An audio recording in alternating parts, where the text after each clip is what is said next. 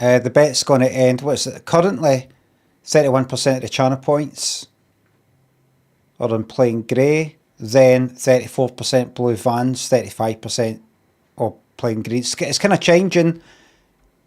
I'm going to give you 10 seconds to change your mind, and then the bet ends. 10, 9, 8, 7, 6, 5, 4, 3, 2, 1. End submissions. And the way it's looking is the least amount of channel points. When do we plan to start? It's on plain green, 701,000. And then blue vans, 714,000 channel points. But most of the channel points are bet on plain grey, which is 724,000 channel points. But it's time to reveal the answer. The time for talk is over, and it's time to reveal to you here tonight, exclusively, only on this channel and nowhere else, that the t-shirt that I'm wearing and have always been wearing, right for the start, had a great time, great to meet you, friends for life, is the plain green. And it is green. It is green. It's the one. I'm just going to tell you this. I'm just going to tell you this. It's an absolute. It's an fucking scam. Two of them. Back to back. It happens sometimes.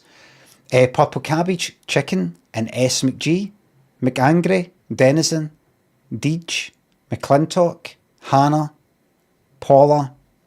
Thank you very much for the subs. What time do you call this? I'll tell you in a minute. Johnny, Banana, Vermilion Azure, Soul Chicken, Perish, MSC, where have you been, Blam? Please, Blam. Sure, House of Fraser, thanks for the subs and bits. Riddle, thank you very much. I'm off. I'll see you next month. Thank you very much. Winternut, second base, your wee jobby. Faye, thank you very much. Listen, very soon there will be a party for the world. And then thank you very much for the party bits. Preface Rug, thanks for the sub. I just bit my lip there, very slightly. Say boing, boing, boing. Then thank you very much for my Friday night. Sorry about that. Nutsack, thanks for the new Prime sub. Thanks for the new Prime sub. Thank you very much. So I'm just going to tell you this. It's a scam. It's an absolute fucking scam. Raptor, thanks to £3. Scam like the good minions that we are here at 9:30. If you follow me on social media, I said very clearly that I would be on later at 10:30. It's dampening the lungs, shattering their immune system, and shattering the nervous system, and it's going to kill them, John. I said pretty clearly, far earlier in the night, I said that's the time I'd be on, and then I updated to say I would actually be on a wee bit later, right? If you're not on X, Fascist Playground X, what are you waiting for? Jackington and Shark, thank you very much. What's your favourite depiction of the devil in a film?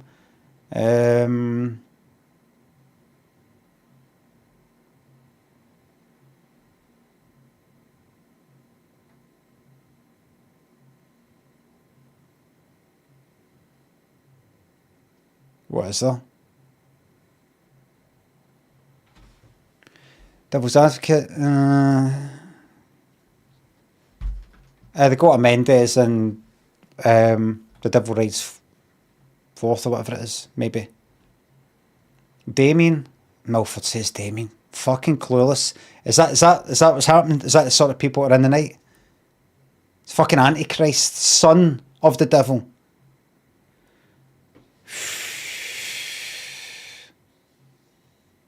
G-Dad, Twicky, Rose, Harry, thank you very much. Bristol, thank you.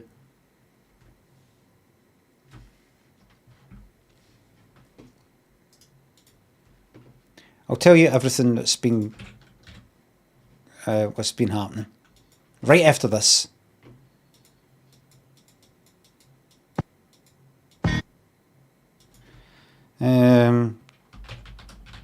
Don't Stop Believing, is it? No, I don't know. What is it in? Coming Up by Paul McCartney. What the fuck was that? By the way, why did that sound like Give It Up?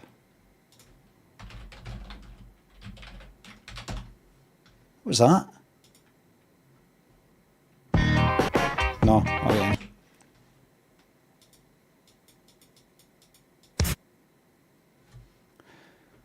Actually sounds like Beginning of Mountains by Prince, but that was the number one. Blazing Wallaby, thank you very much. Bomb Speed, thanks. Wife is away to Tenerife, my 12-year-old son just me and my dog for 4 days, absolutely for the minute. Oh, happy wanking. Howrick, thank you very much. Imagine old man spilling a bowl of Cheerios over himself, thanks for the sub. Double D, J-Dad, thanks for the subs.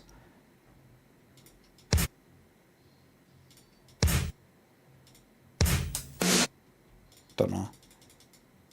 Oh, I thought I was faster than that. Very quickly into one single bet here, and I've had just one.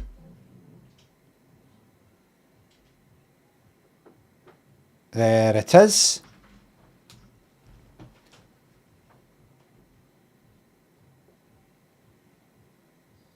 That's your bet there. Only got 30 seconds. Bet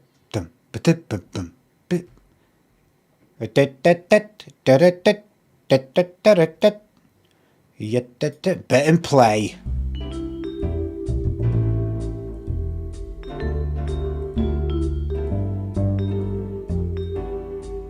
Could be it. Could be it. It fucking is it. No paying it until it's absolute. That's it. On the first fucking bet. Thrill Seeker. 12% of the channel points. Who gambled 100,000 there? Beardman. That's going to get multiplied by 8.54. So you get 100,000 back. I think you'll then get that. So basically you've got close to a millionaire. That's that, paid it. That's that, big time. Enjoy your VIP, mate. Beardman, congrats. Bettison, thank you very much. Blazing, thank you very much. Just go here. Catatonia, thanks for the new Prime sub. I'll explain all. Green means we've not watched it. There we go. No, you're not getting one mil, don't have the time. Right, lots to go on, mate. Lots to go on, mate. House, thanks for the sub. So way out tonight. That's me back. Alright. Ghost on the internet, thanks for the sub. Thank you very much for this content, because it's not free. Well, I suppose it is. Gene Pitney, thank you very much. I said, ouch, this really hurts. How's everybody then? Zephyr, thank you very much. Let's go. The Lost Bitter, thanks for the sub. Let's not fuck about with me yapping on for 2 hours about some shite that happened like 5 years ago. Rusman, thank you very much. Use a sub to buy the winner pizza, thanks. Lammy, ain't it? Lemmy? Costa, thank you very much.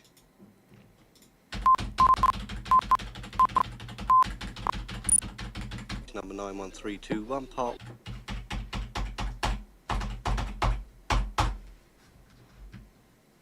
Hello everybody.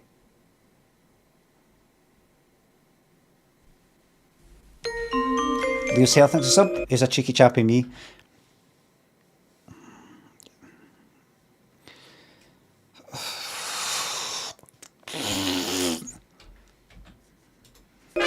What not? Thank you very much. There we go. Mind turning off the ambience mode? I don't know what that is, Raptor. Just calm down, would you? Ladies and gentlemen, right into it now. Here's your host, Miss Cilla Black. Pastor says, took hours to get it looking shite. Can I have a 10-minute timeout for Pastor John Michael for saying a bad thing about my hair?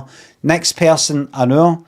One after that, a day. The one after that, 3 days. The one after that, 1 week. And then for that point on, 2 weeks. Thanks. But let me shout it out, though. Let me shout out the judgments, please. Ah, he's bald! Yeah. It's not getting here! Terran Rossler, thank you very much. What?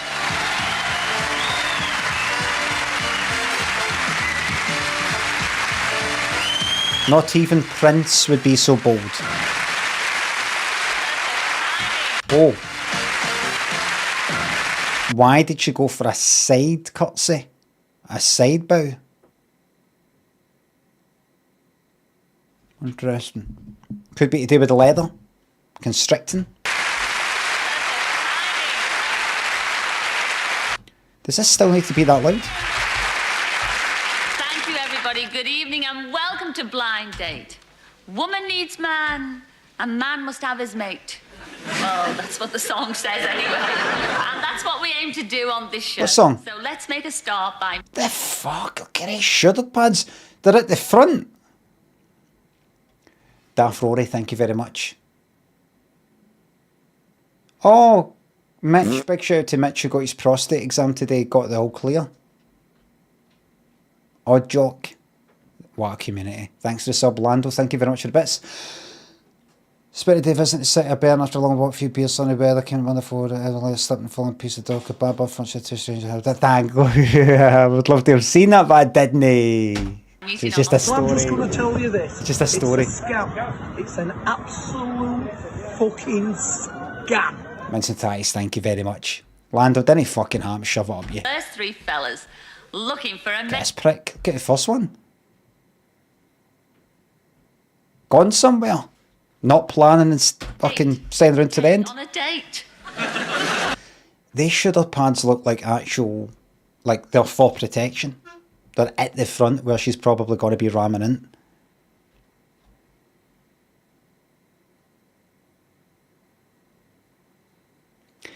It's kind of like a nuclear deterrent. You had to have shoulder pads like that because other people would have shoulder pads like that and they would bang into you. And if you didn't have shoulder pad protection, it would hurt you more than it would hurt them. It's just the way science works. So you've got to have it. It's like all these big motors you get these days. You've got to have a big one because you've got a wee motor. There's a chance you're going to get fucking demolished. So everybody's got to get bigger and bigger and bigger.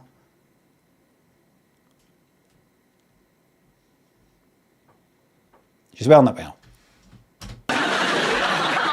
Darren and Kierkegaard, thank you very much. Sam, happy birthday. Oh, she fancies me wrong. Glad to hear it. Let's go and meet them. Fucking blitzing this. Hello, number one. Tell us your name Master and where do you twat. come from? My name's Dana. I'm from Barnstable in North Devon. Dana. Well, Dana, that's a very unusual name, is it, lad? Yes, I was named after a Swedish airman who knew my mother.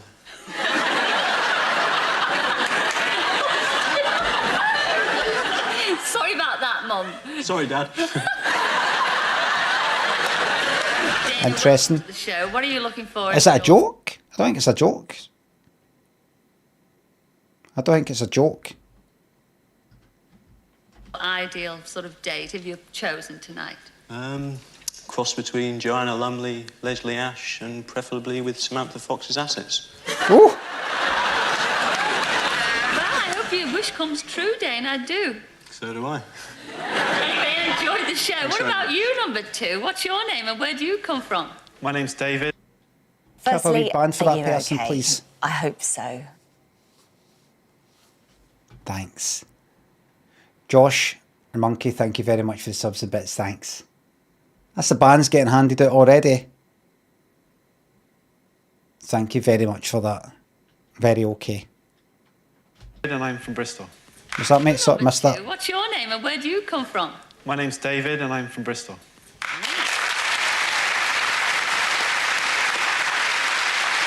Oh, nicer number one to clap him. David from Bristol, one of my favourite parts of the country. Have you got a job, David? I'm a design engineer for a packaging firm.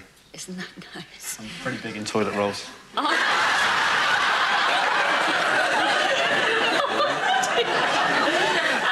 when you're not big into toilet rolls, what else do you like to do? What are your hobbies? I'm a bit of a squash fanatic and I'm a bit of a dab hand in the cooking, I must admit. That job, design, something to do with design, something to do with bog road, that job won't exist anymore. That'll be Canva now. Irish Rebel, thanks for gifting that sub. Princess Koala, thank you very much. I'll be at Canva now. Oh, well, I wish you a lot of luck tonight, David, as well. And finally, but not leastly, isn't he a lovely girl? Yes. Hello, number 3. Tell us your name and where you... He's a mix of a few people. Well, my name's Ian. I'm from Leeds. Aye, sure.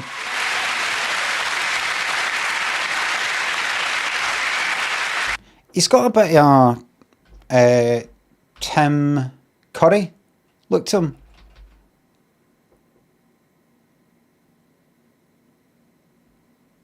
There is a slight Tim Curry white him.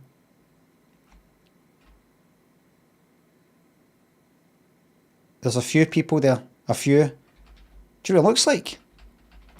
If Tim Curry and Prince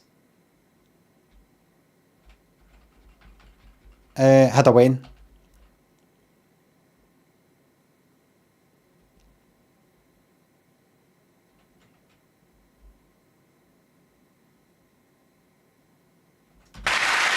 Prince.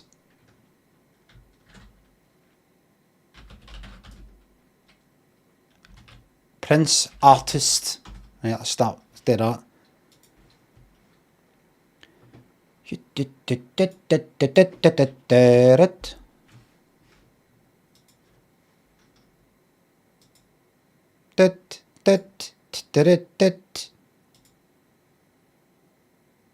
Same guy. Oh no, I don't expect you to see it. I'm not asking, do you see it? I know you will only see. You don't see things like that. Yeah, that's him. Yeah. Right. That's him.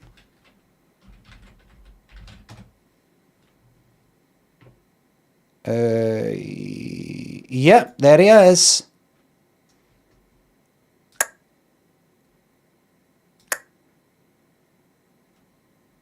That's him.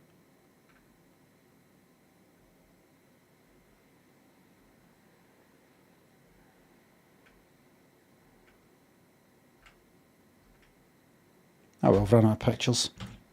And Tim Rice Young. Tim Rice? Tim Curry? I keep getting mixed up. Tim Rice is a lyricist with Andrew Lloyd Webber. Always get mixed up because Rice and Curry. Oh, it's that. Right. Yeah, there he is.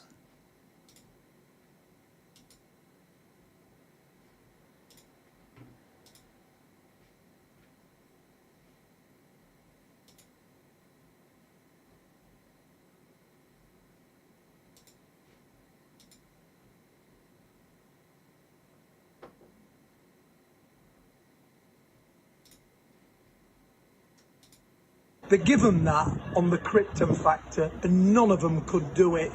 Return of the Squirrel, thank you very much for the Krypton bits. Wandre, Bandit, thank you very much. And one other very slight one. Very slight. Jean-Michel, yeah, very kind of. Aye, absolute double. Yeah. Absolute double there.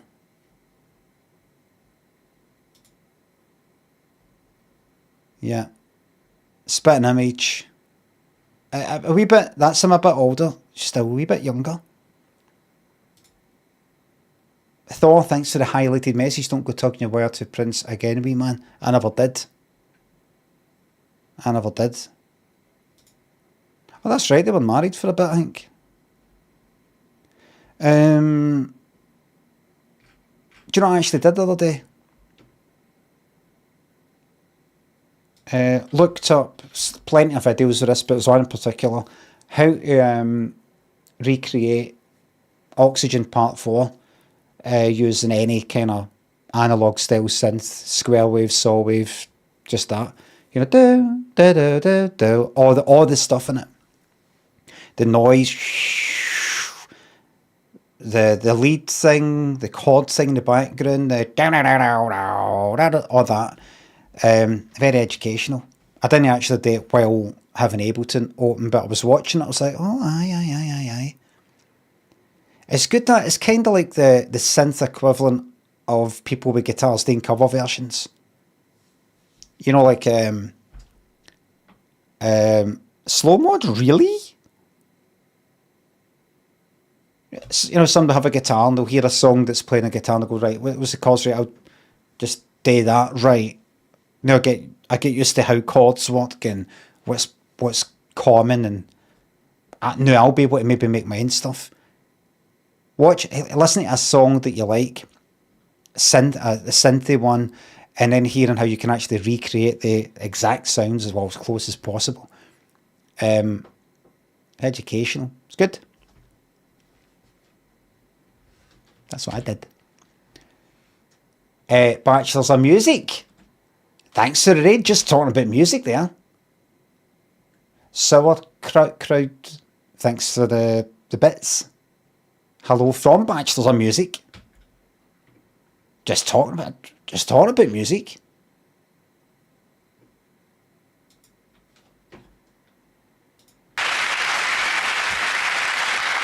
What do you do for a living? I know, we've heard them out there. What do you do for a living? I'm a photographer PR. You made Scylla ask twice what you did for a living. She will remember that. Do you photograph many famous people or anything like Are you offering? that? Are you asking? Yeah. Well, I'm offering. You're meant to say, I'm asking. Mate, do you not know the back and forth with that? You dancing? You asking? I'm dancing. These fucking millennials, do you know what I mean?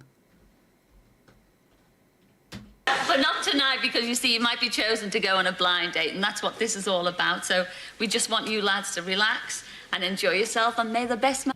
I just know there'll be some people in the chat going like that. I don't think he'll be a millennial. I mean, he's probably 25. This is 1986. That would mean he's like born in like 1960. Is that not that a boomer? I mean, okay. Win. See you later, all right? See you after. lot of daft people in here, by the way. Hellcoat, thank you very much. Oh dear. Well, those are. You hate streaming? Oh, I love streaming. Hate yous. No, I use. 3 hopefuls, and here's the girl who has to choose one, and she's Charlotte, and she's from Berkshire. Oh, lovely part of the world. Joe Bananas, thank you very much. 52 months, how time flies. Nice hard on. See that nice hard on part? I once told the story on the stream. That's what Joe Bananas here knows it.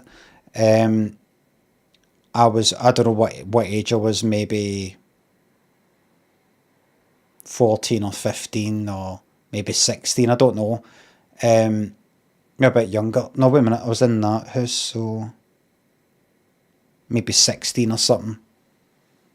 Maybe 15, I don't know. But I had to answer the door without going all the way down to the door, because we had this, it was a 4 on the block kind of house in Carmodrick. We were in like the upstairs one. And so to answer the door, you'd have to go dub, dub, dub, dub, dub, down the stairs and open it. Or you could just kind of be at the top of the stairs and shout down, I just opened the door. And then something would be like that. You go, oh, no thanks, or whatever, and then they'd shut the door. I was at the top of the stairs, and I'd either just had a wank, or was in the process of having a wank, or I simply had a hard-on. And for some reason, I had my pants on, and I'm talking about pants, by the way. I'm not talking about like boxers, pants. And I thought I could maybe actually get away with it. It wasn't a full hard-on, maybe, I'm not sure. But I thought maybe I could get away with answering the door. Rather than just put something on. Rather than just put on like a fucking pair of denims or something. I had some reason to just go, maybe I can get away with this. And I thought, if my hard-on sort of coming up, you know, like sort of pointing up the way, it might kind of look like, because it's not pure fucking long as fuck or anything like that. I just thought maybe it'll look like my cock's just kind of at rest. It just happens to be pointing up that way. Thatcher on the bag, thanks to the bits. That trolling last night was magic. Much more trolling to come, because I'm going all the way down to Bronze 5 in Overwatch. Celebratory honk, Luke, thanks to subs.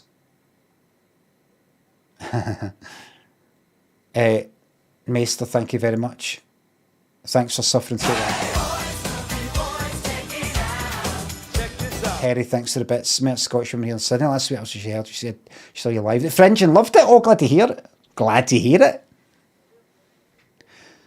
Say boing, boing, boing.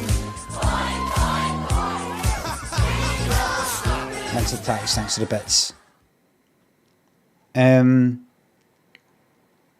What happened? So I thought I could like get away with it, like kind of like, no brass neck it, but like, if I'm bold enough, who dares wins, sort of thing, like it'll, hiding in plain sight type of thing. Anyway, I could see, I think I could see it was a guy with like glass on the door. I went, I opened the door, can't remember what I shouted, opened it, and there was a guy that was a couple of years older than me. He was round for something, I don't know if I can't remember why. Something today we asking if he wanted something delivered, or fuck knows what, right? It wasn't for my brother, it wasn't for me, can't remember what. I said, alright, no thanks, or whatever. He went, alright, nice hard on, and went away.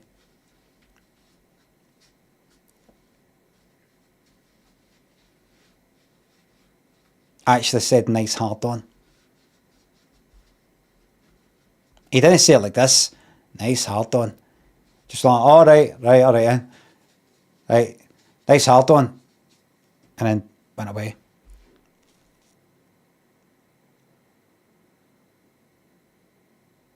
As if he had to mention that he could see that I had a hard on, by the way.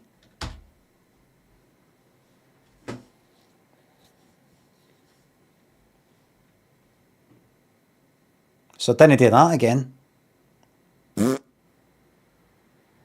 Dope stick, thank you very much for the fart bits.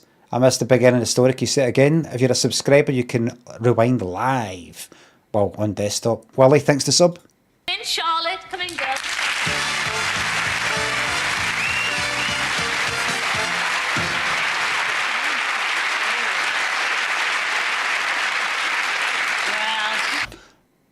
I'll wait until she spoken a few words, and then we'll do the bet. Charlotte, the audience gave a lot away there. I mean, you know, what a beauty you turned out to be. Turned out. 3 beauties we've got for you beyond those 3. Hopefully. Now, Charlotte, you know, what do you do for a living? Well, I'm about to go back to college, actually, for 4 years. For 4 years? Yes. What are you studying then? Graphic design and advertising. Don't bother, it's all that Canva now. It's all that Canva and general AI. Nobody cares about anything. A little bird told me that one day you'd hope to own a white Mercedes. Is that right? That would be nice, but I think everybody would like that. Yes. Well, you won't get it on tonight's show, girl. But you are guaranteed guaranteed as a blind date. So if you've got your questions ready, I'm sure the fellas are dying to hear what you've got to say. Right. So if we want to gather... Say boing, boing, boing. Lloyd, thanks for the bits. Chewing the Fat Stoner is a classic. Glad you like it.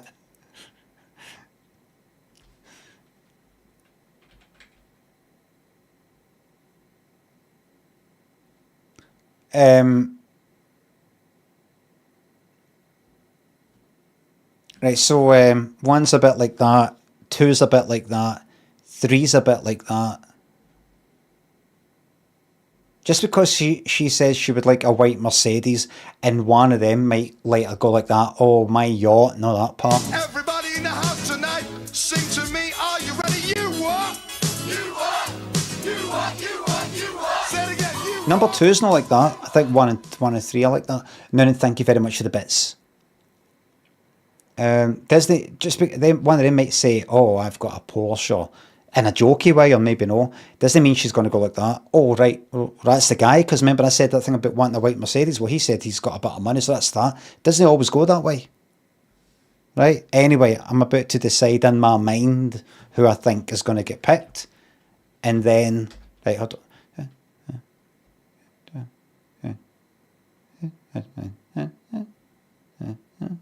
Right, I have decided. So the bet. say boing, boing, boing. Boing, boing, boing. Will I be right? Little, thank you very much for the boing bits. Will I be right? You got 1 minute. 1 minute. And then after this minute, once you've betted, if that's a word, I will tell you who I have picked in my mind, and we see how it goes.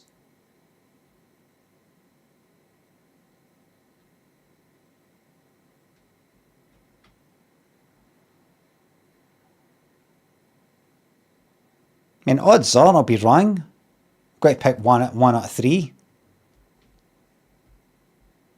The odds are I'm wrong.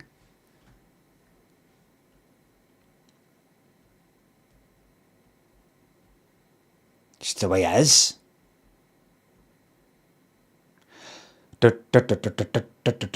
Oh, I started, no spoilers please. Started watching The Chair Company after it was recommended by numerous people here on this stream and in this community. I watched... my opinion of... what's the name of the fucking thing? The sketch show, I Think You Should Leave, is... I prefer the sketches that are kind of... with him doing his funny faces and he's shouting. You know, going like, you're doing all that, and like acting in that way that a person doesn't act. That kind of comedy, over the top thing. I'm not into that as much as the ones that are when he's just being kind of normal and it's just a kind of a weird scenario. And I'm not too, and I'm just talking about the sketch show, I'm not too into the one that kind of springs to mind. I didn't even watch the whole first series of that. I think maybe 1 or 2 episodes. But the one where that guy wants to bite his burger or something like that. I remember liking that.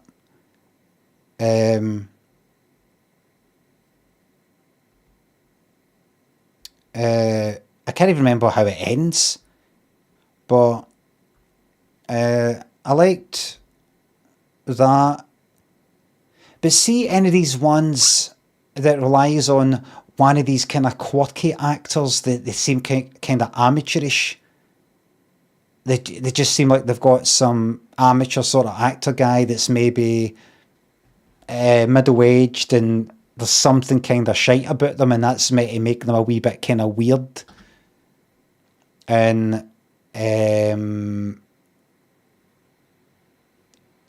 him a bit of character, like some sort of David Lynch kind of thing or something. The Tim and Eric way. No, not as much as like a kind of local guy you would find in a fucking pub doing karaoke or something like that, or somebody out in the street where doing a wee puppet show. But just something that's just a wee bit very, very good. You know, they're just a bit kind of quirky. It's almost like they're not that good at acting. Like getting some of these people to do things. But that's what makes them a bit intriguing or something. No, they're not as a very aspiring Saturday Night Live. No, I mean ones that are about 60 years old, that kind of thing. I'm not into that as much, that sort of thing. Anyway, so the Chair Company, I watched that. I thought, right, it's going to be like that. And then when it started, I saw that he's been kind of normal. What's his name? Tim Robinson. He's acting kind of normal. Normal-ish. I thought, right, this is all right. And the situation is sort of escalating just a wee bit. Remember, I've not watched the whole lot. I've only watched 2 episodes. Please don't spoil it, even the first episode, for anybody. Thank you.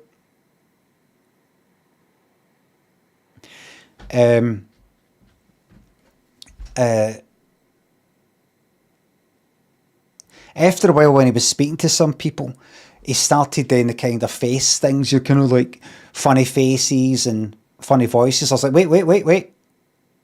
You weren't like that in the last episode. Just wee things I noticed. And I think near the end of the first one, and then the second one, introduced this character, the kind of the older guy sort of thing, that started getting a wee bit like that weird sort of way. Like, it starts to feel less about like the story and more about this is just the kind of feeling that I get after these sorts of things, right? This is just a feeling that I get. But sometimes with certain things, it starts to become, or it's less about the story or the funny story or the situation or the things that are being said, and almost feels like a kind of, you're meant to be laughing at them having a laugh making it or something, or you're just meant to be like, what the fuck is this? This is so weird. That kind of thing. Meta laugh, aye, something like that. You might be kind of, there's like this other kind of, no behind the scenes feeling, but a kind of, we're laughing at how this is, some it's actually a wee bit shite, maybe some of the acting for some of the cast, in a funny sort of way. There's something a wee bit weird about it, rather than just straightforward the thing that's right in front of you. I don't know. I sort of like, you're in on it, or you're no. There's a wee, like, see that, like, the funny voices, the funny faces, I'm just no into that much, especially when you've started off and it's no like that. And then I think in the second episode there was a bit of fucking shouting. There was a bit of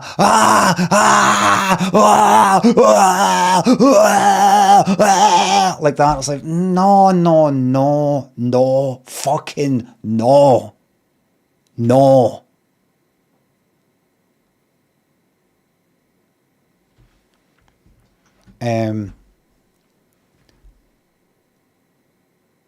So I watched I think 2 episodes, then I started watching the third, and certain things happened that I started to go, actually, I'm getting annoyed. Because this is starting to feel like, it starts off like, here's a pie chart of what this is about, what's meant to make this good, what you're meant to enjoy about it. That's the way I see some of these things. Pie chart, characters are funny, relationships, things that people say to each other, the things they say, some lines, the way it's directed, or certain expressions, or certain editing, and just the general story, and all that, right? Like that. Then I start to get this fucking sense that this new thing appears in the fucking pie chart that takes up the space of other stuff.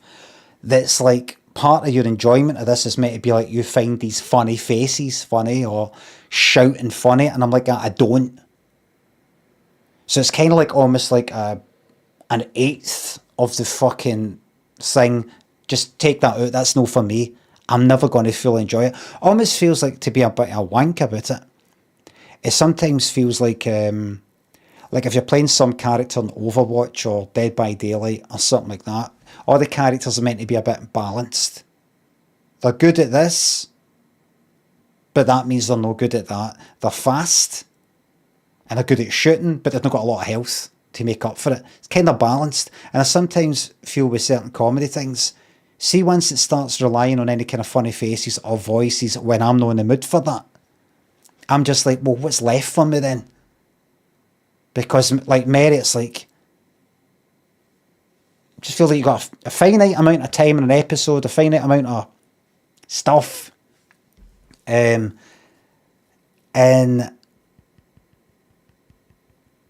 or to fucking simplify it, see when people just start kind of shouting and making funny faces, and it's kind of, or they kind of look a bit funny, or they act a bit funny, almost like the actor does rather than the character. I'm just like, I don't think this is for me. So I actually went like that about halfway through the third episode. I went, right, off, went for a nap, and then thought, I want to find out what happens in the rest. Wait a minute. There's a kind of story about the chair companies trying to investigate some sort of chair company, right? Forget, no spoilers, please. But I thought, you know what? I'm just going to look up a plot for this. I'm not going to watch this. I'm not going to watch another minute of this. I'll look up a plot just to see what happens. I started looking up a recap for the second episode that I'd already watched, just to see how the recap was wording things. Then I went to the third episode, and as I started reading it, one or two interesting things happened, and I thought, I think I'll actually watch this. And I kind of hate watching why, because it said something like, somebody goes to somebody's house and somebody's got dementia or something, and they want popcorn all the time, and somebody shouts at somebody, she said she wants popcorn or something. Just reading the description, it pissed me off. Highland Regiment, British Army. Return of the Squirrel, Sacred Mirror, thank you very much. Little, thank you very much. There was a bit where in this description that said he phones up some phone number and it's a really catchy, what do you call it, a Q fucking song, what do you call it? A song that plays while you're jingles. Well, I mean, the jingle for that situation is Hold Music. Absolute Muppet, thank you very much. And I'm like, how is that filmed, I wonder? And then there's another bit that says somebody driving, listening to really loud Christmas music or something. And I'm like, I think I've got to see this just to annoy me.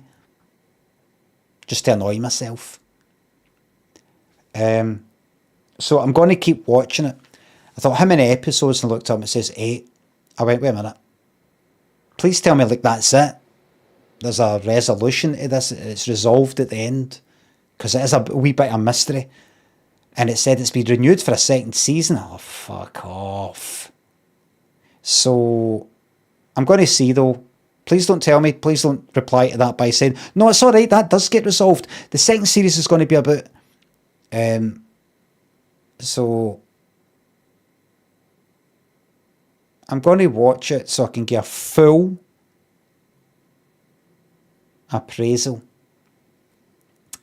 But everything is 8 episodes nowadays. Hate it. I prefer it with 6. Let me show, and well, a lot of The Office.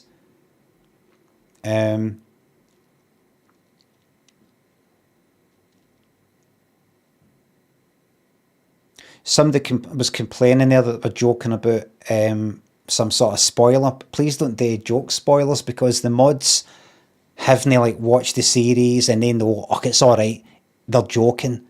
That doesn't happen at the end. To them it sounds like you're doing a spoiler if you think about it.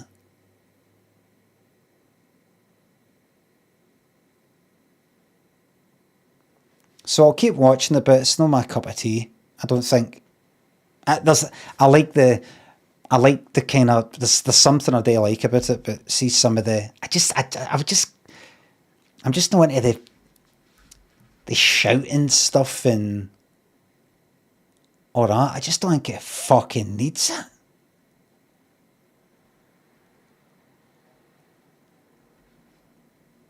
I mean, obviously, a lot of people like that sort of stuff, but I cannot almost see it, and he knows what he's doing and all the rest of it, or whoever the other writer is or something. But it's almost like a fucking... I'm not saying it's a cop-out or it's no very confident or whatever, right? I don't know how to describe it, but it's almost like... It's like just chuck in some shouting and some of that as well, you know, just to kind of make it funny. You don't fucking need to. You don't need to. But what do I know?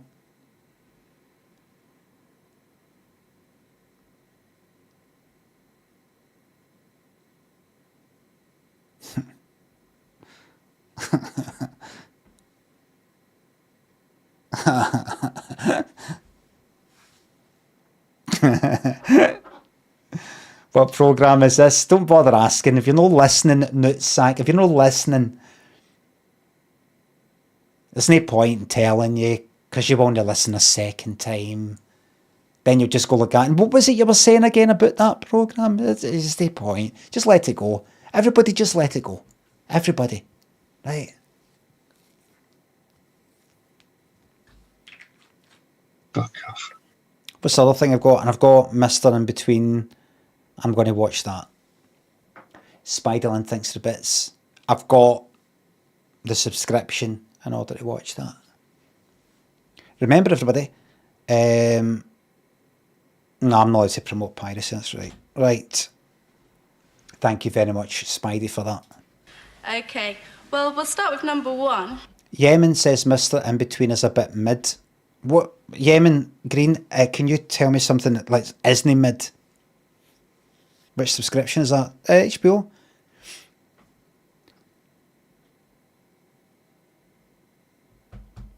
I just want to get an idea. The Sopranos.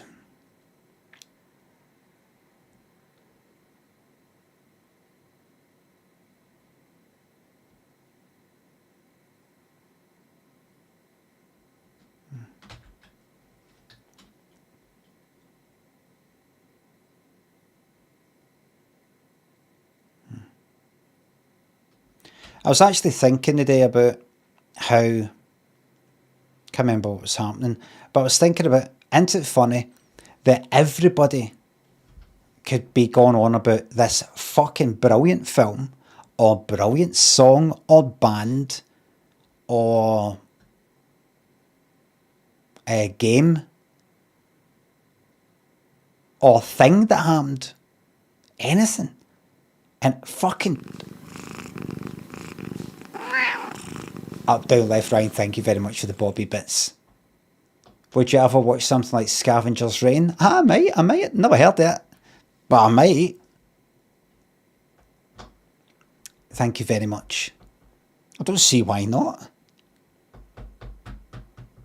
Or streamer, comedian, comedy thing, horror thing, anything at all. The sort of thing that everybody seems to be agreed that this is fucking brilliant. And you watch it, or you listen to it, or whatever it is, and you're just like, what? Or a fucking poetry, or a novel, a book that you've heard about, or a writer, anything. And you're just like, it makes you wonder to yourself, is it me? Like, is there possibly a thing, is there such a thing as normal? Am I, like, biologically meant to find this horror film scary or this comedy thing funny? Is that the way a human's meant to be? Was I meant to turn out that way? That I watch that and I laugh? That I watch that and I'm scared? Or I get like a fright, I find it exciting and surprising and new. I listen to some music and I'm in fucking tears. Best fucking thing since sliced bread type of thing. Say boing, boing, boing.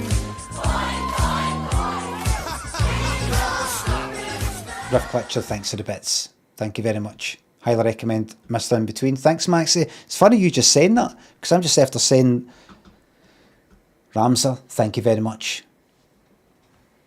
And you're not being different. You're not going like that. Well, I'll watch it. I'll decide. You'd love to love it. Just like, interested in this. It's amazing how different people are. How fucking different. I could tell you about some films, some fucking music that I'm right into, the sound of it. Not possible. It's fucking shite.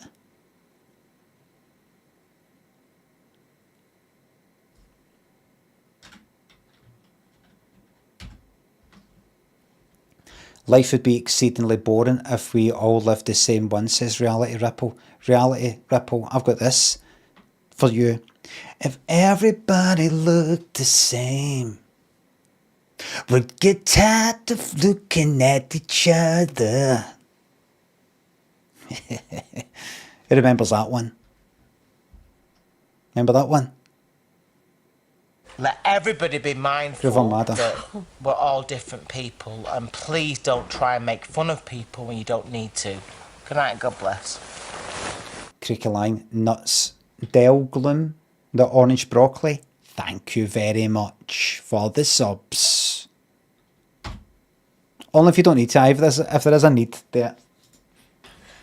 People have told me... Oh, so I have picked number...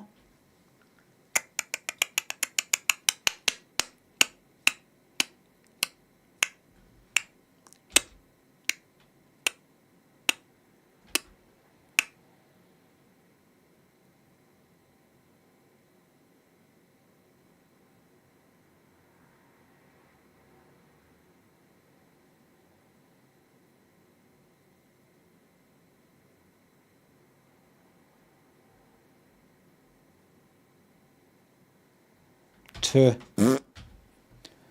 I've got a feeling 1 and 3 might come across as a bit too smarmy. Maybe she'd like that, but I just got a feeling. Even though she said the thing about the white Mercedes. Airbus, thank you very much for the bits. Larks, I highly recommend Fuck All. Good.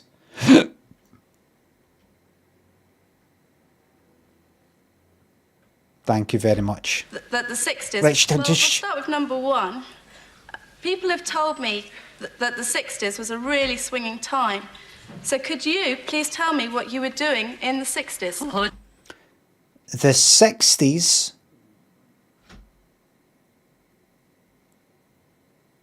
were 16 years. But not... No, they weren't, they?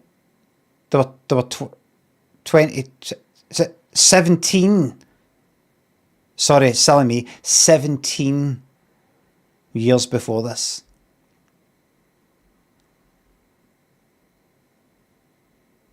Is that right? Am I going off my nut?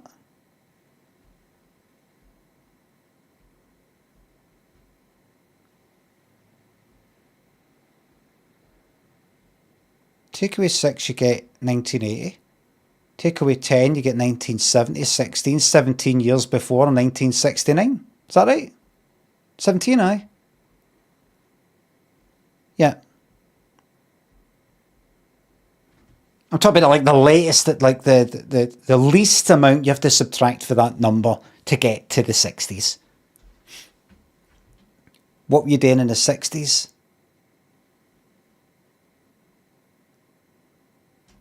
It's a weird question because it's not like they're dead old and she's a lot younger.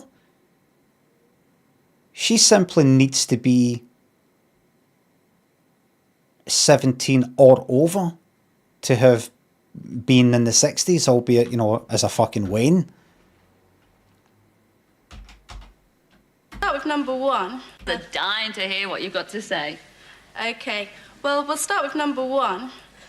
People have told me that the 60s was a really swinging time. So could you please tell me what you were doing in the 60s? But that's based on like they're at least like 15 years older than you, 10 years older or something like that.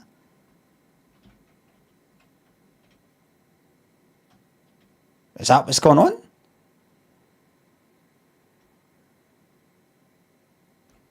But I can tell you what I was doing in the 60s. Oh dear. In the swinging 60s, well... Tell the truth, number 1. Well, unfortunately, I missed the first half of the swinging 60s. You can blame my parents for that.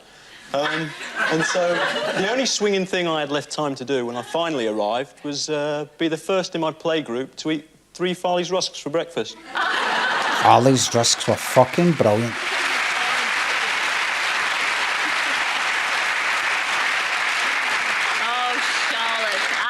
Those days well. Yes.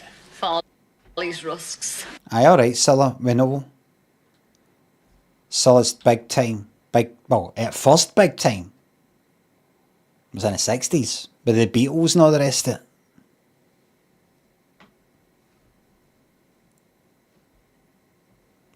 A lot of yous might look at me and go, Limmy, Jordan thinks the sub. Mate, look at me and go, Limmy, I know you probably only know what like the 70s were like because you're what, 35? I know you've got that forehead and everything, but you've got kind of youthful white, yeah. Well, here's a funny thing. I was actually born in 1974. I'm 51. Can you believe that? 51. 1974. I started primary school in the 70s. It's about 79, I think. No. Aye. 79. I remember the 70s. If you're asking, what was the 70s like? I was there. I was there. The 70s. The 80s, from the start all the way through. The 90s, from the start all the way through 2000, 2010. The lot of it. I was there throughout the whole lot of it. I was there at the start of video games. I was there before CDs. Before CDs. You know, CDs that are no longer about. I was there before CDs. Alright? I remember black and white tellies. I had one.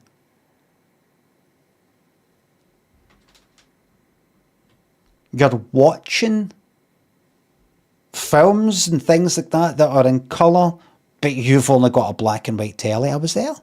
I was there. I remember a telly we had in Millport, black and white telly, and to go from one station to another, you would turn it like an old fucking radio, like the dial. So already when you're actually on the channel, it'd be kind of like you'd see a wee bit of another programme layered on top of it, if you're a wee bit out. And you go, and it goes out, noise, and he sort of, tweak it. It was a good way to watch something, actually. I remember watching a Deer Hunter like that once. Great days. Great days. I was actually thinking... They give them that on the Krypton Factor, and none of them could do it. Up, down, left, Ryan, thank you very much for that. Woodsman, thanks for the sub. Tells more stories of the past, Grandad. Will listen, wanting, thanks for the sub. Square Go, says Jordan. I'm interested. I'm a lover, not a fighter. I can't remember what I was looking at, but I say this every now and again in the stream, and I look at some website and it's all fucking full of ads. Everything's so fucking... I think I looked up a website the night on my phone just to find out if some bit of info popped up. I'll tell you what it stands for. Certificate of Vaccination Identification 19. LD Gav, thank you very much for the bits. That guy fucking ran out of breath there. Livers, thanks for the bits. You'll remember the belt at school for a year or two. Do you think they should bring it back for the youngins or today? No. But I do remember one person getting the belt when I was wee. Whitey, thanks for the sub. An older boy. In front of the class. What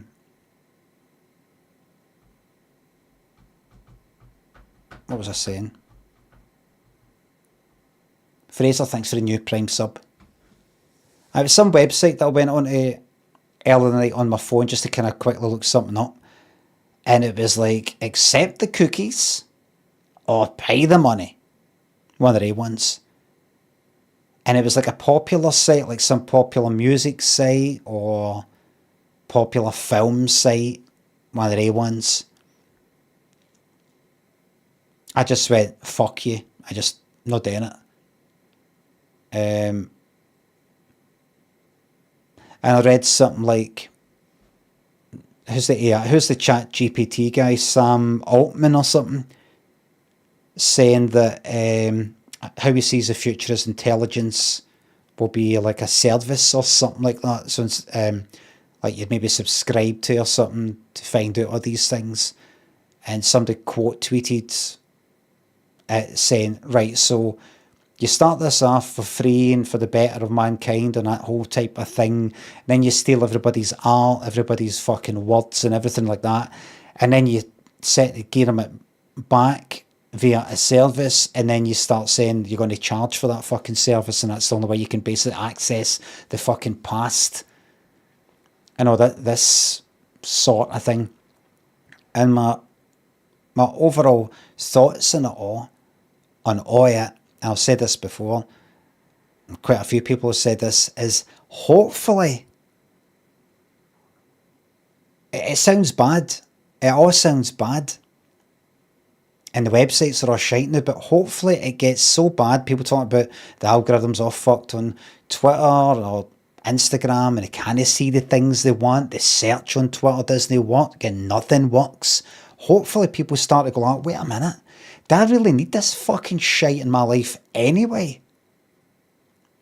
Do I need this? There's things you do need. Like I need to be able to text something, I need to look something up. But just generally the way you go about, like, love us, thanks to the Bobby bits. Jay Sutton. Nick, thank you very much. Just the general habit of picking up your phone and expecting the entertainment to be right there on your horn. You're always going to see wee funny videos and all the rest of it. But expecting this is going to be the fucking the thing that works, and this is the good thing, and this is it's all right here. This is magic, this. Hopefully, this just sort of gets shiter and shiter and shiter. To the point that people are going like, you know what? I'm not saying that I'm going to do one of these. That's it. I'm stepping away from social media to the world of reality, and I'm not coming back for a right good few weeks, and then you sort of come back anyway. But I mean, you want... thank you very much. I mean, even if you're the sort of person, you don't want to leave the internet, you don't want to leave social media and stuff. It's just so fucking shite that you can't do it. You don't even need to make some big announcement. Fuck this, and I'm going to step away. Airbus driver thinks of bits. You're just like, we don't hear the thanks under the. I think I don't say anything. That's kind of why I don't say anything while it's on. My teddy bear took a bit. What's going on? Right, that. Right. Hopefully it gets so fucking shite that people don't need to tell themselves, I think I might take a social media break and connect with the real world. Whether they like it or no, they'll just be like, there's just nothing here for me, it's pish. It just feels natural to want to get away from this shite. Do you know what I mean? It's like sticking your fucking horn in a fire. You don't need to make a big announcement about it or think I'm going to give this a shot. No, stick my horn in a fire. It's just fucking crap. Sticking your horn in a fire is crap, everybody.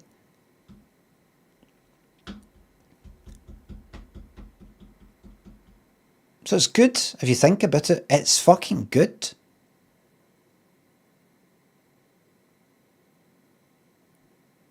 Backwards, thanks for the sub. You know, just kind of sit about.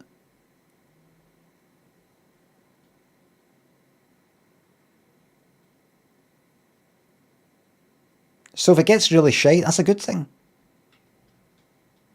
Read a book? No thanks, fuck that. Boring as fuck.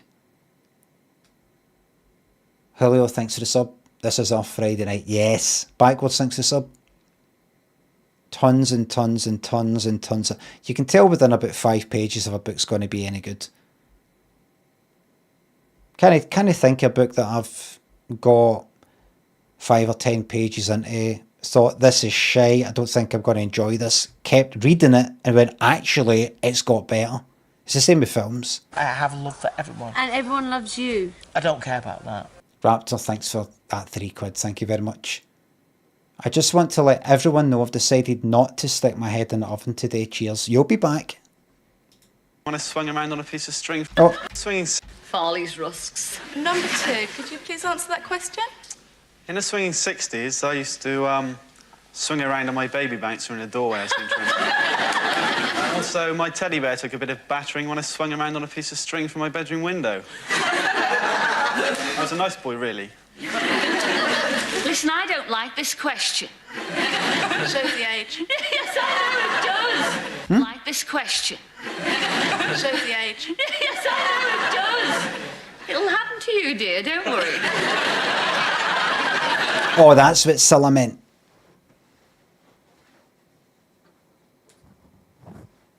That's what...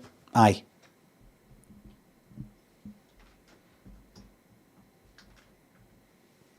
Is she inflating? No. Sorry, I didn't mean that. But I did. Don't upset the witch. Cilla isn't a witch. Witches are like involved in witchcraft and all that. For what purpose? It's a kind of supernatural thing. They sort of might use the forces of the supernatural for things or whatever. Cilla is supernatural.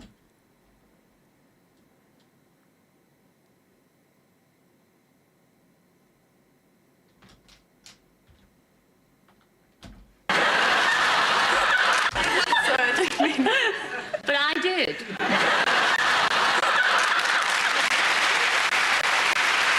Oh, laughing at your head, Joe. Question. It's got to be number 3, hasn't it? What were you doing in the 60s, number 3? Well, I think the one and only swinging thing I did in the 60s was being born. And The 60s were over before I could even count to 60. I'd say that was about it, really. Okay. Oh, no. Good, because remember I said number 2. Good. That one for the blooper reel. That's, that was it, by the way. That's my answer. Airbus driver, thank you very much for the bits. Number 2, we'll start with. I'd like you to imagine you're on a train. Designer stubble pre-George, not pre-George. Not pre-George. 1986. No, no, no, no, no.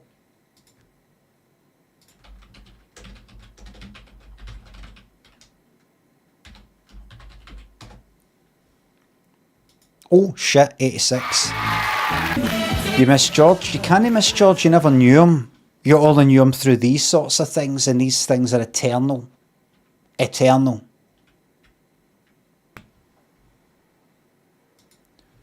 Meth, Great Babsy, Finn Barrow, thanks for the subs. There's no corridor and 6 bad-tempered Hell's Angels. Oh, edit. Really? Okay. Number 2, we'll start. Okay, anyway. I'd like you to imagine you're on a train. There's no corridor and 6 bad-tempered Hell's Angels get in and sit down next to you. What do you do? Oh. 6 Hell's Angels, wow. I think, as I like my face the way it is at the moment, as I'm sure you will. Ooh. Number 2, everybody. I'd definitely take the only courageous thing left, and if it got nasty, I'd throw myself out of the window as a preference. Okay, well, number 1, would you like to answer that question? Are you going to talk, the windy at the... well, what windy? The windies, they only open up the top. If you're talking about the one that's at the door, the exit, she says you can't go out that way. Big Hell's Angels. Number 1, would you like to answer that question? Big Hell's Angels. Well, it's quite simple, really. First of all, I would draw myself up to my full 5'2". I would then take... Is he, no offence to any Germans that are in, is he being a Nazi? What the fuck is this? Airbus, thank you very much. See, in the 80s, if anybody's doing a German accent on the telly, it's to impersonate. Like when I grew up, if you heard any Germans on the telly, in a film or in a programme, it was because of the Second World War or something. Right? Because, 1974, still fresh in our memory, everybody. Really, really fresh in our memory. You know? They blitzed Clyde Bank.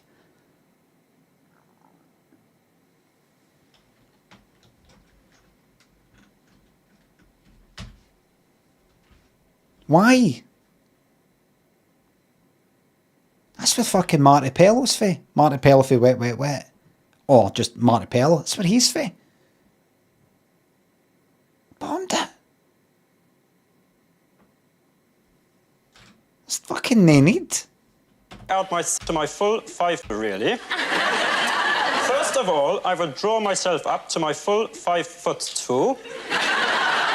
I would then take out my sausage sandwiches, hand them round, and if they did not behave themselves after that, I would give them no jam roly-poly for dessert. What's this cunt all about?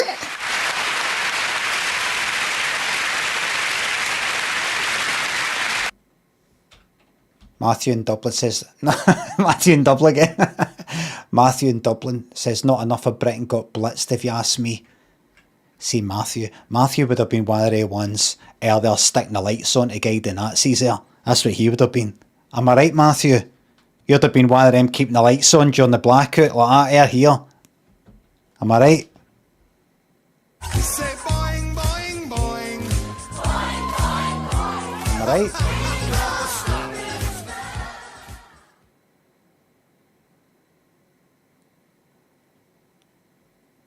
You got to pick a side, mate.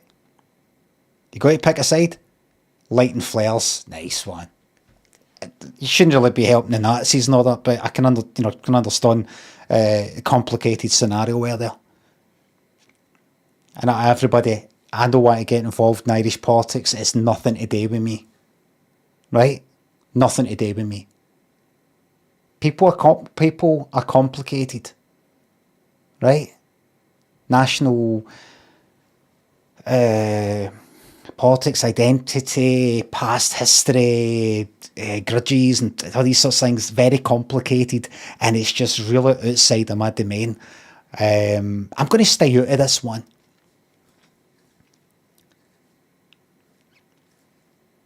We will keep our union together in the name of Jesus. It's good people on both sides. What's wrong with him? Airbus driver, Joe Mother. Enemy tonight? Probably no. Thank you very much for the bits. Timmy, thank you very much. That's some good people on both sides. Fasten to the 5 points. Planety, thank you very much for the bits and subs. We're all shameful creatures in the eyes of the Lord. Planety, thanks for the new Prime sub. That's a lovely name, Planety. Noonan, thank you very much. Everybody's complicated, right? A lot of bad things were done, and that can make a lot of people very hateful, quite rightly. You know, my enemy's enemy's friend is, you know, that unethical thingy under the, what's its name? Highland Regiment, British Army. Winternutt, thank you very much for the bits. I'm not your enemy. You trust me, you are, and you'll see it tomorrow. Good night. Look, put all that stuff behind us, everybody, right? We've got a new war coming up. Alright? We don't have time to look into the past. Got a new war coming up. So relax.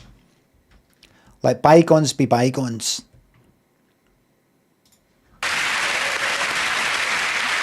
If there was no... Stop. What did God do? Winternutt, RG Cut, thank you very much for that.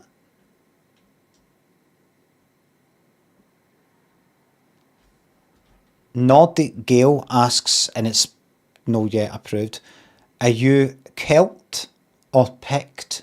And that's from somebody called Nordic Gale. I haven't got it. I don't know what any of that fucking means.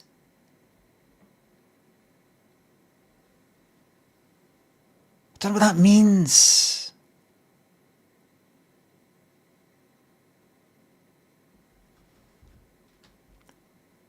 Picked our loans. Nice one, Greenock.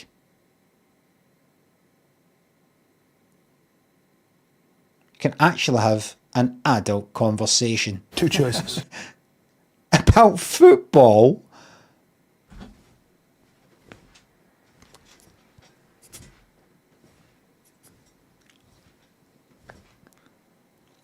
Airbus, thank you very much. Mr. Keys, thanks for the highlighted message. Let me, what episode is this? I know number 3 IRL, or I used to in the 90s anyway. This is, for your research, this is Blind Date Series 2, Episode 10. Apparently broadcast on the 1st of November 1986. Oh, a lot of timeouts there. Deleted messages.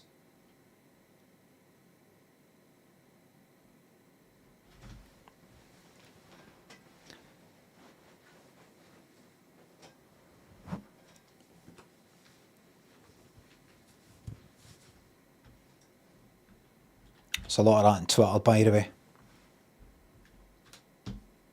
There's a lot of all that on Twitter.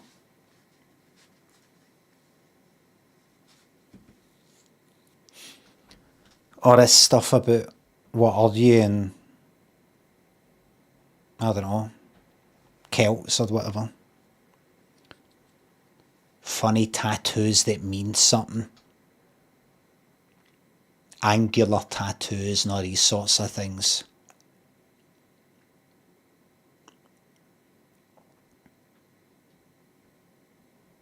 Do you know what side I'm on?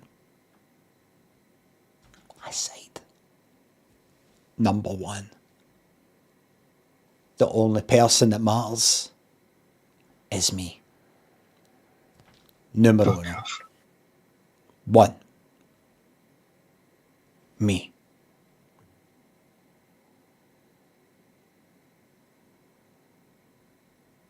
Me.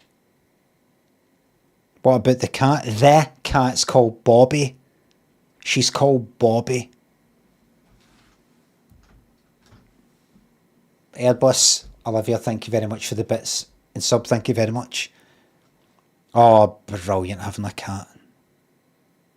I was looking at her the day, she was lying on the couch, and I was laughing because she was kind of looking at me. We will keep our union together in the name of Jesus. Tyree, thank you very much for the new Prime sub. Ryan, thanks for that.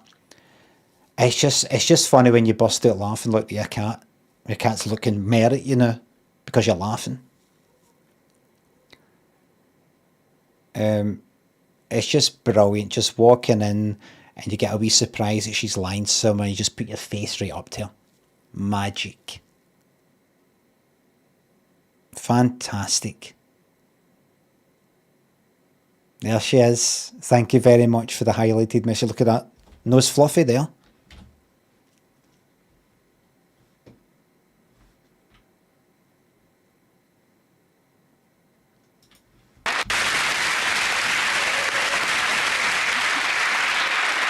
Just wish everybody would get on.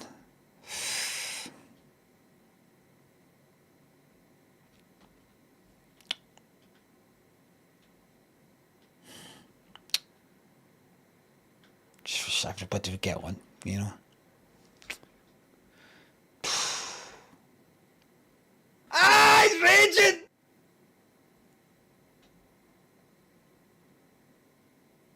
Airbus driver, thank you very much for the bits.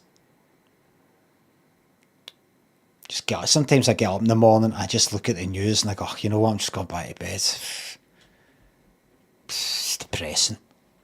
You know what I mean? Does anybody else feel the same way as me? Probably just me, isn't it? Doesn't like bad things. Is it just me that doesn't like bad things? Anybody else feel that? Nobody, just go back to watching this. Nobody probably feels like me. Do you feel the same? Is it? We've got a connection. Cuddle, thank you very much for the sub. Can we have a best of Bobby calendar? You'd have to approve it with. You'd have to get it past the Lynn quality assurance. Let everybody be mindful. And Bobby. We're all different people, and please don't try and make fun of people when you don't need to. Good night, God bless. Good night. Raptor, thank you very much for £3. Here's to the chat and to another 52 wonderful years. Yes.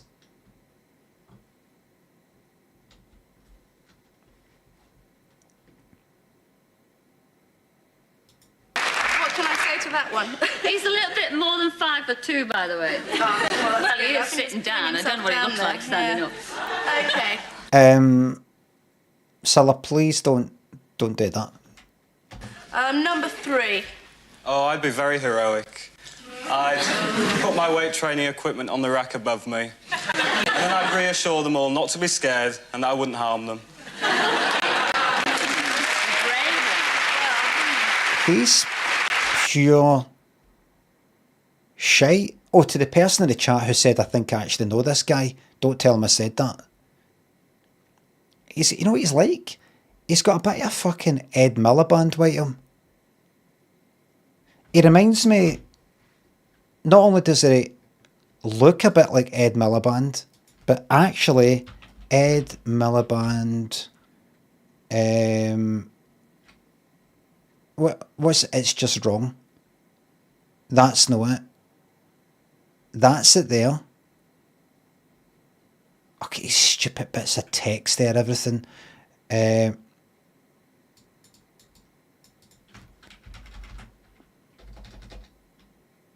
Around the table. No. Oh, the strikes are wrong. Fucking brilliant. These strikes are wrong. Now, hopefully it isn't ruined by stupid bits of text edit. These strikes are wrong at a time when negotiations are still going on. But parents and the public have been let down by both sides because the government... Everybody in the house tonight, sing to me, are you ready? You what? You what? You what? You what? You what? Say it again, you what? Louis Pooey thinks of the bits. Sorry about that, everybody. But parents and the public have been let down by both sides because the government has acted in a reckless and provocative manner.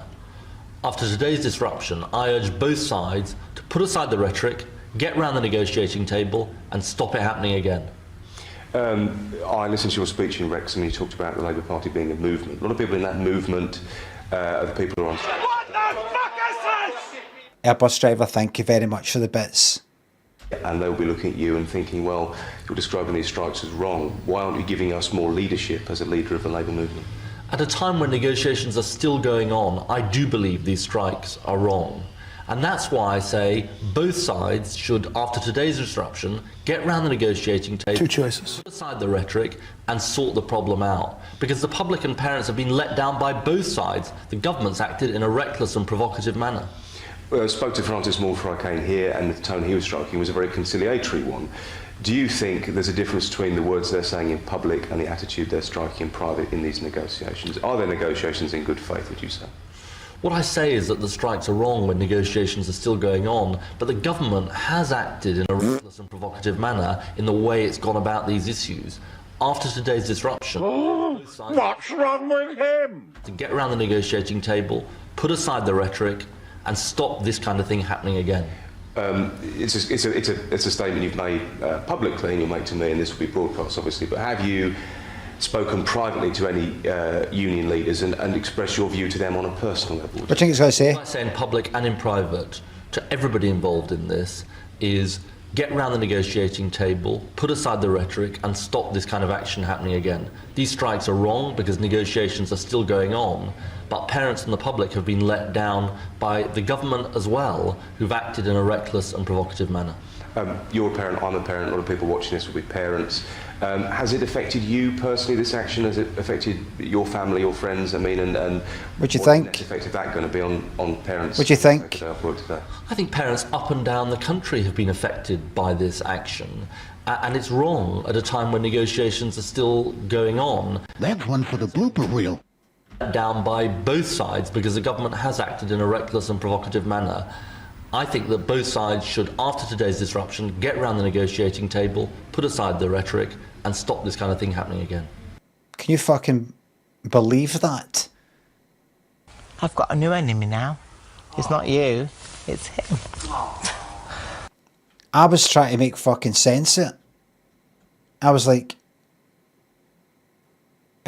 somebody at the time, I remember saying, I mean, what it could be is a kind of internal sort of thing that was leaked or something, that he's just been given, there's this one thing he wants to say, and he's just been given different types of questions to say the same sort of thing. But the way the person was asking, it seems like a kind of, that's not what it is, it's not an internal thing. He's, what? It's different questions. He was told what to say. What I'm saying is, oh, forget it. Umpteenth, thank you very much for the £5. Airbus driver, thanks for the sound effects. And bits, Creaky Lion, Massing Bird, thank you very fucking much. Like, obviously, and some advisor has said, answer with this. Remember, reckless and provocative, need to get around the table. At a time, negotiations, something. This is still going on, strikes are wrong and all that. You need to say that, and that. All right, no matter what, that. It's almost like training. So if you were asked this, what would you say? Good. And what if you're asked this? What would you say? Remember, same thing. Surely that wasn't a normal interview, and he's thinking, I'll be able to just kind of say the same thing, but word it differently. It's worded with like one word change there. You would think you'd be like this. Different ways of saying put the rhetoric aside. Think of different ways to say they've behaved in a reckless and provocative manner. Like different ways to say it. Say the same thing, but you know you don't want it to sound like you've got this script that you need to stick to. And you can't think for yourself. But no, I think he's that fucking daft. It's when you see that. It was code for let the nukes fly. Ludders, thanks for the sub. I think he was on the wind-up. He played a blinder.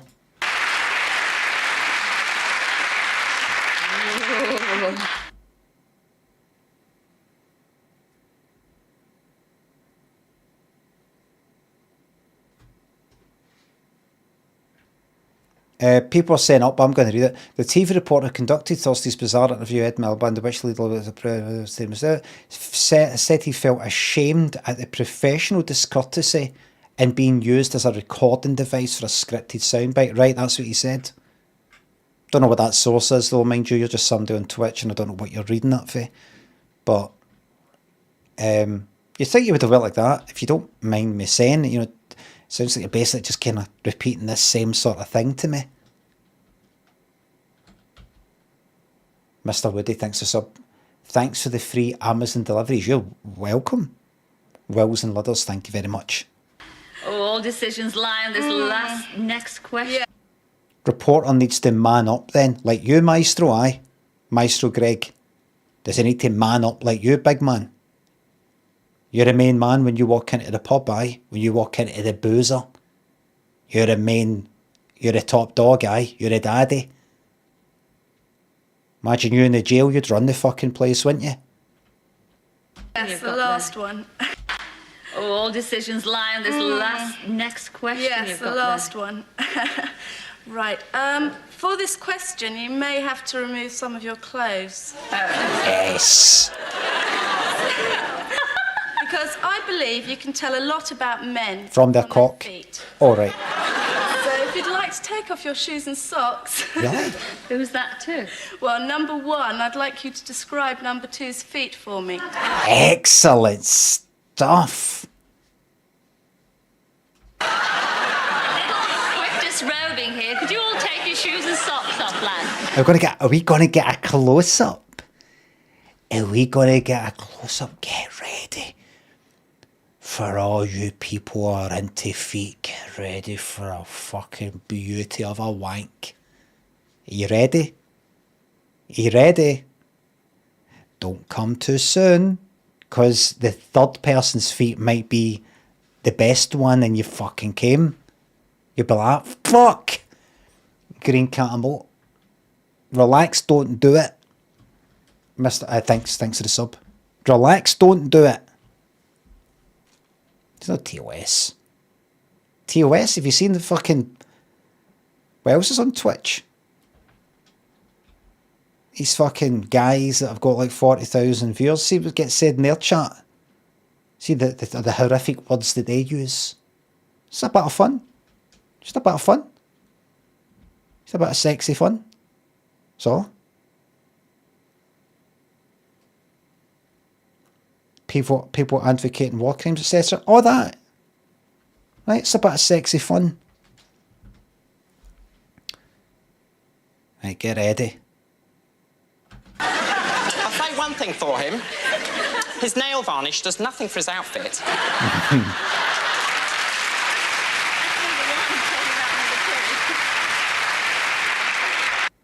She'll be like that. Number one sounds like a right. He does voices. No, it does nothing for his outfit. What I do is I would put the thingy up there, and then I would ask them to. It is me who asks the questions. Why did I go? I was in fucking French there. No. Green cat, thank you very much.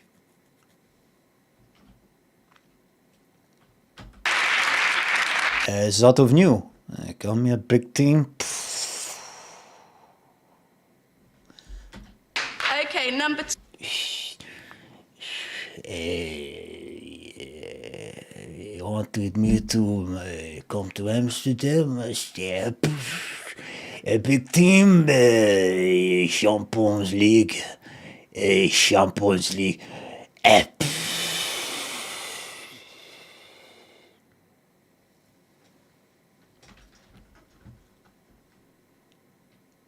Exciting for players, fantastic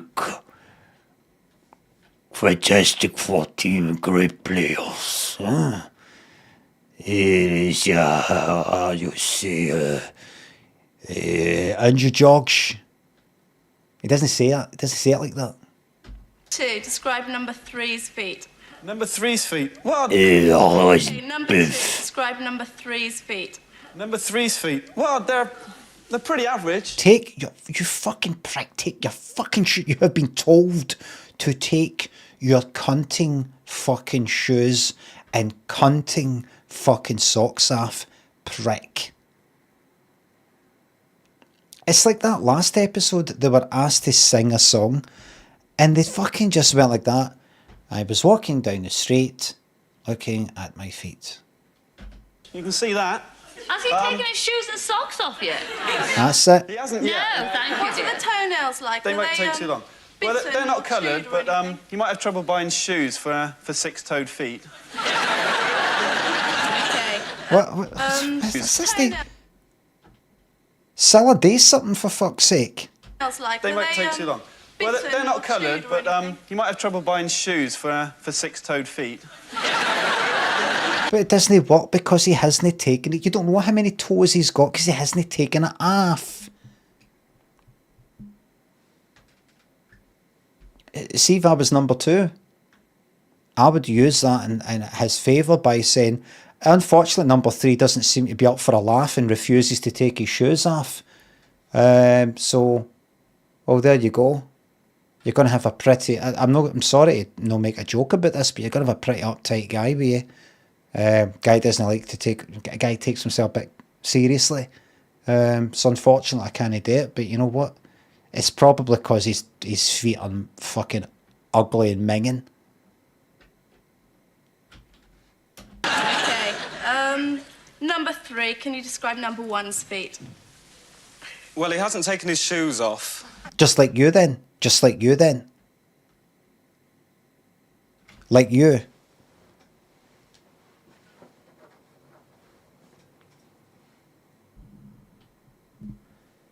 Fred says, let's see your toes, Limmy. I'm afraid you're going to have to get over the finish line by yourself, mate. And just imagine them. And he's wearing winkle pickers. And I think he really should take his shoes off, actually. Well, if his feet are the same shape as his shoes, you're not going to like him. That's a good point. Have you made up your mind yet? If I was her, I'd just go like that. Right, what's that? He's not taking them off yet. Right. I kind of let you away with it, number 3. But 1, could you take your shoes off? And then let's go back to number 3.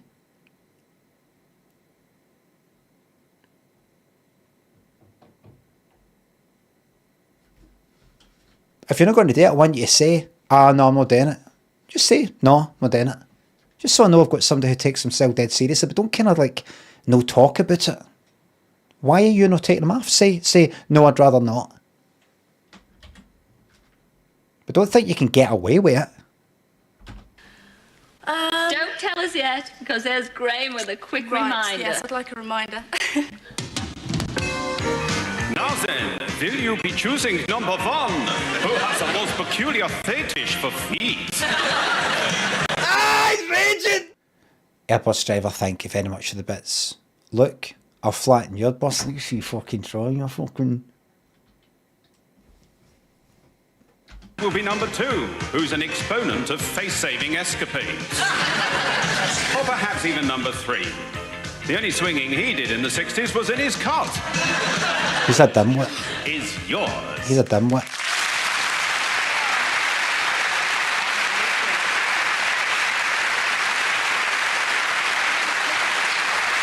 It's difficult, isn't it, sweetheart? You know, have you made your mind up yet? I'm very indecisive, so I think I'll go for number 2.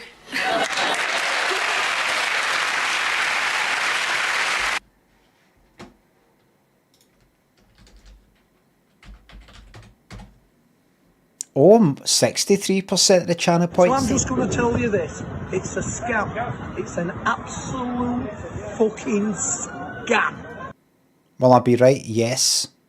Only 33% of the channel points or thereabouts were bet on yes. But that is what it was. That's what's happened. Sorry I have to say it, Nick, but very disappointed in yourself. Elbow Striver, thank you very much for the Craig bits. RG Cut, Retox, thanks for the sub, bits, and new Prime sub. Airbus, thank you very much for that. Certificate of vaccination identification 19th were brought in back in September with your certificate. So you, John, bang your red on November on COVID gone that certificate, 'cause there's no paperwork, you know. And I'll tell you this, at over 400 nurses and your bosses and your super drugs, what COVID mean, not one could tell me. Certificate of vaccination identification 19.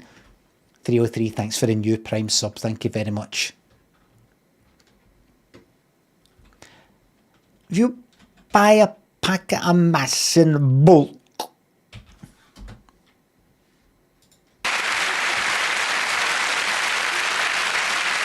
Alright, you chose number 2. But let's meet the 2 guys that you turned down. First of all, you turned down number 3, and that was Ian, and he was from Leeds. Come in, Ian. dimwit. You can just see in that guy's eyes. He is one of the, what do you call it? Peter principle sort of thing. He'll rise to the, what do you call it? The height of incompetence or something. He's one of the cunts that's in a pretty high up position. Yeah, he's stupid as fuck. Or he's just one of the, what do you call that? Thingy Kruger, what do you call it? The more clueless and daft somebody is, the more confident they are about their fucking knowledge. He seems like somebody who would be quite high up in some company, some manager, because he thinks he can do it, because he's fucking daft enough to not have any self-doubt. You're just like, he's fucking stupid as fuck.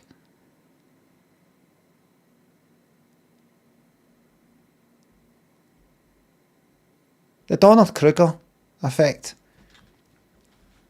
Bazza, 303, thanks again, thank you very much for the subs. Donna Kruger.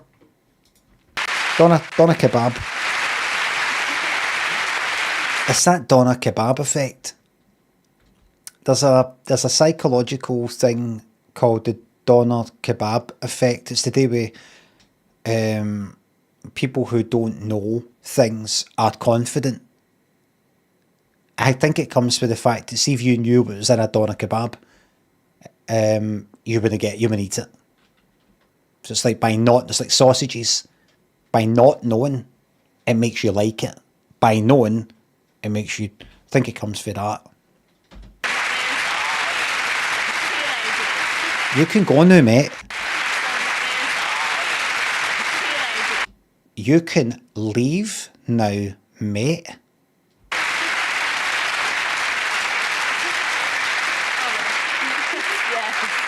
Yes, as she said, you can't win them all, she said. And you also turned down number 1, and that was Dana, and he was from Devon. Come in, Dana. Somebody said Daniel O'Donnell. Oh, what was that? Hold on.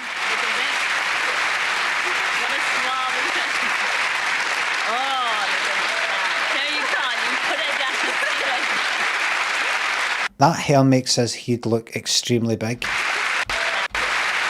I mean, fucking hell. I know he's closer to the camera and everything, but that's added about an extra 6 inches to the back of his head. You could hide things in the back of his hair there. Drug smuggling sort of thing. That's probably his hair probably comes out that much for the back of his head. And that's just a bit of blow drying maybe.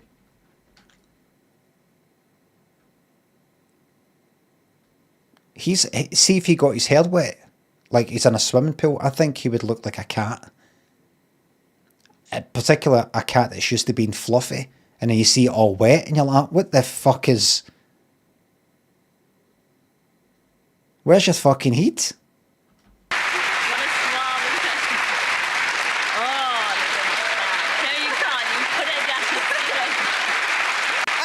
He's raging! Airbus driver, thanks for the raging bits.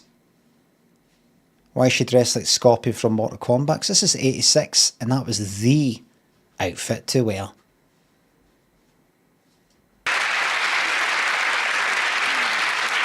Oh, but wait for it. No looking back now, Charlotte.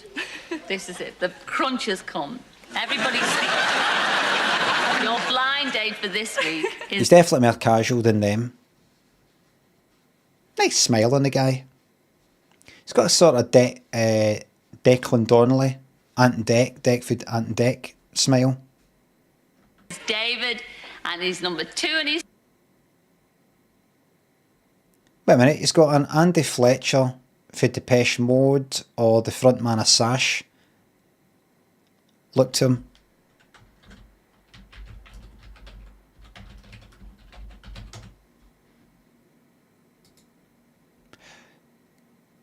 Alright, it doesn't quite look like him here, right? It doesn't look like him here, but...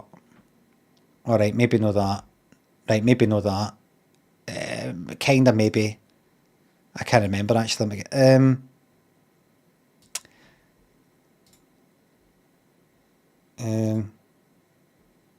See people who say that Andy Fletcher... There you go. Look at that. Van Gogh there. Andy Fletcher didn't really do anything in Depeche Mode. You know what it is? Do you know why they're saying it? Do you know why they've got that hatred towards Andy Fletcher? Let's see if anybody can guess. Ginger, yes. It is anti-ginger hatred. They're fucking jealous. They're like, there is no way that I was born not ginger and I'm not as successful as that ginger cunt. They can't bear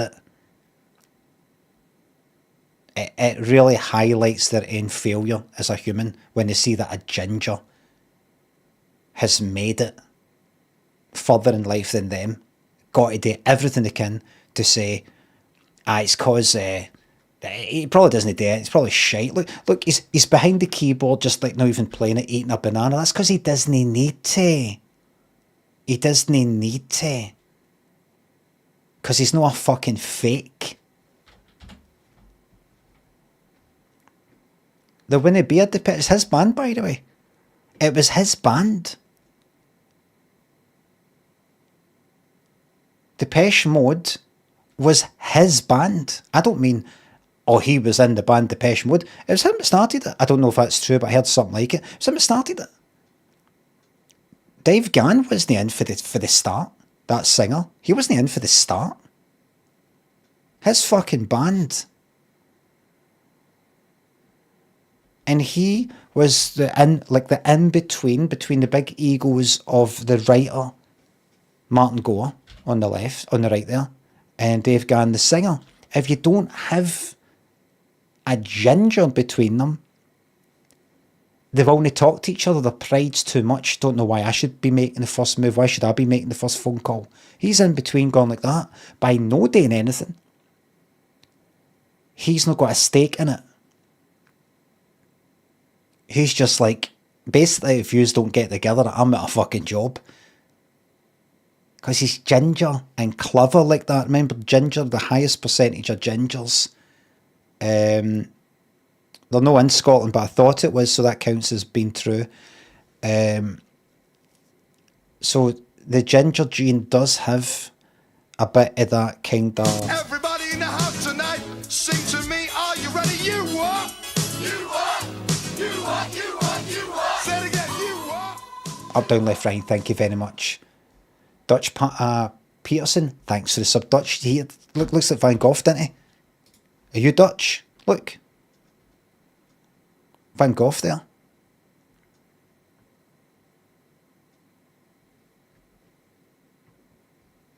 People can't stand it. Fucking cannot bear a ginger getting somewhere in life. Look what they made the poor guy date himself. Look.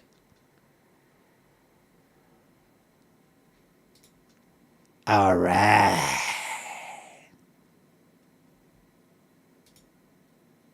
Showtime.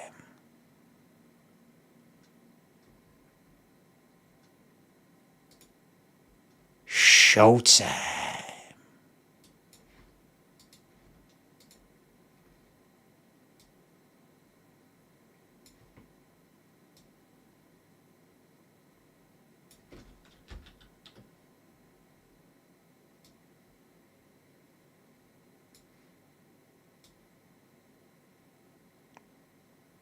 It's like fancy dress.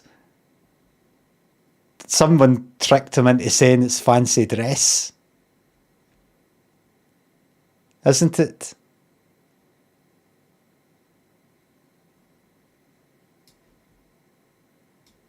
Classic gag, thanks. It's probably him that did it, look.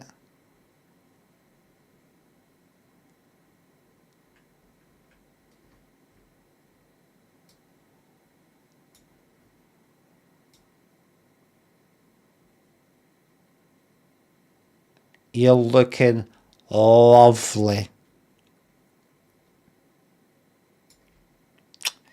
That would fucking irritate me. I remember I had this denim jacket when I was a teenager, and see the buttons. Denim jacket and a t-shirt would usually wear. Wore that for fucking years. I was actually talking about that tonight.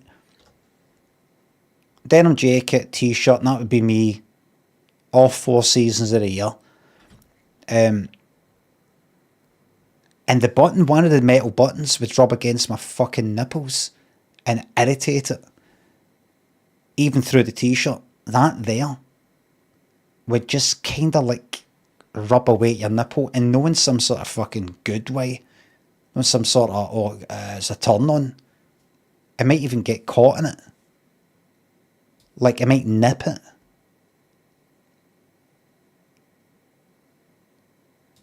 It would just be annoying. Up, down, left, right, thank you very much for that. Monkey, thanks for the £5. Please can you give a shout out to my mate Sam? Currently fitting some coving to my hallway. He despises you and your means of income. Love you, big man. That's a big shout out to Sam. Sam. Mate. This is one of the only sorts of... See my line of work, which previously was like websites and stuff like that. Being somebody who's not very clever in many ways, got intelligence of a certain kind.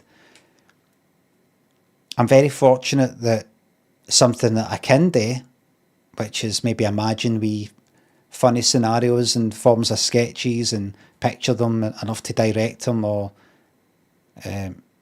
be kind of funny with silly thoughts. Fortunately for me, I live in a timeline where that pays well, right? In another timeline, I would be the village idiot in our time. So allow me to have this for the village idiots. Professional streamer. Complete thanks for the bits. I want to be clever enough to be a jester, A powerful advisor to the king.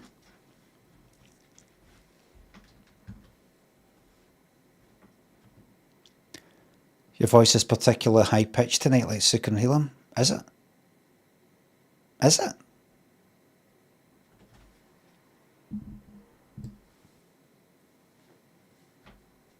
Sometimes it goes that way when I can't hear myself. I think it is. From Bristol. Come in, David.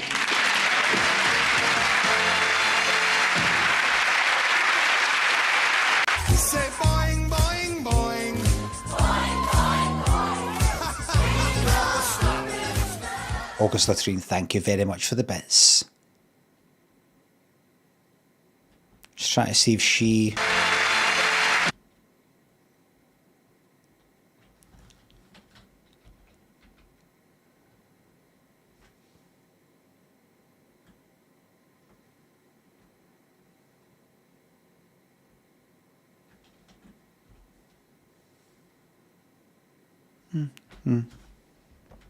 She looks like somebody. Her eyes are dead like somebody. There was like maybe in EastEnders, can't remember who. Barry Tuner, thank you very much. Shout out to the gamblers in chat. Had 50,000 channel points 12 months ago, now have 1.6 fucking million. Keep believing. Fucking brilliant.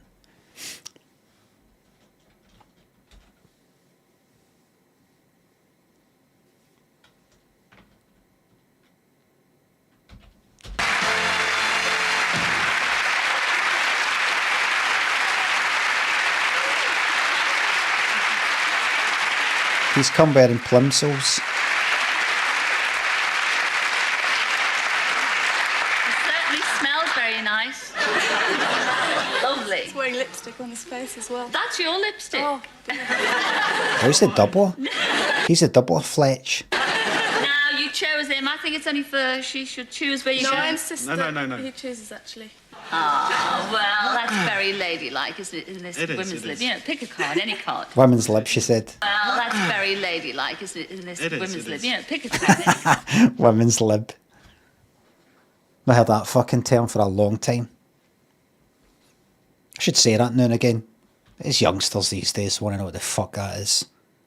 You know, kind of, you know, sort of women's lib. What's that? See, you don't know. You act like you know what's going on and how things should be. You just don't even know the classic patter for the 70s and the 80s.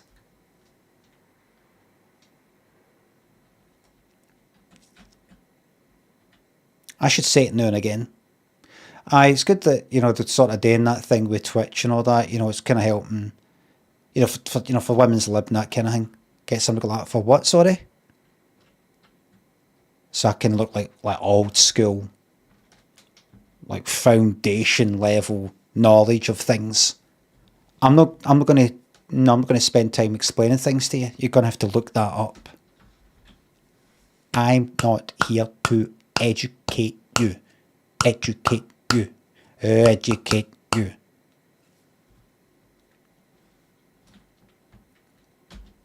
I'll take the middle one. All right. What does it say? A trip to the Emerald Isle. Everybody, that's another word for or term for Ireland.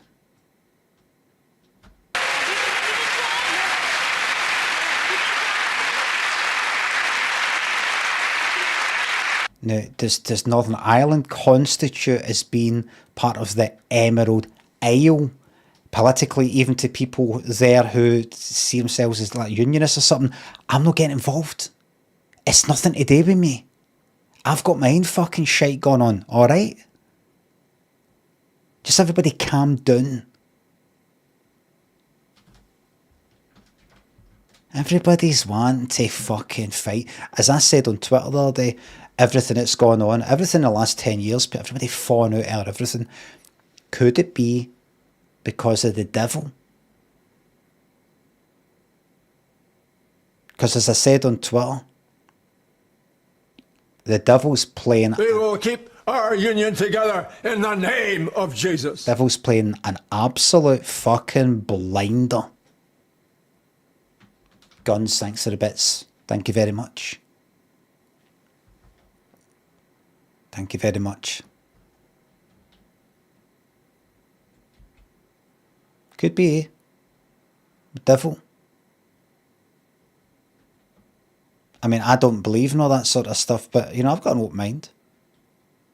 Could be. Red. Guy with a tail where we point at the end. Hooves. Who am I to come into this world and go, no, I've worked it all out. I know what's real, what's no, and who am I? Who am I?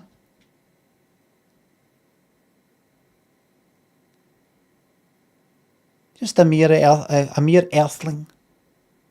Do you think the devil's on other planets?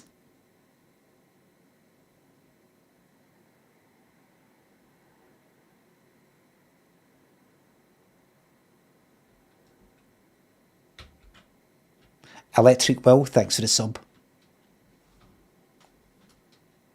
He's in Uranus. Alright. Oh, chance to be a fine thing. To Ireland, and what a trip if you've never been to the Emerald Isle. Oh, will you bring us back a bunch of shamrock? Some rock. Oh, shamrock. Do you see that? His silliness and mistake really made her laugh.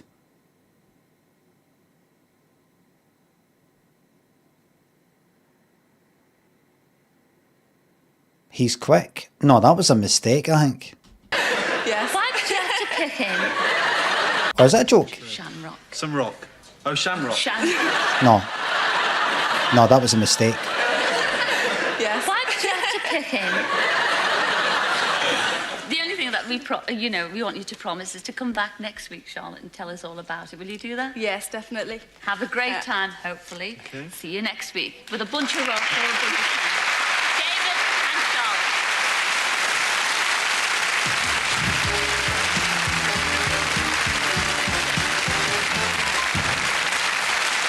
Okay, fucking shitters, man. They get bigger every time I look. Sunrise, Electric, thanks for subs.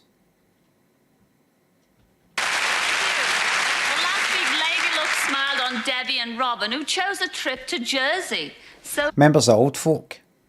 Do you know what? I think... Oh, what is this? What is this one? Oh, this isn't the Old Folk. The Old Folk will be at the end then. let's see how they enjoyed themselves. Oh, it's her that spent like 15 years in... Where was it? Barbados. And he was the kind of skinny sort of boring guy, wasn't he?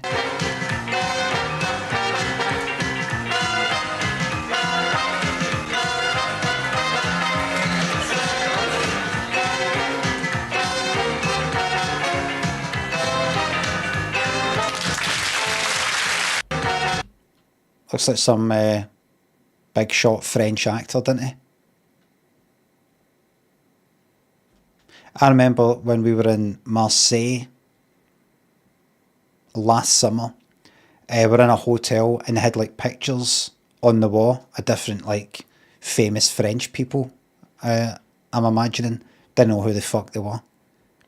And I was looking at them like, I wonder who they are. I wonder if they're like a big deal here. Like I wonder if I'm looking at, like you'd see a guy like that. Black and white picture, and I'd be like, I wonder if that's the equivalent of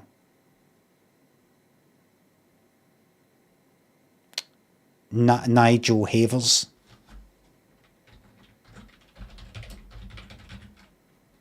Like him.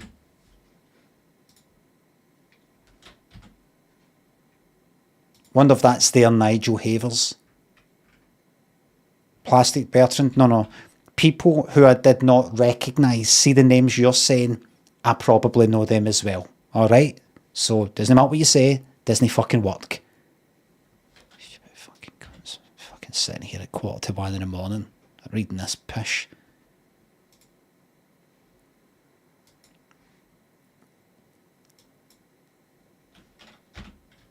I like, and then your name's fucking Gerald Depardieu. Do. I like somebody like him, Limmy, aye? No, because he's fucking well known internationally. Probably one of the most famous fucking French people. I remember we were in London a couple of years ago, sitting in some restaurant thing at the window, having something to eat, like at the kind of like the seats that were at the window, like stools looking out, and right outside were two French guys, kind of middle-aged, dressed in a kind of French sort of way, you know, like with a scarf and all that, you know, a scarf. Dressed. That's one for the blooper reel. Speaking in French, watching on one of the phones, showing the other one, a clip of Gerard Depardieu in some comedy thing. And they were like smoking and all the rest of it. I was like, have you ever seen it in more French in your life?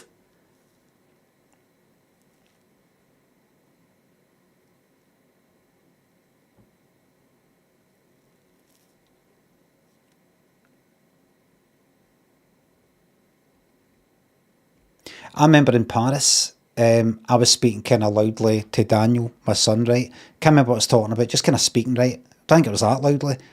And somebody was kind of sort of walking past us, kind of stoning nearby in the pavement. We were like sitting down, went like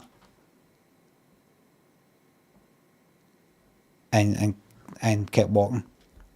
As if what they heard was the most revolting fucking accent they'd ever heard in their life. I don't know, it was like, they're like that. As if, what the fuck is that? I don't know. You can't get to that.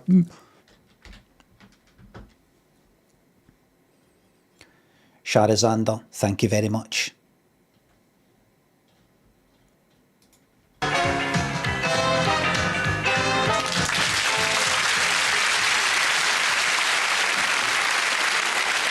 Fucking hell, mate.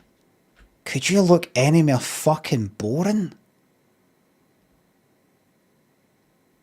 Now, you know what he looks like?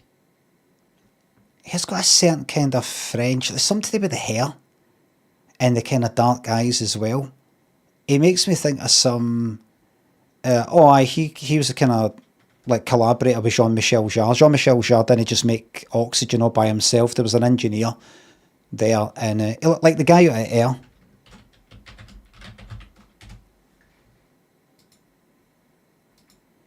Cunt on the right. Guy on the right. Guy on the left. Guy on the right. Guy on the right. This cunt. Guy on the right. So he's ginger and all. He's ginger and all. Might get in touch with him. I could get in touch with him. Say, hi there. I wonder if you would be willing to collaborate on a music project I've got. It's for people who are ginger or ginger adjacent. You yourself, you're ginger, aren't you? No, I'm auburn. That's my point. I'm not auburn, but I've got ginger hair. I have ginger hair. Not fully ginger, but I do possess hairs that are ginger. That means I have ginger hair. Do you want to participate in a music project that's like for you know, not to divide people up into categories, but you know, for our people, because us we've been kind of held back a wee bit, haven't we, us gingers, but we've thrived and survived and thrived despite them. But like, what you on about? Is something lost in translation? I'm just saying that me and you know, like, just, there's a lot of gingers there, young gingers coming up through the ranks, and they're like looking at TikTok, and there's nothing for them. They're looking at TikTok and all these influencers, and like, am I going to fit in this? Just something to put it out there, you know, like, you've got a place in this planet. You've got a place, and there's a chance. there's a chance. Use your gingerness as a force, driving force. I know everybody hates me. I know I look stupid. Right?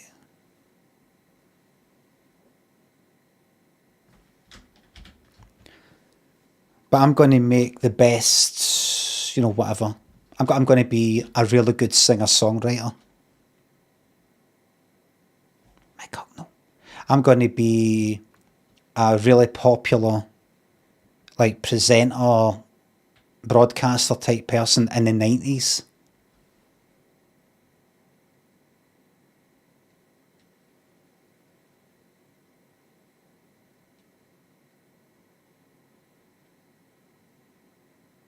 Chris Evans. I want to be a world-class, top of the world snooker player.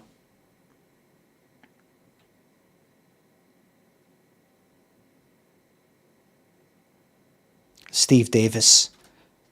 I want to direct kind of sort of common denominator, family, usually sort of films, kind of exciting, a bit Spielberg-y. Ron Howard.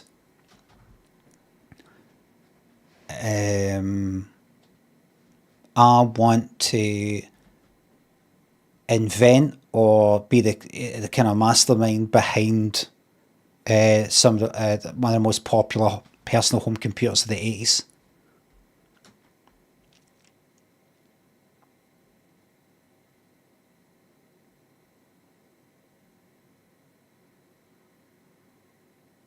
Sir Clive Sinclair,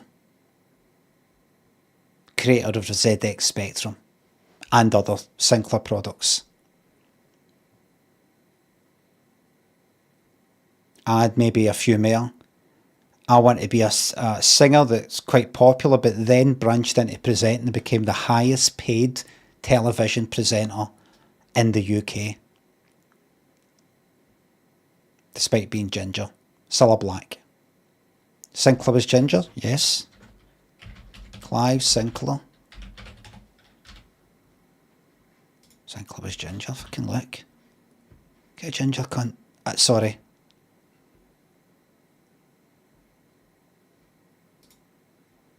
There he is. There he is. The Sinclair ZX Spectrum. There's Clive Sinclair. Ginger. Anything. You can do anything in life. Just ignore that, but C5. And maybe one more.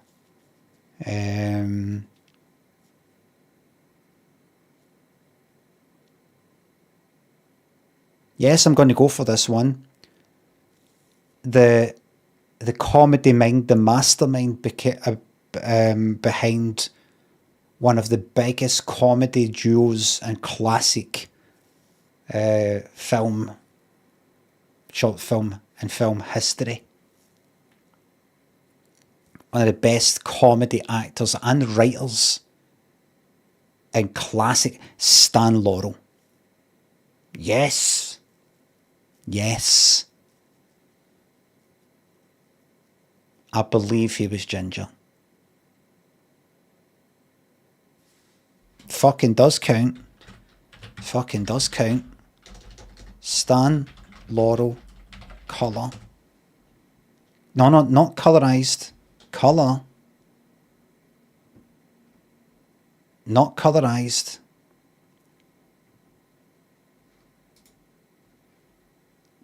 Yep, that confirms that. It's ginger. Yep, look at that. Bright orange.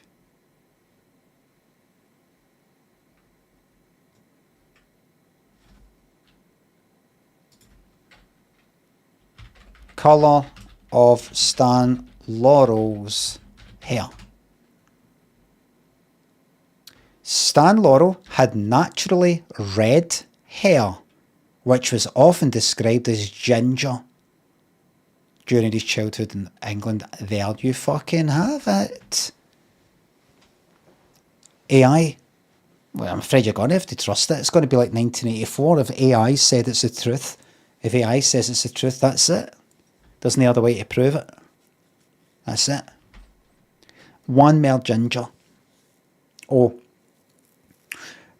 Become one of the very first global, one of the very first in the entire world .comics, somebody who's went for the internet to begin with, to the telly, somebody who became an award-winning writer, director, actor, musician, programmer, and live streaming and live shows and writer, published Sunday Times best-selling author of short stories, autobiography, etc. So all that. Not Les Dennis. Not Jasper Carrott. Not Lee Francis.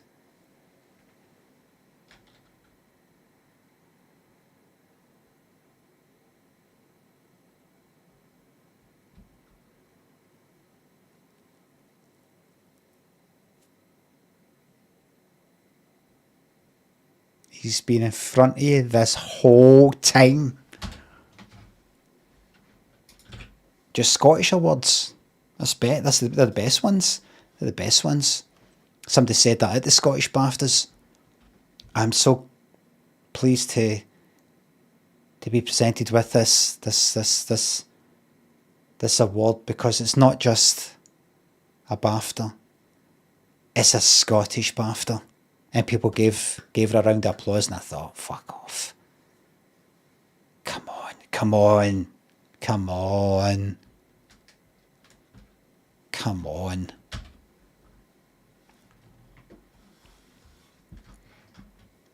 Ultimately, what you want to do is win the award that's like the best in the world. We've got everybody together, and out of everything that there is this year, people have decided you're the best. That's ideally what you want. If you want an award. And then more kind of parochial or whatever. But remember, my stuff wasn't UK wide. My stuff was just in Scotland. So I would never be eligible for a normal BAFTA. I mean, English BAFTA. I want to be eligible for that. So it's not a case it's no point in putting you in for that because it's not good enough up against all that English lot who are the real fucking pros. So this is actually the best thing. These are worth, each of these are worth 4 normal BAFTAs. That's 8 BAFTAs you're looking at there.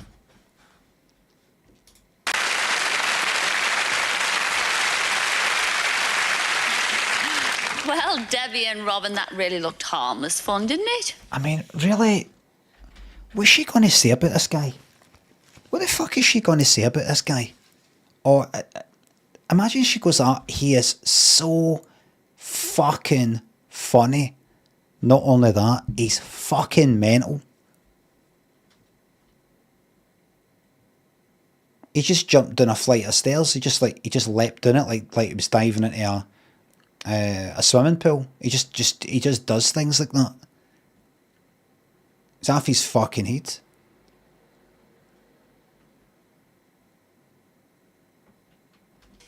But was it really? Let's find out. First thing I noticed was she was much smaller than I imagined, and she wasn't wearing a bra. And he didn't quite know what to do next, so I rushed over. She was much smaller than I imagined, and she wasn't wearing a bra.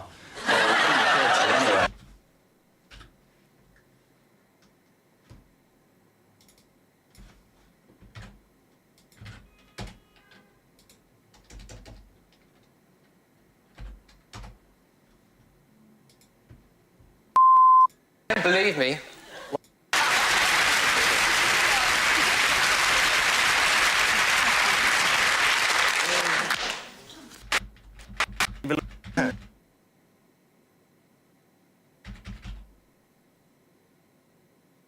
If you were in my stable, why would you be my favourite horse? Let's go and meet. Oh, this looks, this looks dodgy. It's no.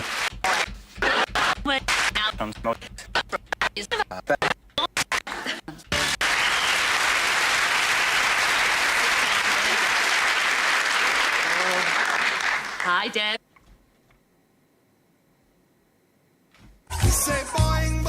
How is it? How is it? Did I leave that there? Oh shit.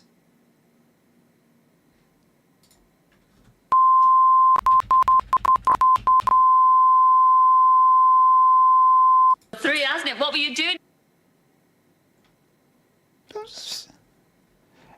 Airbus, thank you very much. Thanks for the bits. So I hope that was, it's probably distasteful to a lot of people, but, I'm purely a scientist. I got a BSc. I've got BSc after my name. I'm a man of science. Just want to know what the fuck he was on about.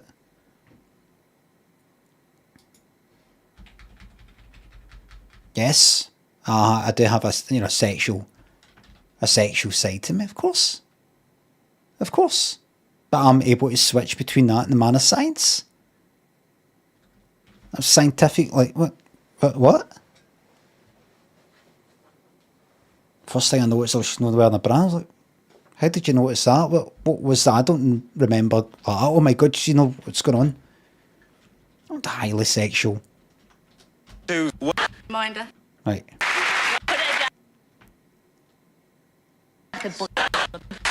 Smarter.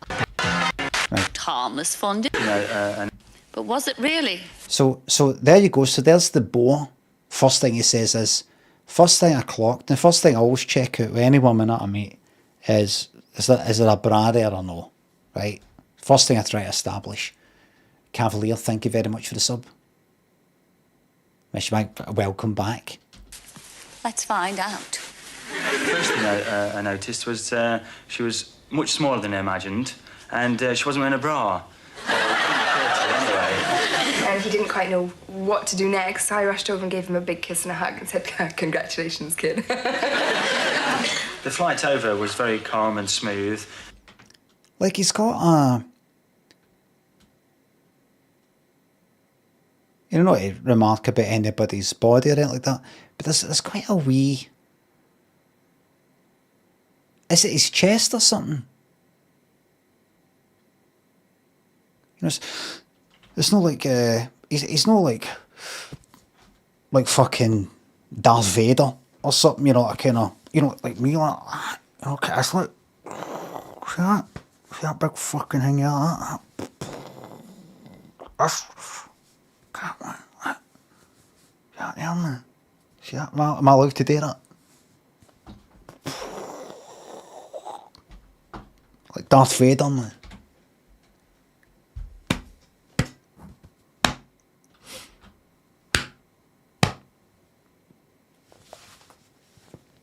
I'll tell you what it stands for. Certificate of Vaccination Identification 19. Oh, nice. Airbus driver. Young Grebo, thank you very much. Take the top off. I used to. Who remembers those streams? Remember I used to get the top off and dance? See, people forget that. People forget how I got to where I am today. Bring it back. I'd like to, but people would... It's just that I've got a son now, do you know what I mean? It's in secondary school. People go like that. State of your fucking da, by the way. Wait till he's out of secondary school and I'll get right back into it, alright?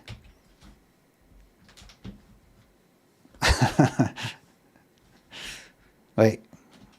And there was no major events going over. It was a very short flight anyway. When we were about to take off, the news was... He has, Daniel, my son, has, like, I have done the odd sort of picture in front of the mirror where I've got my top off and the toilet or something. I'm doing something that looks a bit, no sexy really, but just kind of like doing some stupid thing. And he's been like, what the fuck is this?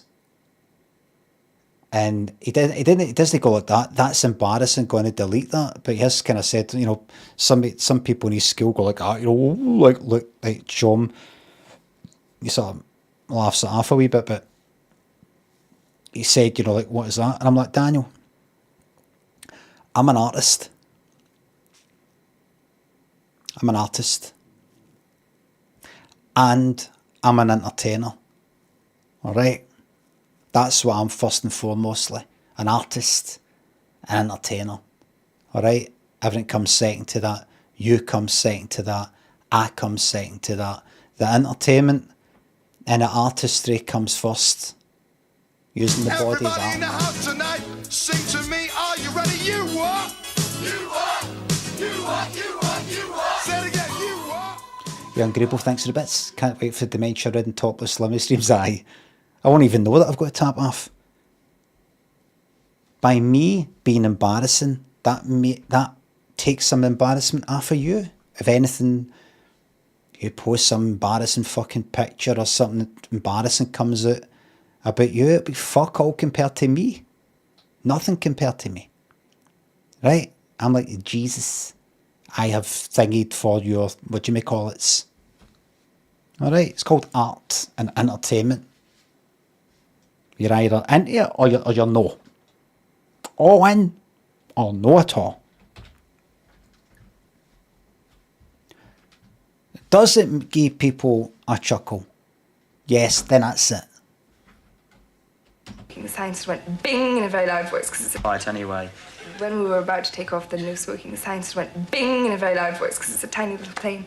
And he just shot up out of his seat. I mean, if he hadn't had a seatbelt on, I'm sure he would have hit the roof. Because he did. He just, what was that? What was that? It was hysterical. I was there, by the way, it was funny. MF, thanks for the enlarged Bobby emote. Everybody, that's Bobby, my cat, not Bobby, which is another word for a cock. I've flown fairly regularly, probably longer distances on overall mileage, so flying didn't bother us at all.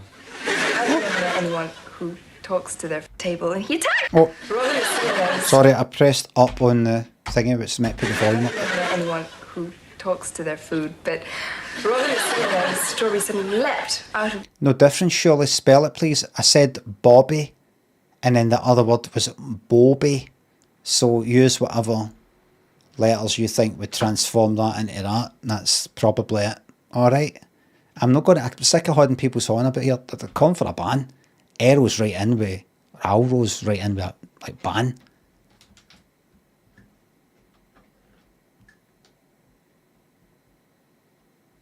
But I'd say B... Cat's B... My cat's B-O-B-B-I. As Lynn likes to say, it's not your cat. She's not your cat. It's my cat. You didn't want her. I didn't want her before I met her, alright?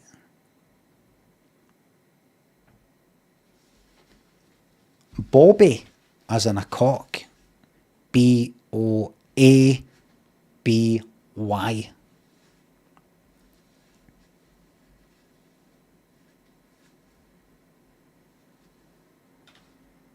Scaples, thank you very much for this sub. The dish landed on the table and he attacked it with a spoon, going, "You deserve to live. You deserve to be eating ice cream." Hello? She didn't show any signs of any humour or any comedy. I don't think she should have cracked any jokes about if anything funny was happening during the day. He's so loud. Oh, he was so loud. So I loud? could feel myself just getting redder and redder and redder.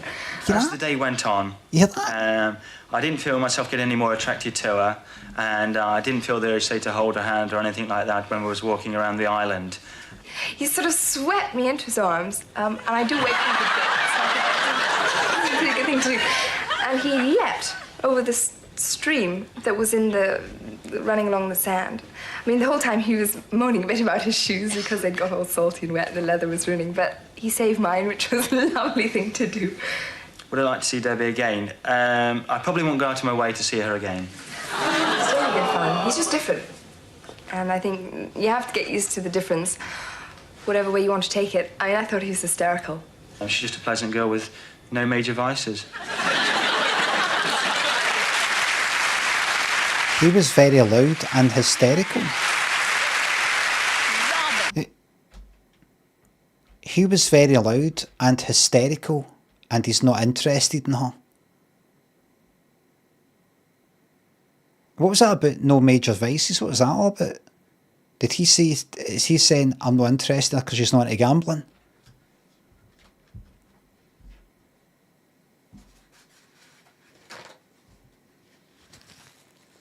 Is he saying, I said to her, can I crash a fag off you, crash a snout off you? And she went like, don't smoke. I was like, what? Can I crash you for a snout? I remember in the waiting room in the district court, guys saying that to each other. Can I crash a snout off you? And I was like, oh, the banter. Savage Diarrhea, thanks for gifting the 5 subs. Big Popper, thanks for sub. Saturday Night Dance, I like the way you move.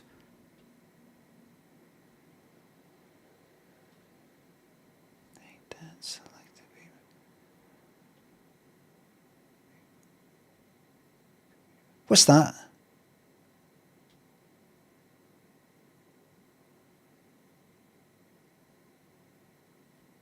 Crash is a snout.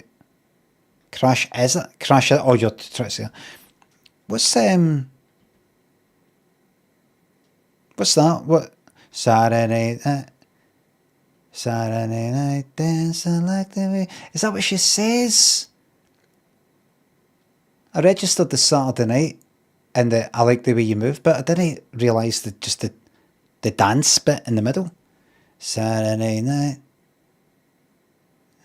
Dance, I like the way you move. I thought it was something like Saturday night.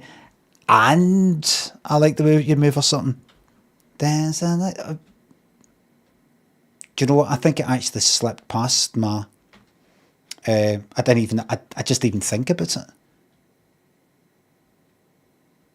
I thought it was in. Saturday night, dance,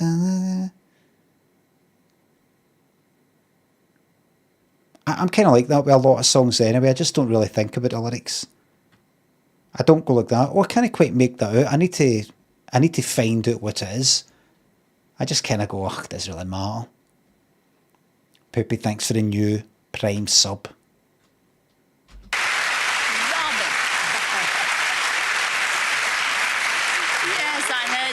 At the end of that conversation saying, well, thank you very much. What is all this about major vices? What is a woman with what do you call a major vice? Well, I suppose everybody's got their own maybe ideal woman and things that would put you off about a woman, or from Debbie's point of view, from a bloke. And there's nothing major wrong with her, you know. She didn't sort of smoke heavily, or she didn't smoke at all. She didn't sort of say a lot of slang, or she didn't swear, or nothing major at all. You know, Vice Squad try to kind of knock people about with truncheons for using slang. What? Right, so he's saying, I thought he was saying no major vices and a criticism. Why? I just like women to be, you know, into smoke and drinking, going to the bookies, wee kind of coke addiction that sort of resurfaces every few years. You know, a bit up and down, a bit of a roller coaster ride with him. But she's just like that, just sits there drinking water, doing nothing, stares at the wall, and I'm like, you alright? She's like, fine, aye. Fucking hell. She never gets bored. Fuck that. I want a heat case. I can't say one thing major about her. But in my book, that turns out to be a very nice girl. Don't you agree, ladies and gentlemen?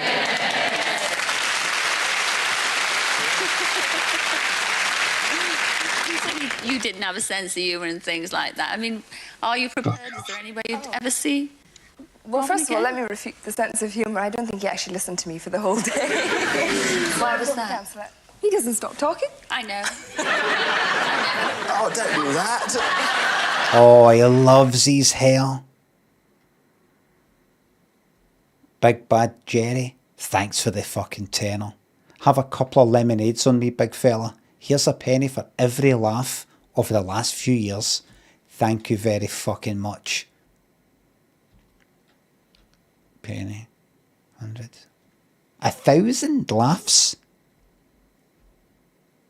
Jamie Lockhart, thanks for the sub. 1,000 laughs, everybody. Oh, don't do that.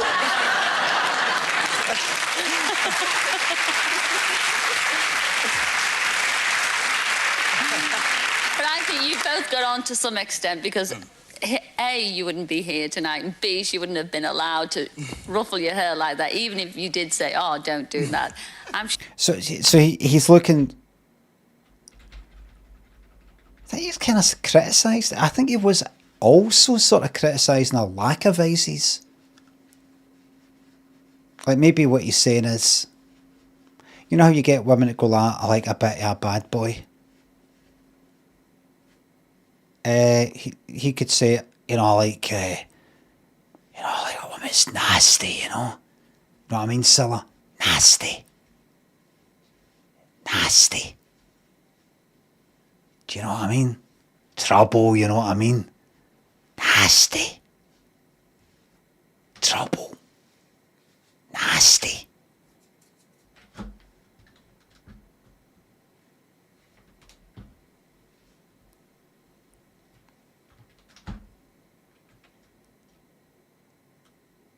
I just like, you know, wake up during the night and turn to her side of the bed and go to put my armour in and she's not there. What's that? Turn her in and I look at and there she is standing at my side of the bed holding a knife. Saying, like, see if you ever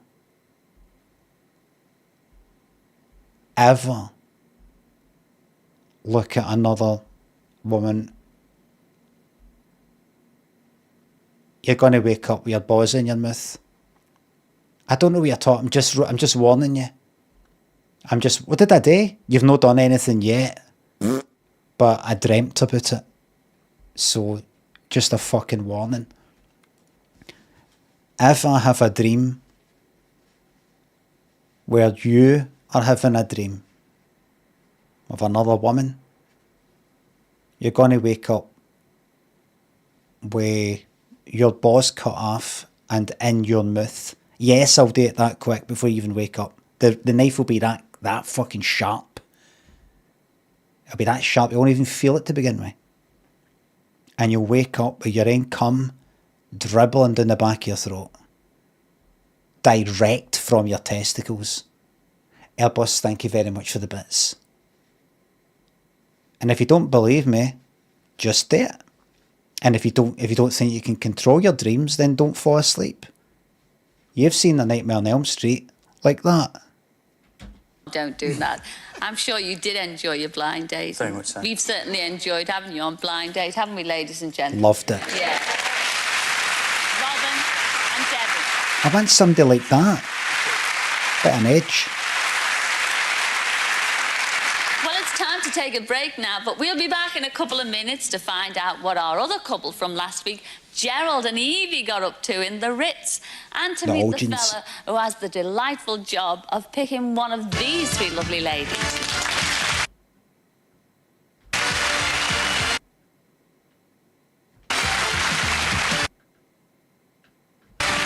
Lovely lady. I'm going to wait until after they've been interviewed, and then he comes on, and then I'm going to make a decision. 2 choices. 3 choices. Airbus driver, thanks for the bits. So see you later. Bye for now.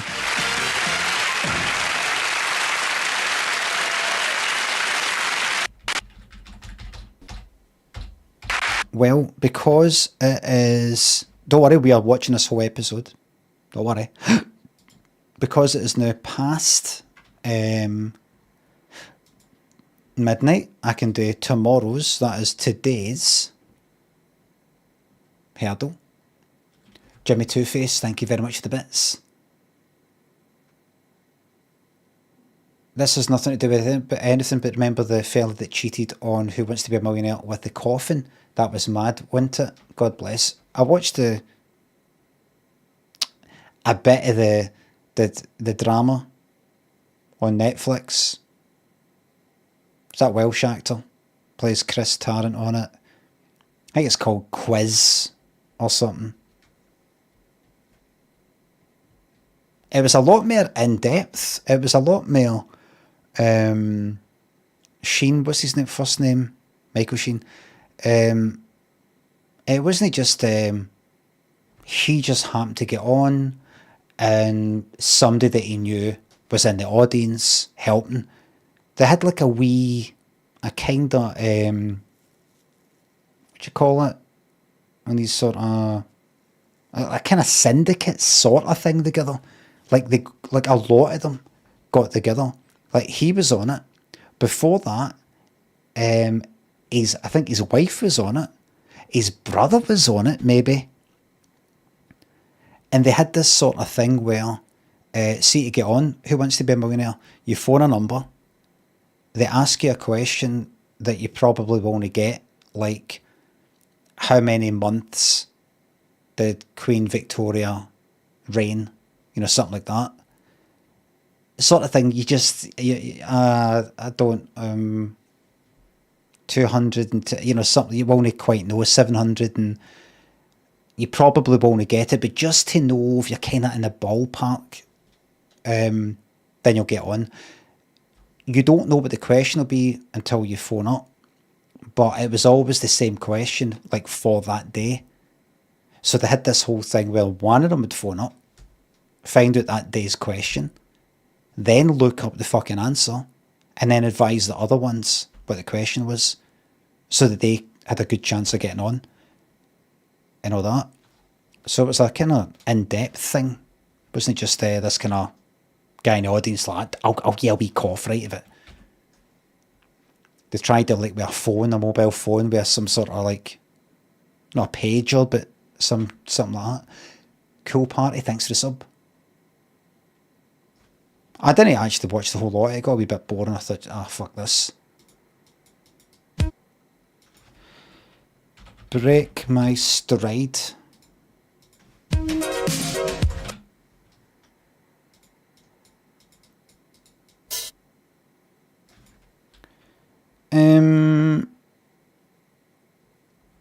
I'll go with Fast Car, right? Fuck that.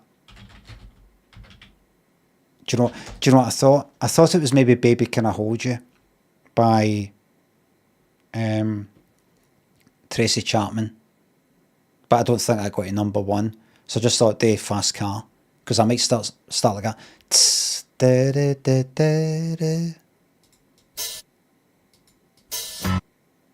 Oh, right.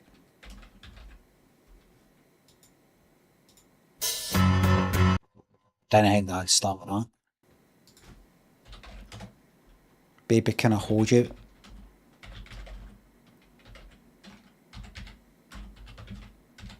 The first I heard, who was I heard? Sorry. Was it like Boyzone did a version? That was it. I think that was the first version I heard. And then I was looking after. Remember I told you about there was a guy that was in my work place where I worked about 1989. Liverpudlian guy, and I made a wee joke about him to him, talking about him shimmying up a drain pipe to burgle a house. I'd used a kind of stereotype, kind of Liverpudlian thing for a sort of joke. Guy was like about 10 years older than me or something. It was just a wee joke. And he didn't laugh. Kind of about that. Like that. I thought, you know, he'd maybe go like that. Shut up, you cunt. He's just like that. I thought he's like a kind of senior almost to me, kind of more mature guy. So I thought it would be alright to kind of say that, especially coming from a stereotyped sort of background myself. I mean, there's probably more burglars per capita in Glasgow than there is in Liverpool. Very accomplished criminals in Glasgow. No, he wasn't up for it. He wasn't up for it. He's maybe just like that. Your part's pish. Maybe it was that. He wanted me to look after his flat for a couple of weeks while him and his girlfriend went on holiday, look after the 2 cats.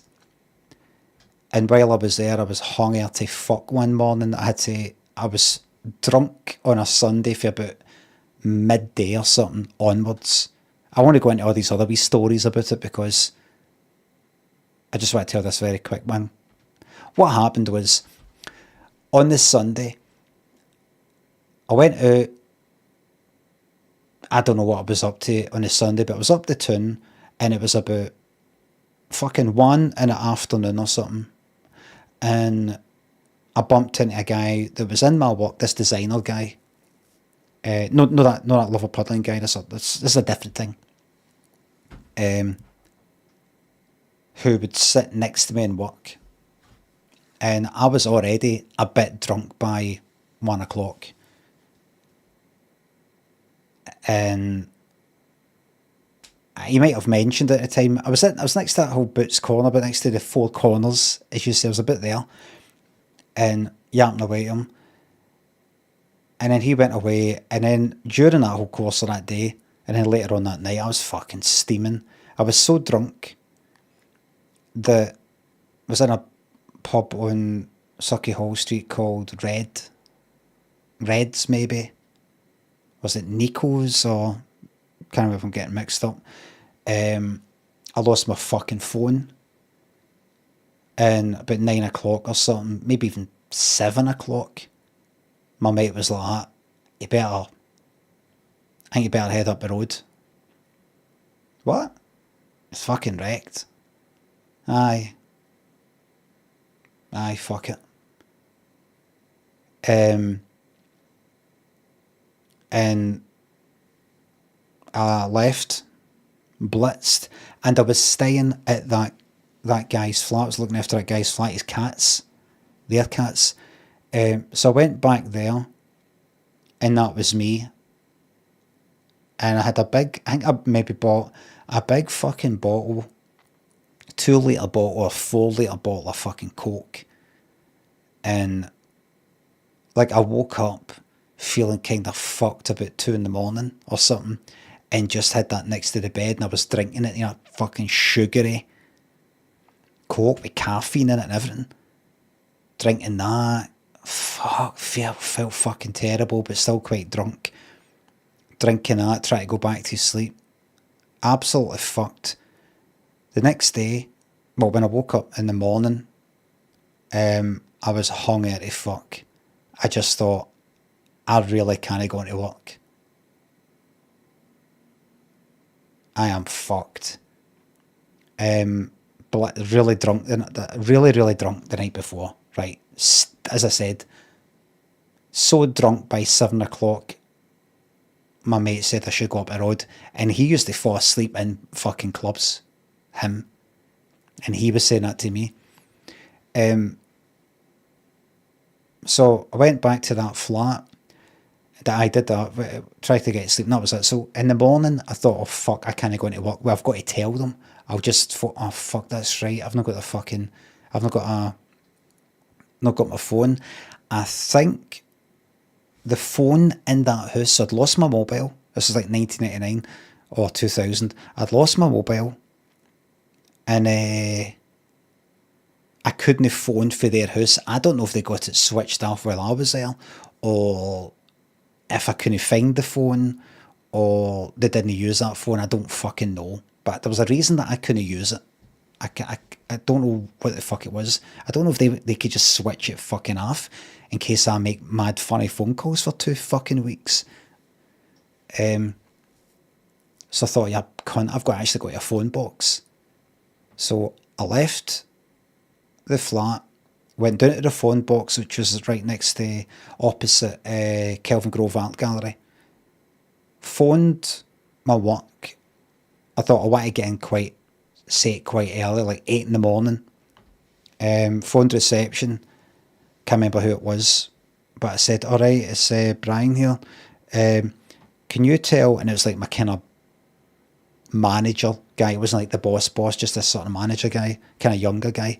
I said, can you tell him that I can't make it in the day. I'm really no well. I got kind of like food poisoning or something. I had a takeaway last night. I'm absolutely, then I get a wink of sleep and I feel terrible. Could you tell him I want to be able to make it in the day? Really sorry. And all right, I had no bother, pass that on. And that was that.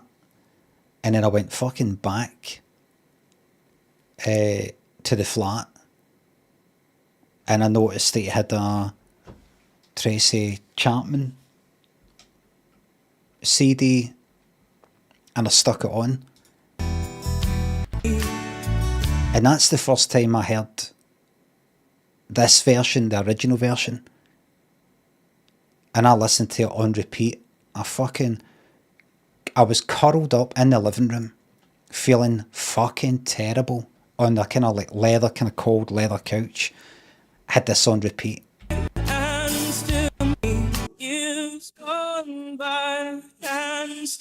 found the original version. This is good. This is really good.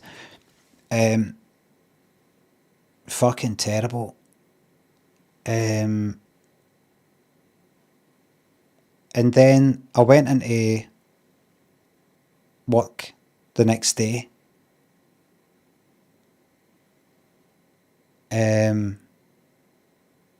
Was it the next day? Was it later that day? I think I took the whole fucking day off. Did I go in later that day? It might have been the whole next day. I went in just the next day. And I went in kind of early, well, normal time. That manager hadn't been in yet. But that designer guy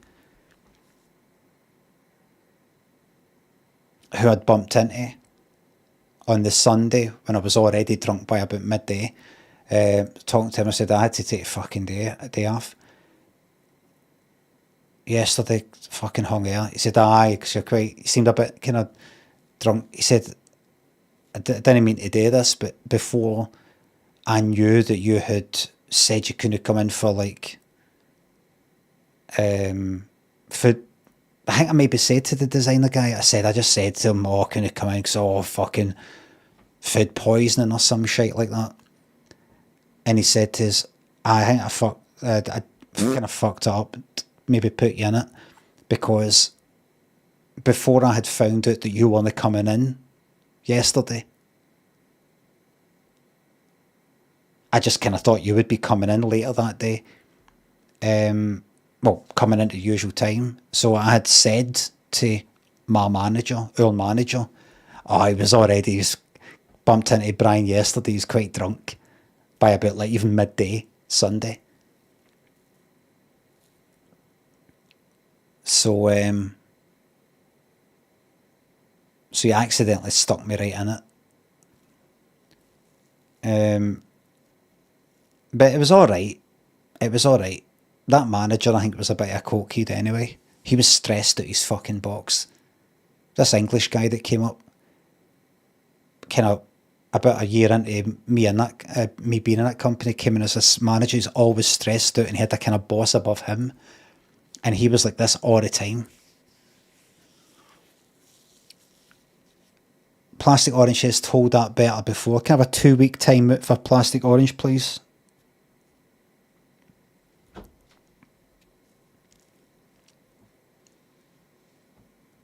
That's awesome. Thanks. Second base, thank you very much. Always trouble, that name. They've always been trouble, that name. They've always been a downer. They've always been a critical person. Really don't want them around for a while. Thank you very much, second base. And I remember, like, he'd be like this all the time.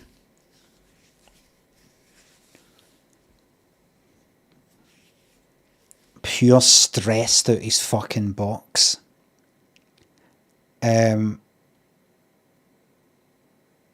We actually privately had a nickname for him. Buckaroo.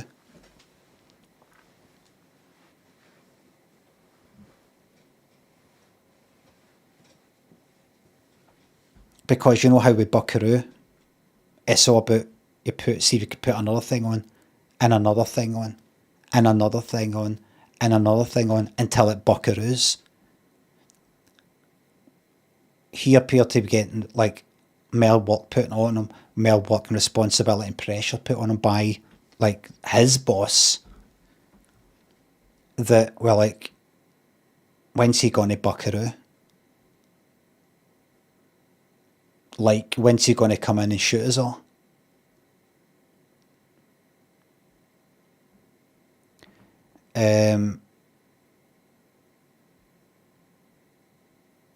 One of the bosses, like his boss, remember him walking past and kind of said something to him, like, how you getting on or something, and he said something like, oh, it's just really, just so much to get got on with, or something like that.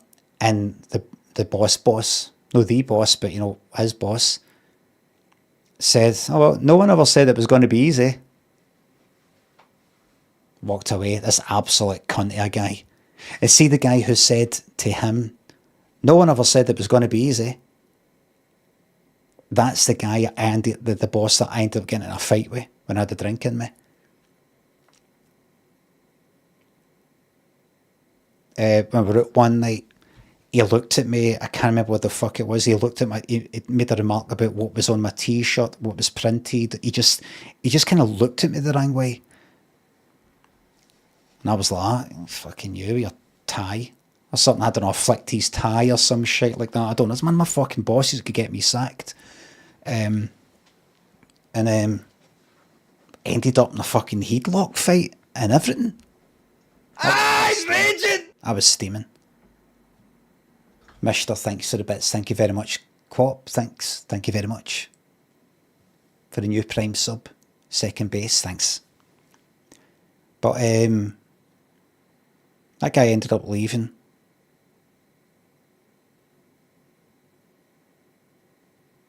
Don't know what the fuck he got up to. I think he emailed me years later. The phone that got fucking lost. I've told this story before. The phone that got lost. One of my mates said to me on the phone, I just lost that phone, that was that. I had to get a new one. But one of my mates, like one of my main mates that I kicked about with almost every weekend, said to me on the phone, there was this guy that I knew in secondary school when I went to Shawlands, and he was pals with. And then I sort of hung about with him until I was about 17, and then we just sort of drifted apart and everything. My mate said that this guy, who I was pals with like years ago, hadn't seen him in like 10 years. This cunt said to my pal, oh, my mate said to me, he said, let's say my pal's Craig, and this guy that I used to know is John. My pal Craig said to us, right, you know how you lost your phone? Aye. John, John for school, and I was up to what? He said that he's got your phone. So what are you on about? He said that he found your phone, and he wants you he wants you to give him a phone.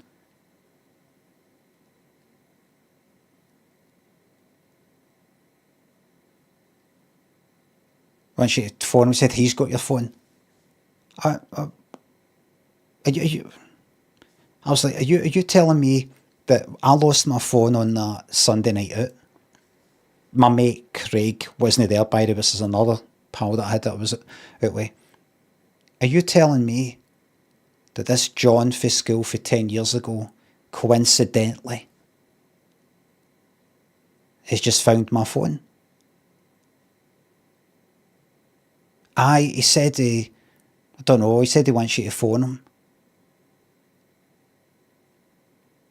I can't remember at the time, but it was maybe like that. Craig, did you tell him that I had lost my phone. Can't remember if I said that. Can't remember what he answered. But I was like, that pal Craig, see that one who was telling me that? He's the one who freaked out at Homelands with the silver fucking foil thing. Right? So he was already a wee bit off his nut anyway. But it was, I don't think he was making up. He wasn't, because I ended up fucking speaking. I said, did you say to John first, oh, Limmy lost his phone? And then, like, did John get back to you and say, oh, I just happened to find it? Like, could John maybe be wanting to meet up with me for some reason? Because I think there was something about this John one who'd said he'd found my phone, that he wanted to get into computer stuff, websites and stuff like that, which I was doing. And I was like, has he maybe flipped it? Because he used to take stuff, I used to take stuff. Has he flipped it now? And he's like, if I tell Limmy that I've found his phone, this is an opportunity. Anyway, I ended up phoning that John guy and saying, all right, Craig said that you found my phone. Aye, man. Aye. Where did you find it? I found it in a taxi, man. Aye.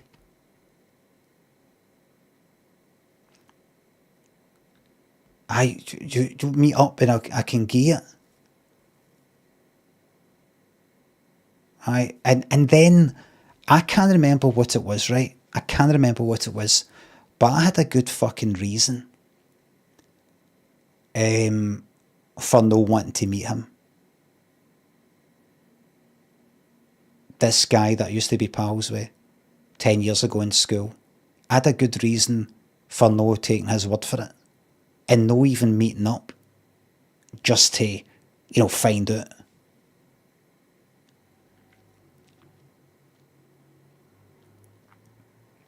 I think my pal Craig had maybe told me that John, the guy who claimed to have found my phone, was a bit off his nut these days. There was something like that. I just thought, he's making it up.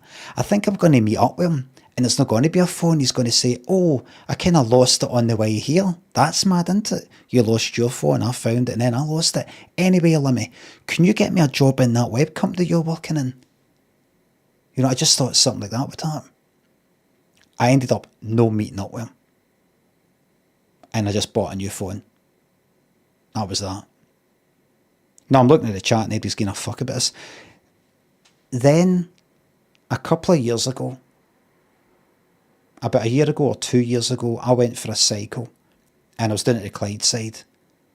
And there was a guy skating about. Roller skating. Kind of night time. And he sort of came up to me. When I was like, I was just at the Clydeside, just fucking looking at it. And he said, all right. And I recognised him. I was like, oh. And it was him. I had already told you the story about this cunt by this point, right? How the fuck is it? Oh, how's it going? And chatting away, and he does some sort of computer stuff now. IT, some sort of repair stuff or something, I don't know. And he mentioned something today with, I don't know, computers, internet, games or something, but he used it, and I've said this before, he used the term feminazi. He said something, I saw feminazis now, and I went like that. And he went like, oh, as if, all right, you're no like me. And I think because I went like that, I did something like, he went like that, I saw feminazis now, and I did something like that. Christ, that's weird, isn't it? It was something like that, I kind of changed the subject, and he sort of laughed as if, all right, I see. Anyway, I said to him, here, I've always been wondering about this. Remember that time we spoke on the phone, I'd lost my phone. And you said you had it. Remember? No. Do you remember? Like, it was about like 1989 or something, and I was speaking to Craig, and he said, "Oh, you found my phone." Do you remember? Because I've always been wondering, like, did you really find it, or were you just trying to, I don't know, just like get a job or something? I don't, because I was doing web stuff at the time. I was like, "Well, can you remember that?" He's like, "No, man, I did what? I phoned." Is that you phoned? He's like, "I can't remember." I know. You really can't remember? Because we spoke on the phone, but you remember that? No. And I was like, and unfortunately, that's the end of that story, everybody. I'll never fucking know. And then we spoke for about another couple of minutes. Yap. I see about here. Then I go back to that bit. I thought, I cycle about here every few nights just to kind of relax. I don't want this to be a kind of meet up. Then I cycle back there for about a fucking year.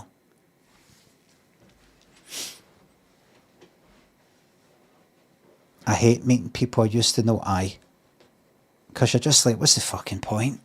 What's the point? It's not going to turn into a thing. But the main thing I got into that way was that Tracy Chapman. I thought that song, that Heardle one, was Tracy Chapman, and it wasn't.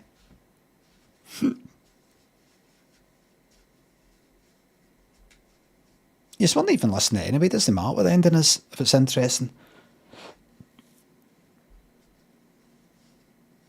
Yarnley, thanks for the bits. I care and appreciate these late night stories. Glad to hear it. Zach, thanks for gifting that sub. Mishter, Co-op, thanks again. Let me see if I can find some sort of wee story in amongst that, some other wee detail, right? A wee detail. Sprinkle, thanks for highlighted emote. Let me see if I can find one wee detail.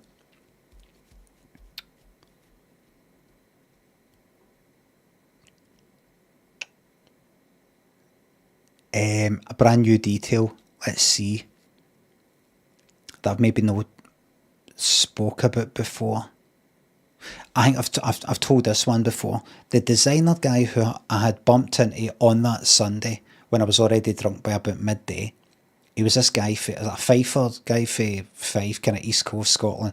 Because of Scotland, he was always like that, Him and this other guy started about the same time for, I think they're at that Dundee, Duncan of Jordanston art school type of thing, whatever it was. So they were like that all the time, That designer, he's sort of like a skater sort of style. Had these sort of baggy denims, a big sort of chain hanging for it. I was hung early once, and I was in work, and he showed me pictures on some website of what kind of later became known as parkour.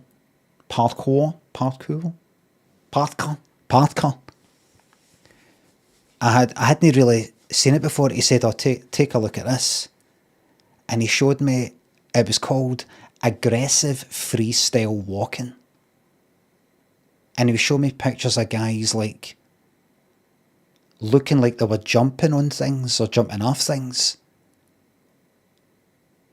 Like they had a skateboard, but there was no skateboard.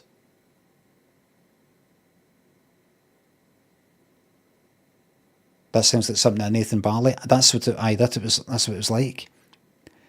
He said, "Look at this." I was like, "What the fuck is that? Aggressive freestyle walking?" He sort of like looked like he was kind of joking about it a wee bit. But I was like, "Is that a joke or something?" And I was sitting right next to him. Is that a joke or what? Like, no. I was like, what is it? I've got a hangover, right? Getting kind of para. What is it? So it is like aggressive freestyle walking. It's just like kind of like doing tricks and all that. I'm like, what, like jumping out a wall and just jumping on a wall and then jumping off it? Like with a skateboard, but you've not got a skateboard. Aye. He's kind of like laughing, and I had that feeling if you're tripping and you're in the presence of somebody who isn't tripping, and I kind of try to freak you out a wee bit. Like, no, mate, no, I don't know what you mean. You know, like that. Except he wasn't like that. He was quite a wee sort of guy, and he's an alright guy. He wasn't a wind-up merchant. But he was, I didn't get is he joking? And the whole, it just kind of freaked me out a bit. I just like, and I turned away just back to my computer like, I'm fucking borderline ready to have a panic attack. I don't know what's fucking, is that fucking real? Is that real? And him, by the way, he was alright. He was an alright guy. One thing I remember about him is that guy was like one of the earliest examples of like selfies and things like that I'd seen. And I know people have been taking pictures of themselves for years and all that, but we all had sort of like websites. We ended up all having like websites that put like wee animations on and all wee bits of coding and design and things like that, right? But he had some website where it was like pictures of himself, like posing, like different hairstyles and like one with a white background and just kind of like that. You know, just like that. Different clays, not just like model shot, right, now turn that way, now turn that way, now turn that way, as if he was getting photographed for like some sort of interview thing, right? Except, so I was like, I don't know, he kind of showed me his site. He didn't go like that, look at my website and look at these pictures, tell me what you think. Somehow I was looking at it, you know, he told me about them or whatever, right? And I was like, what's the, what were the pictures for? He's like, just pictures, just taking pictures. It's like 1989. I was like, but, you know, the kind of, what's it for? The kind of, you know, sort of professional looking. Oh, I just take pictures myself. Just, you know, just for a laugh or something. And I was like, what for? You know, I didn't go like that to him. What for? Like, you know, like a low down one, you can see his trainers right up to the top. His head, like, looking down like some sort of album cover. I'm like, but for what? For what? Why these angles and this quality?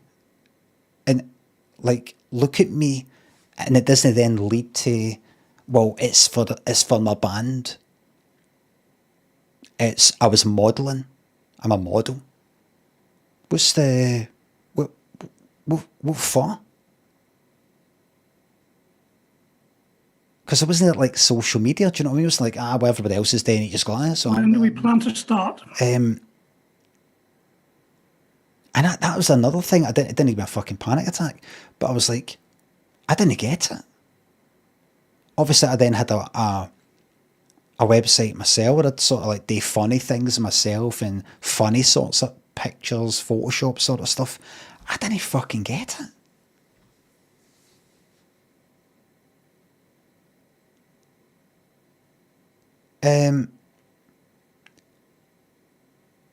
And now what that guy was doing is what fucking every cunt does.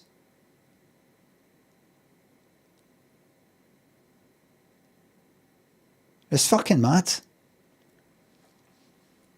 You know, just pictures of yourself looking good, or you're wanting to look like you're famous,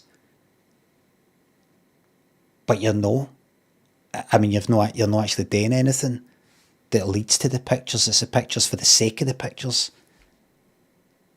Fucking mad. That was 1999. Talk, thanks for the £5. Thank you very much.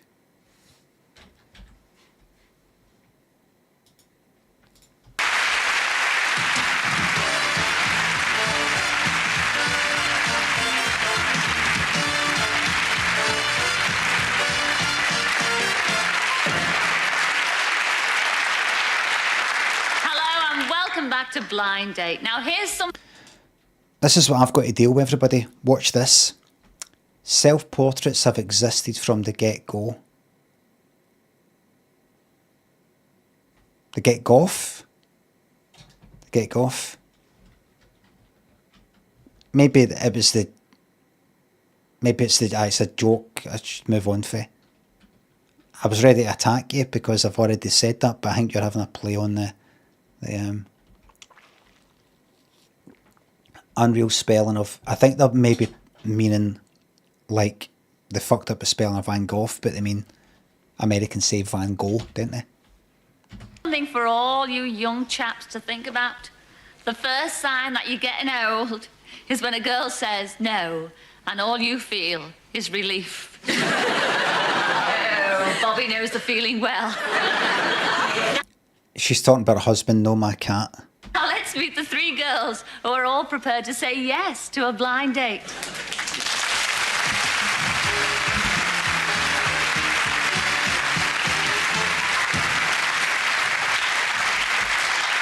Hello, girls. Hello. Let's start off with you, number 1. Would you like to tell everybody at home what your name is and where you come from? My name's Alison and I'm from St Ives in Cornwall. Lovely.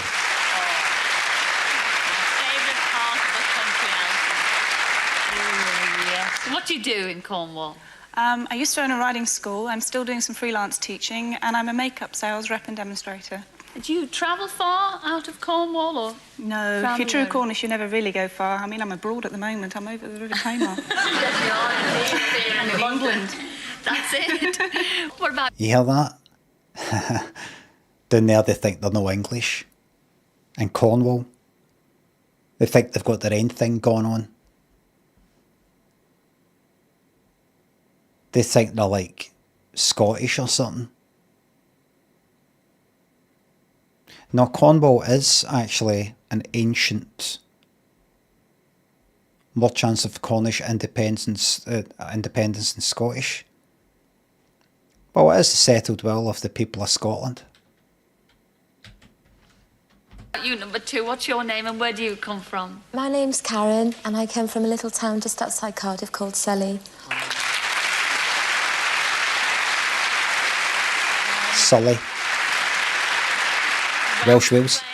She said it the same time I said it. She said it the same time that I said it.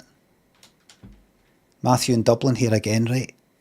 They're all English to me, Scots and all. Matthew's in Dublin, right? How did people get to Dublin? How did people get to Ireland? Matthew. You know, you're right at the west coast. They must have went like kind of for Europe, to like Britain or thereabouts, and then you didn't come out of America to swim out the Atlantic. You know, it went westwards. So you will have in your ancestry.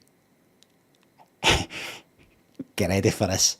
English blood. English blood. Defeat, you piece of fucking trash. Jing at that in. English blood.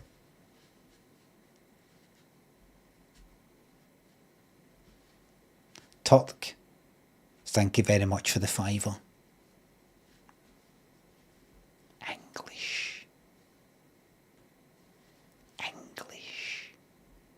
Like, he's not typing because he's fell off his fucking seat. Heart attack. Fucking heart attack.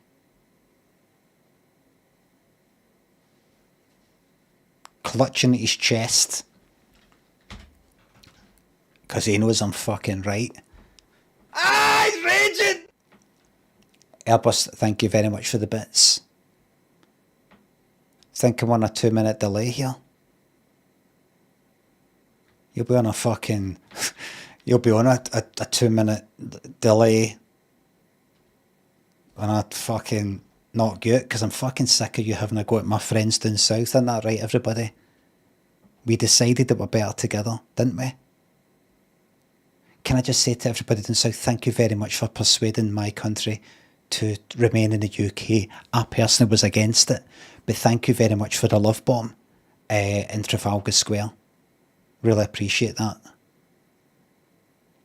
Particularly when Bob Geldof, who's Irish, said, I just feel like Scotland's just in a huff and needs to grow up. He said something like that, remember it? Remember? Said we're in a huff, something like that.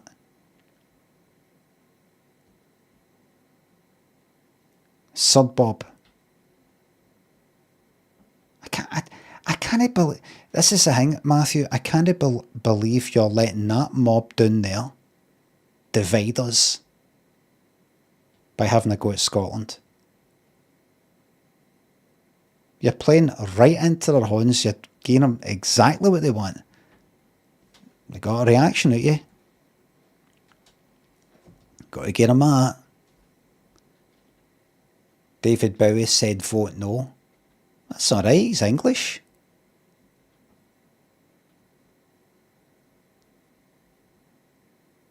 JJ for King, thank you very much for the sub. I don't want to talk about it anyway. It was the settled will of the peoples of Scotland. I love saying peoples. Makes it sound like you know what you're talking about.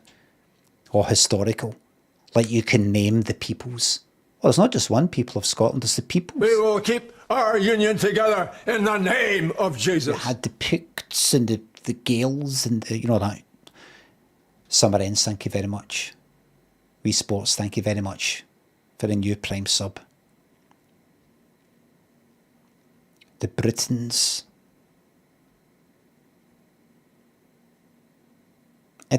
None of that will matter. Very soon, there will be a party for the world. I come from a little town just outside Cardiff called Selly.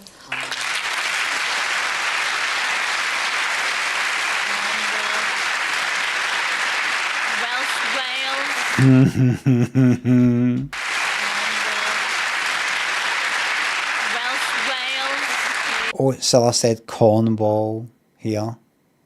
Cornwall. Welsh Wales. Yes, oh, Yaki Dar and all that. What do you do in Cardiff? I don't really work in Cardiff. I'm a promotion. I work for promotion agencies. You enjoy that? I can tell Fantastic. you've got this lovely suntan for this time of the year. It's absolutely smashing. What about you, number 3? What's your name? Where do you come from? My name's Christiana and I'm from Manchester. Are you? Not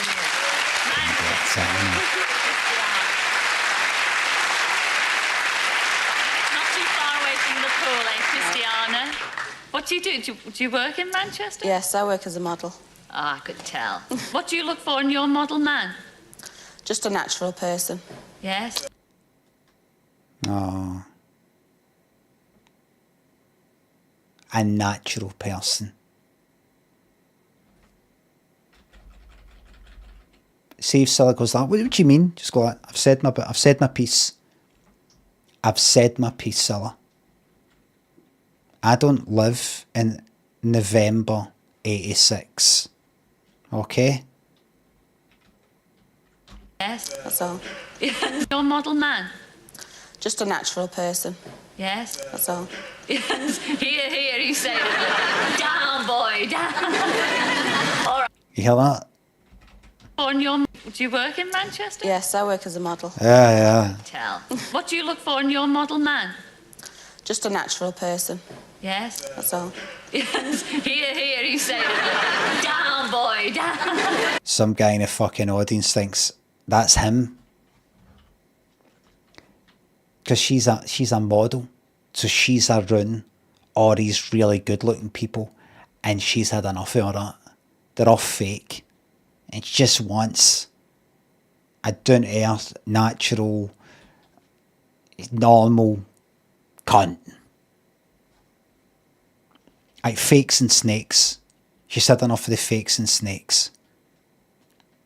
All right, girls, as I said before, I hope you, each and every one of you chosen. Obviously, only one can, but whatever happens, enjoy it. I'll see you all later, all right? See you then.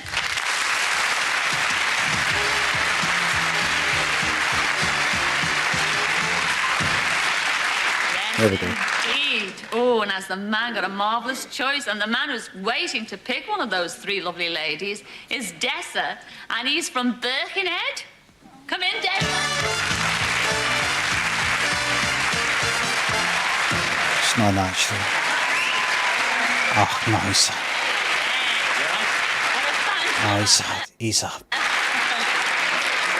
he's not in that. Yes, he's not a natural person. Maybe he is in a way. Maybe in a way he is.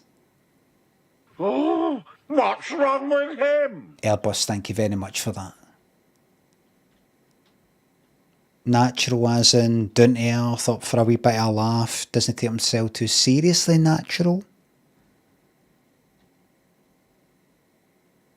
Or she mean natural, like somebody is that big fucking show off and look at me, I'm all funny me.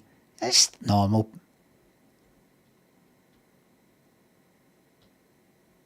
I think this is another one of these guys that thinks they're Billy Connolly. What a fan club. Have you brought them with you or what? Nah, I'm sure they all like me anyway, you know what I mean? Just by me looks. I'm sure. Ooh.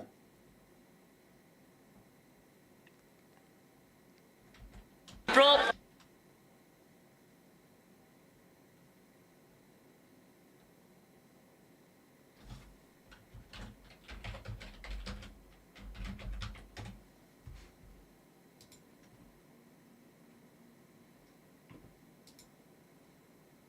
I can't really see him. There's no point in showing you. I should just move on. I'll just move on. Picture's too wee. All the pictures are too wee these days. It's just all shite, nothing works. Anyway. Them with you or what? Nah, I'm sure they all like me anyway, you know what I mean? Just by me looks. I'm sure. Is that right? It's definitely not my family. Well, Dessa. They're like that.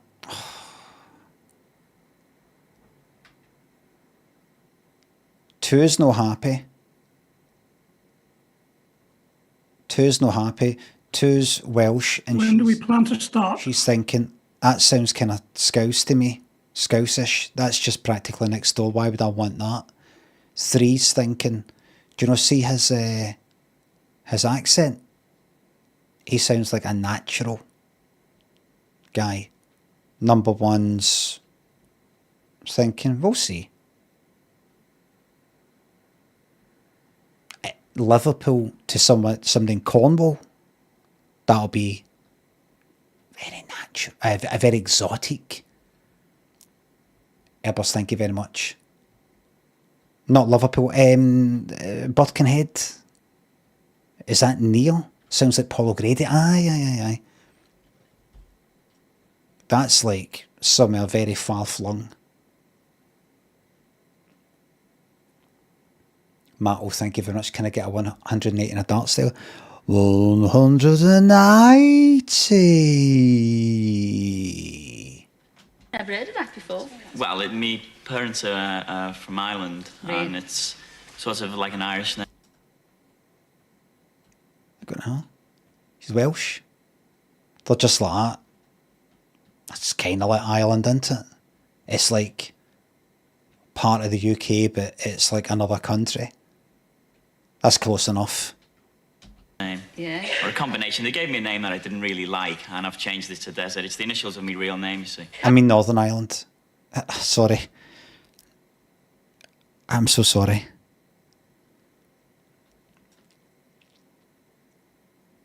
Who is it? But I'm not telling you my real name. Oh, go on. So don't ask me, no. We want to know his real name, don't we? Go on, Phyllis. Tell us your real name. It's not Phyllis, is it? No, it's Eamon Anthony Stephen Deary.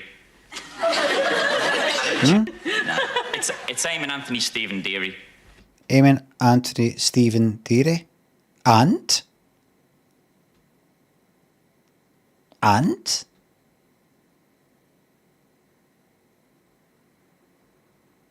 I thought he was going to say...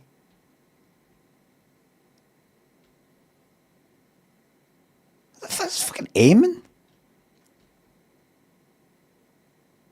It's fucking Eamon Holmes. Eamon Holmes, who was 86, possibly on the telly by then.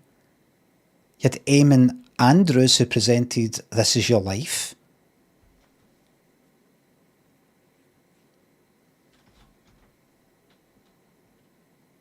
Look, and he's like, oh no, they're all going to laugh, look. Look in his face, oh God, they're all going to laugh at me.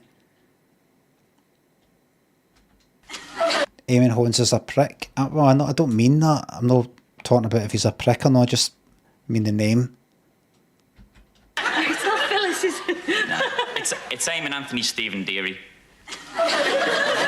Change all the words around, it says Deza, like so. Deza? Oh, well, very And I've had the name for many years, and I'm not about to change it now. Right. Have you got any questions there? I've got 3 questions here, and shall we do it now? Please do, Deza. Right.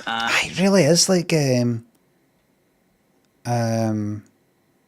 Paul O'Grady or is it O'Grady? No, oh fuck, of course. Who was it again? One is like that. One's the Cornwall one, 2's the Welsh one, 3's the Manc.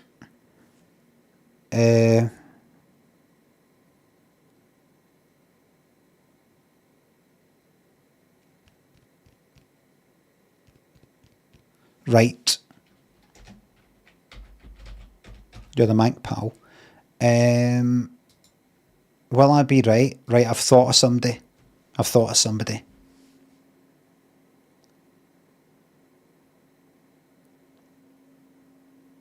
Any rivalry between Manchester and Liverpool?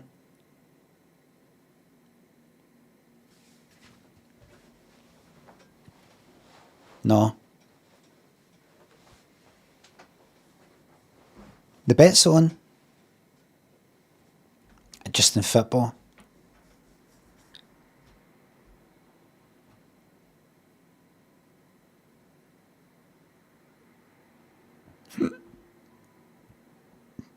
Just wait, it's got 30 seconds left in the bet there, everybody. About football? Will the bet's waiting to happen? Well, we're talking about football. Let's watch this.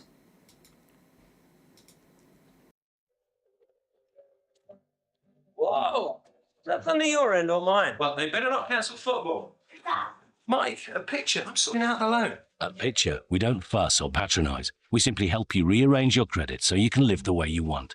Call Picture now on 0800 064 4455. We just want everything in one place so we know what we're doing. Yeah. Yes, we have a mortgage. How much do we want to borrow? Yeah. 25,000. How much is that a month? Oh, that's brilliant. That's much less than we're paying now. Are there lots of forms to fill in? One less job for her. Yeah. Lads, man. No. Bit of rain never hurt anyone. Okay, cheers. Lad. No. Bit of rain never hurt anyone. Lad. And that's much less than we're paying now. Are there lots of forms to fill in? One less job for her. Yeah, okay, thanks. No. Bit of rain never hurt anyone. Okay, cheers. Yes.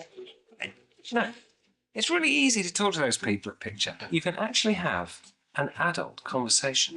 About football. Talk to Picture on 0800 064 4455. See if they can sort out a loan for you too.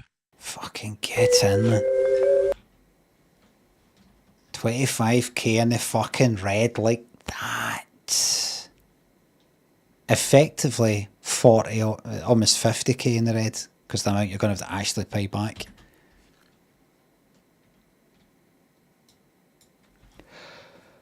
Just say I'll pay it. Scott will pay it. They go, well, you got to, or what? You get a fine or something? Nah. Nah, I'm not doing it. you'll get jailed or something. 3 square meals a day, roof over your head, pool table, PlayStation 20, Grand Theft Auto Honor. Good bunch of lads. Good bunch of lads in there just want to get their head down their time. Got a library there, courses, counselling. A lot. It's not like Victorian days, you got fucking rights now. Got rights.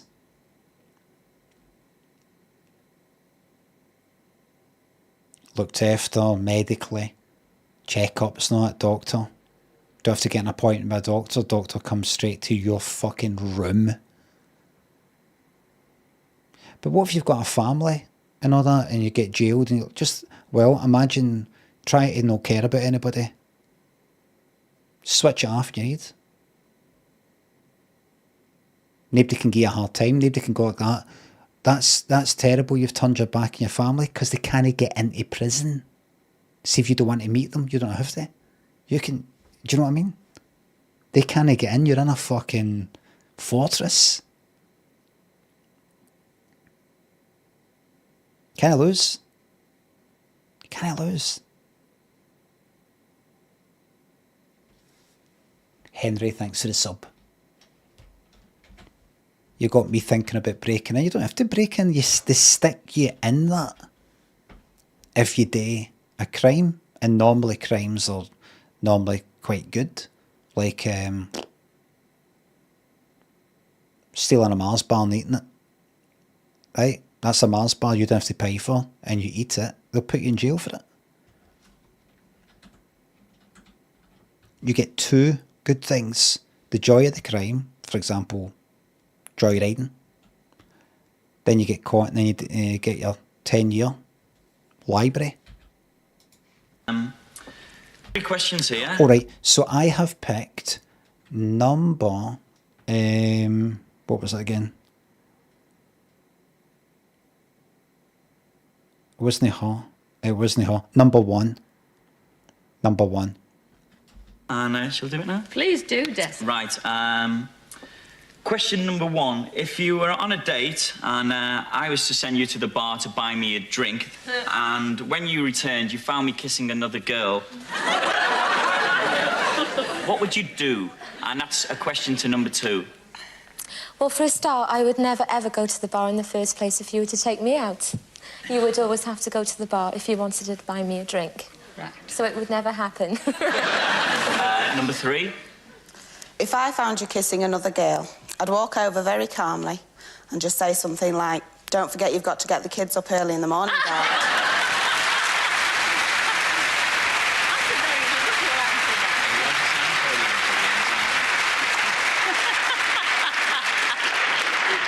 And finally, number 1.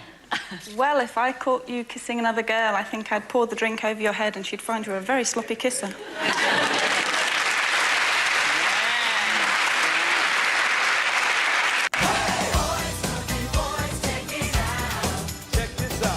Airbus driver, thank you very much. We needed that boost. I just felt earlier when I was telling some of these stories that maybe some people fell asleep or weren't interested. See, for that, you don't get another story for the rest of the year.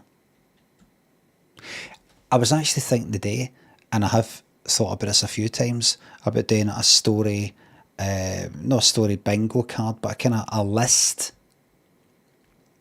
of all these fucking stories, because I've probably only got about 50 stories of my whole fucking life, so that I can just go like that, right? What have I got here? What have I actually got?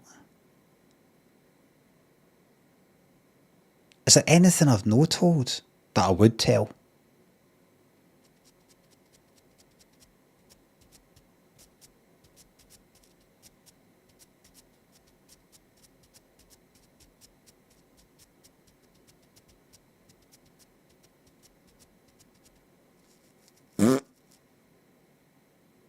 Airbus driver, thank you very much for the fart bits.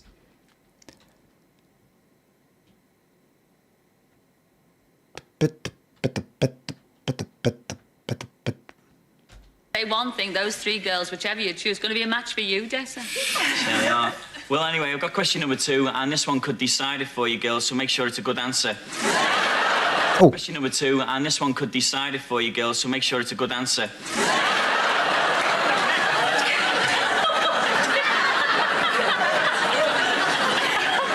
Make it good, number 1. I like a woman to pay me lots of compliments, so judging on my voice alone, and only on my voice, I would like you to describe me and tell me that you love me. Well, judging by your deep, sexy... Airbus driver, thanks for the fuck off bits. Well, Silla's enjoying it. judging by your deep, sexy voice, I would think you are 6'6", smart, intellectual, and as for talking, well, I'd let my body do the talking. Oh. She's keen. She didn't like that coming out of my thigh. She didn't like saying that. And as for talking, well, I'd let my body do the talking. Oh. She's keen. Did he say? She's keen. Did he say she's keen? Number 3. I'm sure you don't need any love from me because you sound as if you love yourself more than anyone else. Lovely stuff. Lovely. That's 2 rock solid answers for number 3. And what type of guy did you like? Just somebody who's natural. Ah, he's raging! Absolute no nonsense. Airbus, thank you very much for the bits.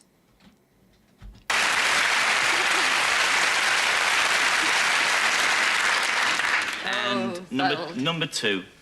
Well, actually, you sound like the Wally. Your voice sounds like the Wally who took me out last week and then ended up kissing another girl.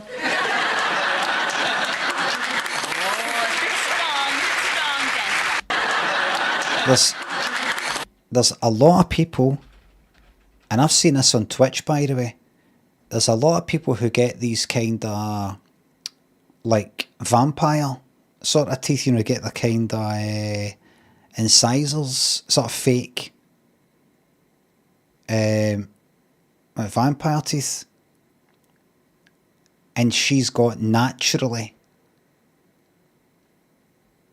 long kind of, I don't know what you call them, they bits. I mean, look. Could be just a sort of angle with the teeth. The teeth that are next to the teeth go in a wee bit, so that means they ones look kind of sticking out. But look, I mean, look at that. I mean, look.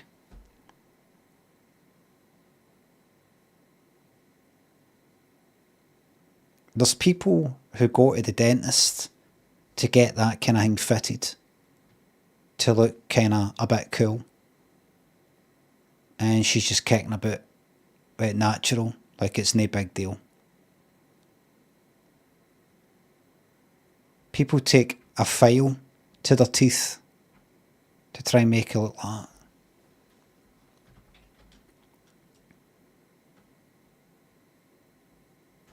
Listen, see if any of you are thinking of getting something done. Don't, because I've heard it seen next year. I don't mean just the you know, the teeth, anything at all. See, by next year, I've heard that's gone out. It's got to be right out. Nobody will be doing that anymore. So don't just hold off on the decision, right? Hold off. Wait. Hold.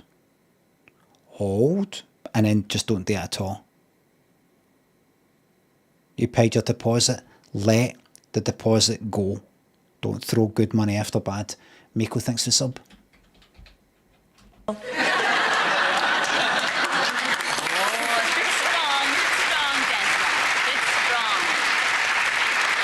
Everybody in the house tonight, sing to me. Are you ready? You what? You what? You what? You what? You what? Say it again. You what? Fruit Machine, thanks for the bits. Do you reckon Scylla is a servant of Satan or Satan itself before? Before and above Satan.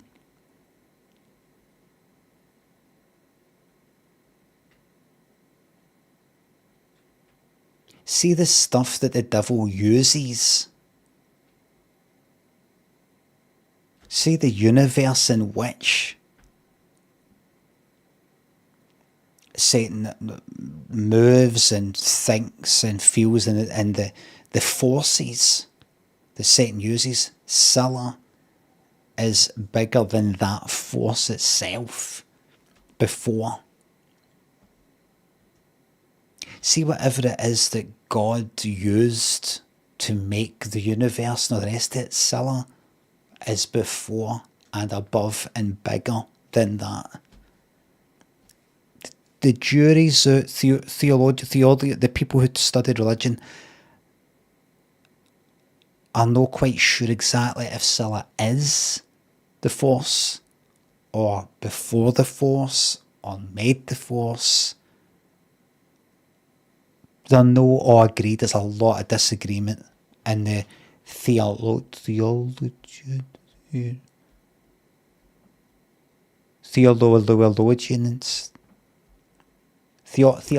community. Juries out, they're not quite agreed. Some of them have been killed. Some of them went missing. But I'm keeping note, it's nothing to do with me. I won't be taking you out next week.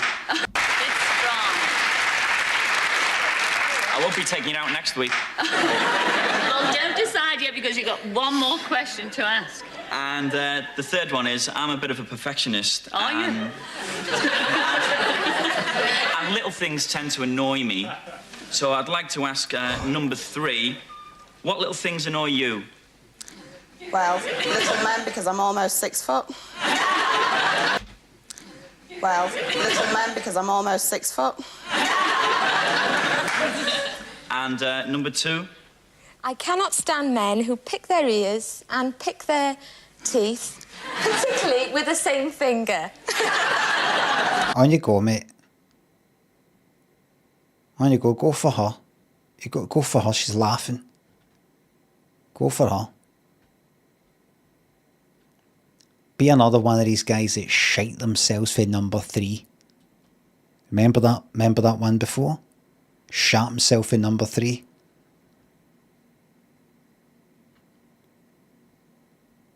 There was another number 3. Remember?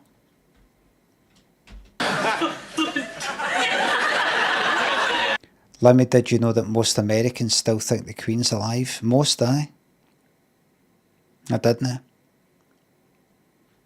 Why? Do you pick your ears and pick your teeth with the same finger? No.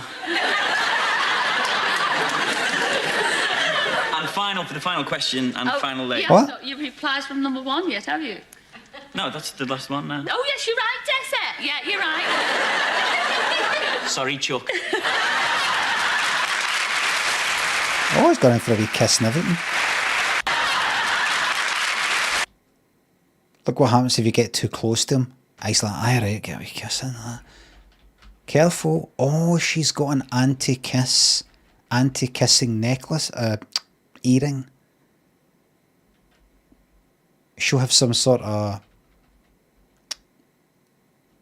witchcrafty, like, spice or herb within the earring, you know, like Rosemary's Baby. That thing that's hanging for her neck. Something like that, so your nose gets close to kiss on. You're like, oh, fuck.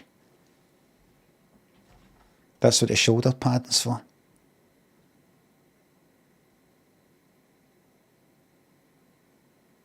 Ahead of her time.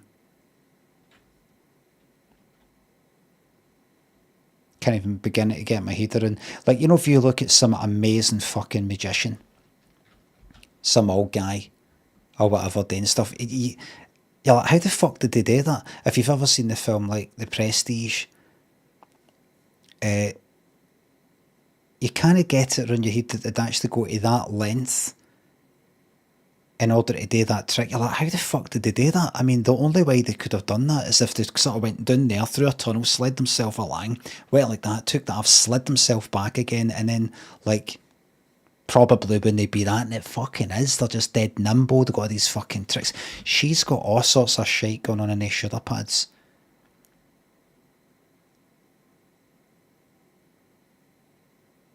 I don't know what.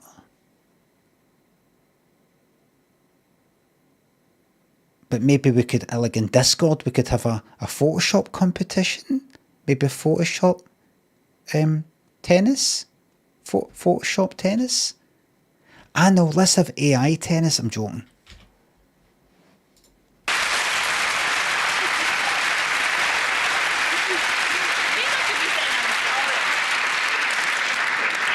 Can you remember the question, number one? Just about.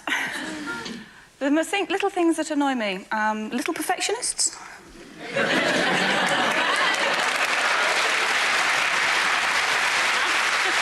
He's utterly not impressed with that. Number 3's already said little men because I'm almost 6 foot. If she's almost 6 foot, what height is number 1? Try to look at what way they're sitting. Number 3's sitting almost completely upright. Number 3 looks taller even if you flatten her hair down, and she's tilted to the side. That's all 3 done now, Des. It's That's right, safe to say. Hmm. Have you decided yet? Don't tell us, though. I won't tell you as yet. I think I've made my mind up, yeah. You have? Mm. Well, just to sway your choice, here's Graham with a quick reminder. He's that sort of funny guy you'd get in Brookside, the Liverpool sitcom soap, Brookside. But Limmy, he's no fair Liverpool. I didn't say that.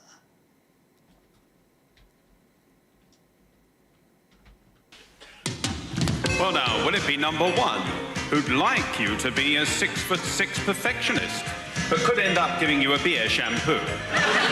So I said number 1.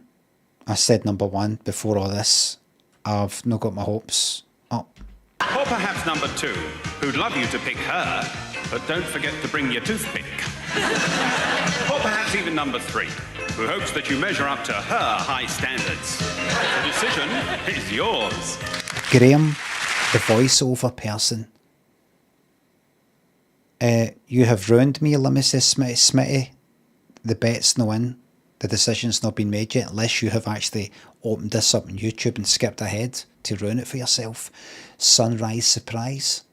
Thank you very much for a new Prime sub deciding that for the very first time I was getting your Prime sub. Thank you very much. Thanks to new subs and old. Smitty said, no, don't ban. I'm not going to fucking ban you for that. They just say ban all the time, no matter what.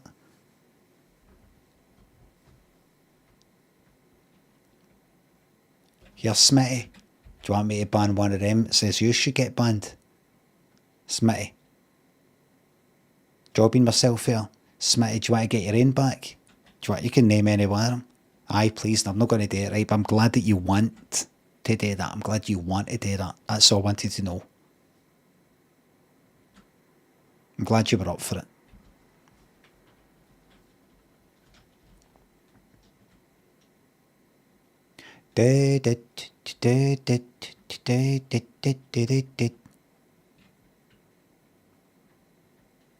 These people going like that. Aye, me, please, me, ban me. You know what? You wouldn't want it. You wouldn't want it. You wouldn't want it. You might think you do the night. A few days from now you'll be like that. Can I come in out the rain, please? It's one of the best communities on Twitch. One of the best.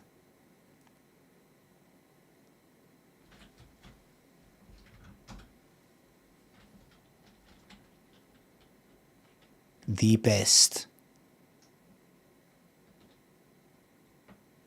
It's like the Warriors. You guys are good. Real good. He says the Warriors, didn't he? Your Warriors the best. The Warriors are good. Real good. The best. I wouldn't have said that. That's kind of... You could get stabbed for that.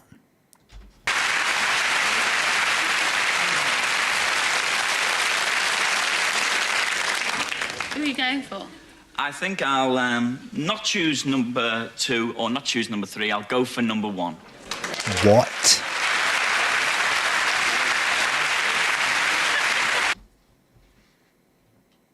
Really? Will I be right? Aye. That was an anticlimax. Nobody seemed to be... Maybe it's the way that he said it. Everybody's just like that. Sometimes you get this, or you get, what? Or yay! Maybe there's just no enthusiasm for any of them. And maybe like, aye, that was good, that, but she was also good, and who's your favourite? Who would you think she should pick? He should pick. The audience hate him. Aye, maybe the audience are just like, aye. Not happy for him. Don't like him. Callway, thanks for the sub. Chili sauce, thanks. Thanks for that.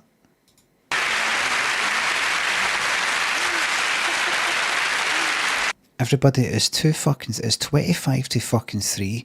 I've been streaming for more than 4 hours, so that even though I started late, I'm still going. I mean...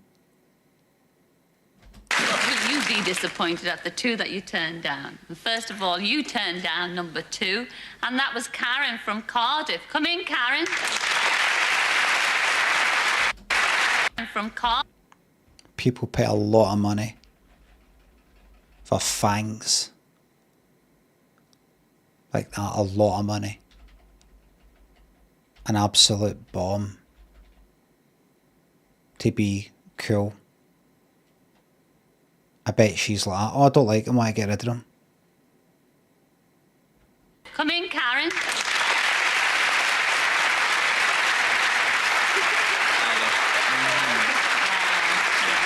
Oh, she's not interested. She's like, there you go, you can kiss my... You can kiss... it. Well, she's... So... Look at his fucking face there. Look.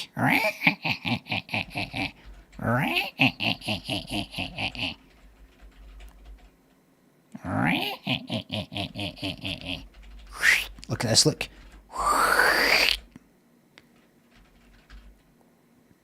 She just sort of turns. There you go, there's my ear.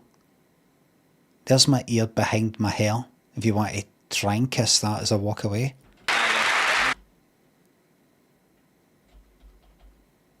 And she's like, bye. And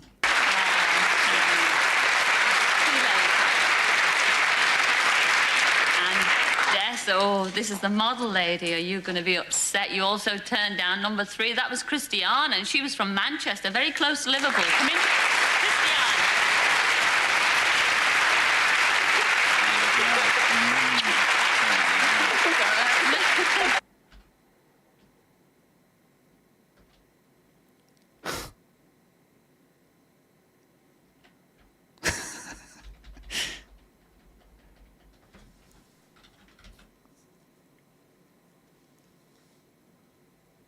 Touch there. It's like behind. It's like this. It's not here. It's there.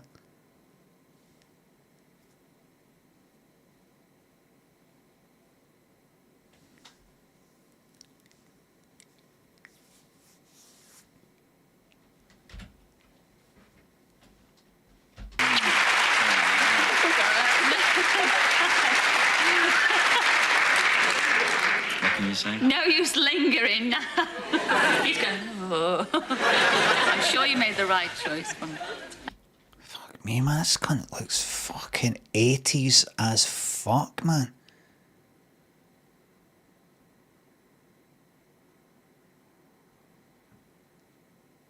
Do you even get faces like that anymore?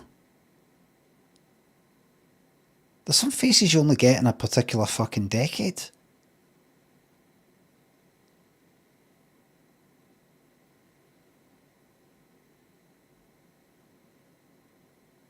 He's like one of the guitar players. We will keep our union together in the name of Jesus. Fruit Machine thinks to the bits. Will we ever see Arthur Fowler's breakdown on this stream again? Maybe at some point. I didn't realise I played it. Colby, thanks for sub. I thought I just posted that on, like, did I play it on this? Here? Malfoy? It's like, I never saw that at the time, these EastEnders. He's like, it's that angle, see that angle? He's like one of the guitar players for Heart. So no one of the two sisters, but like one of the other ones, like in the band, that you don't know his name. Know them, know the sisters, know them, but like this lot. He's like this guy here, or something. All that cunt.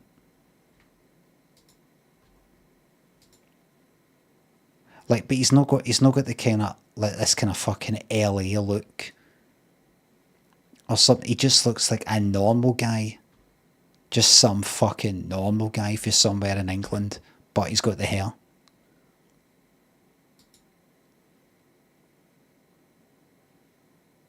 Like he plays for like Judas Priest or something. Great replies. Of course you're going on your blind date with Joffrey, aye, Joffrey. Great replies. Of course you're going on your blind date with number 1, and it's Alison, and she's from Cornwall.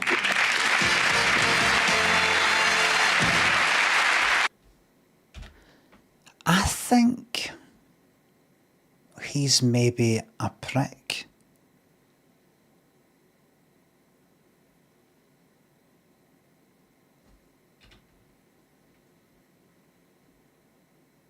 What gives you that idea? I mean, I saw the questions before. Oh, I think I'm it. You get a lot of that. You get a lot of the guys doing that sort of shit. What would you do to make sure I'm no angry, or if I got angry and us? On top of it, some of that you could kind of write off as a bit of, it's sort of expected of me to sort of be a prick, isn't it? This guy seems like a genuine article. The fact is, that goes back. He looks at her just like that.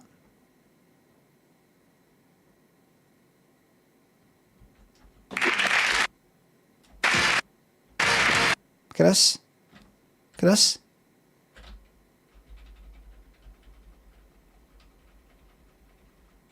Fuck is that? Just nothing.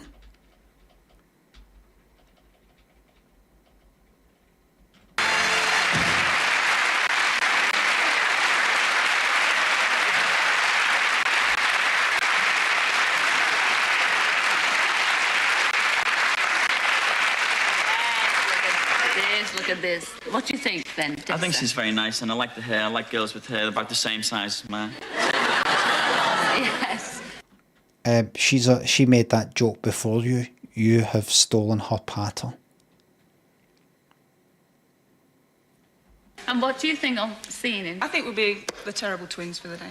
You reckon? I think we'll enjoy it. Well, wherever you're going, you know. I mean, really, who's going to pick? What's with a leg, mate? What's with your leg? I think we'll enjoy it. Well, wherever you're going, you know. I mean, really, who's going to pick? Pumping up a bike? I think I'll choose. Yeah. You're going to choose. I can't get the blame for it. No. I'll tell you what, I'll choose and you can read it out, eh? All right. Right, That hasn't I'll been go chosen yet. This one here. Oh, you read it. You're going to love this. I am. Not a lot. A trip to Cherbourg on the QE2. Hey, wait a minute. Alright, she was just to read it out, but you get to read it first. You pick it and you hand it to her and she fucking opens it, you fucking wank.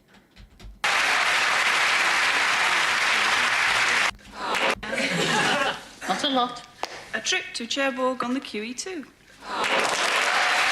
Cherbourg?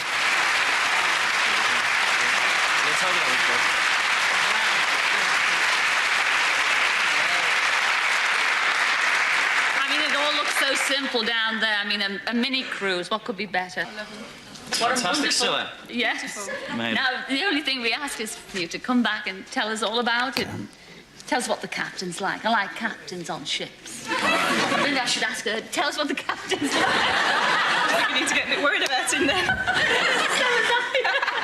Will you come back next week and tell us all about it? Yes. Thank you. Oh, hey, a bit higher up. Ladies and gentlemen, Dessa and Alison. See you next week. All right, mate. Ladies and gentlemen, Dessa. What's that? Now, the only thing we ask is for you to come back and tell us all about it and tell us what the captain's like. I like captains on ships. Maybe I should ask her, tell us what the captain's like. You need to get a bit worried about him then. Will you come back next week and tell us all about it? Yes. Thank you. Oh, hey, a bit higher up. Oh. Alright. Oh fuck. Alright, his hands on her ass. Thank you. Oh, hey, a bit higher up. Ladies and gentlemen, Dessa and Alison. See you next week.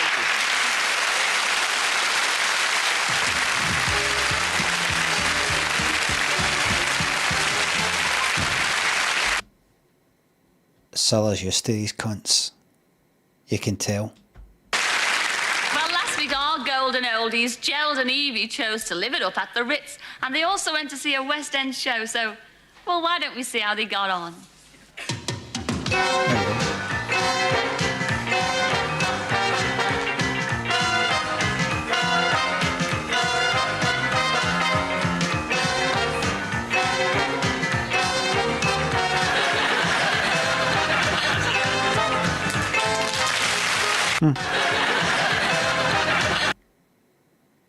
Who's that? What a boring country. Oh shit.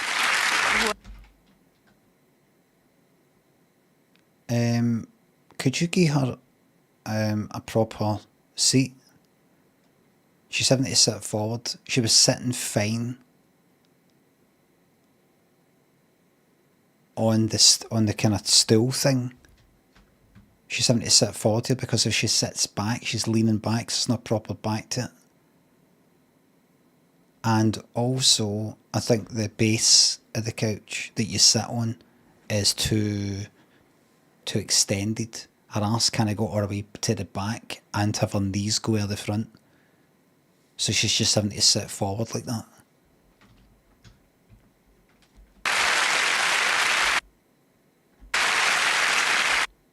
No, she's not had the best time.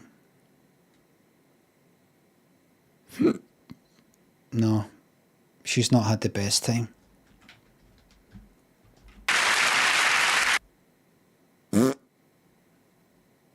Zero thanks for the fart bits, we really needed that there. It's hard to tell, remember as you get older, you know, and this includes myself, you naturally look more miserable. You look utterly fucking miserable. Due to the fact that you lose the elasticity in your face. You look like you're in an absolute cunt of a mood. When you're not. When you're not. Well, Evie and Gerald, I mean, those photographs, you certainly look lovely in those photographs, but I wonder if there were any embarrassing moments behind them. Let's have a look. Oh, she's talking to him like they're children. That's lovely.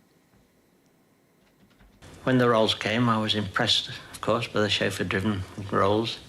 And fortunately, I had the foresight to go and buy a few flowers because I felt that I wanted to make... Excellent. She's put her fucking specs on. That's all I like to see. To go and buy a few flowers because I felt that I wanted to make Eva feel that it was her day as well as mine. And I went outside and there was the white Rolls Royce with Gerald sitting in it.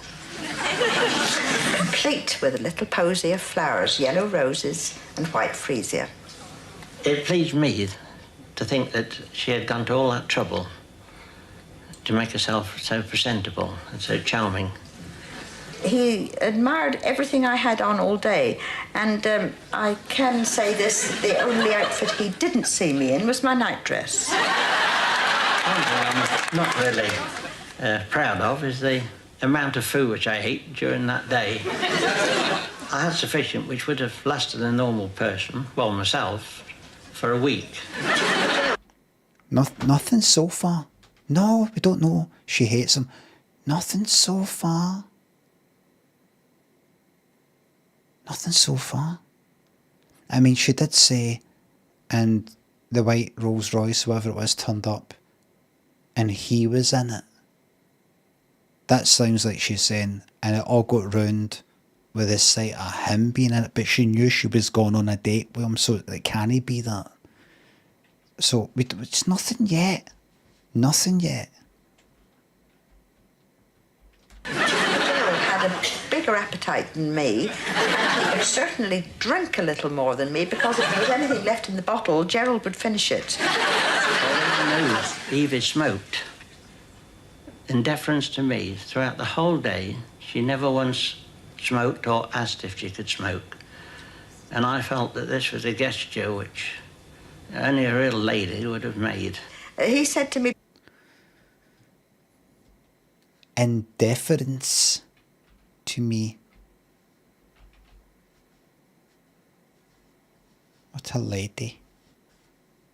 What a lady. He said to me before we went on the dance floor, I have 2 left feet. And I said, don't worry, Gerald, because I've got 2 right feet, so between the 2 of us, we'll do awfully well. There isn't room on the floor to do anything very fancy, so if we just shuffle around, all will be well. I let her lead me most of the time. I managed to keep my feet off hers, well, in fact, I looked to see if there were any marks on the shoes afterwards. There weren't. Then I said, do you want to go back and sit down? Because I thought, if he's got 2 left feet on his own admission, perhaps he isn't really enjoying this. So he said, no, I don't want to sit down because I like holding you. It was the most enjoyable sensation, I must say. Oh.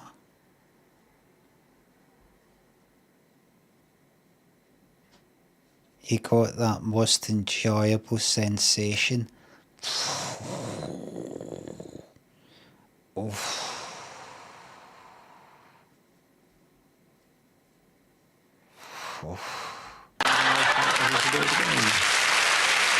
I thought probably he's quite a romantic sort of man. One of the old-fashioned kind. I think he thoroughly enjoyed being in a woman's company and having a social time. I think it was very enjoyable for us both. A true friend is so invaluable, and we had so much... Say boing, boing, boing. Boing, boing, boing. Second base, thanks for the bits, because it is a cause for celebration. Boing, boing, boing. And we so enjoyed each other's company that I'm sure it won't be long before we see one another again. Well, it's got to not be long, because you're not got long. I'd love to go and see him again. And when he invited me, he said, now, I've got plenty of bedroom space, Evie. I said, well, I hope you have. Bedroom space. Limmy, that's not nice. Jake, I don't know if you've realised this, but we all die. Even if you're in the best of health, you will die at the end when you're old. It happens to you. It happens to me. What you're seeing here happens to us all. Okay? I won't do. Will you not do? Everybody, Jake typed I won't do instead of I won't die. You won't do what you want turn into a do, a deer, a female deer. That's one for the blooper reel. Yes. Airbus driver, thanks for the fart bits and blooper bits. I won't do. Ha ha ha. You said do. Oh, that was brilliant. I was trolling on Overwatch. People were kind of getting annoyed in the chat. And somebody said something like report, but I think they did. What did they do? Ha ha ha. Are you stupid? They made a spelling mistake and I went, ah ha ha. You said I report instead of report. Ha ha ha ha ha. What's that? What does that mean? I just typed it. Brilliant. Ha ha ha. Are you stupid? Airbus, thank you very much for the ha ha bits. Ah, he's raging! And the fucking raging bits. Airbus, thank you very much. Do you do the bits for ad watching? You watch ads and then you get all these fucking bits. Thank you very much. Do I still do that?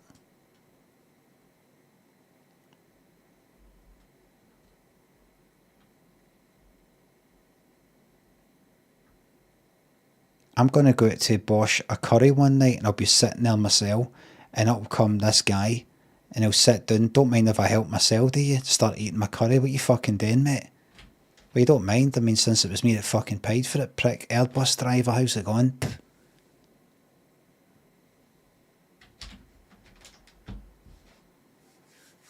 I'll be like, it doesn't work like that, mate. Aye, it does. Knife in my throat.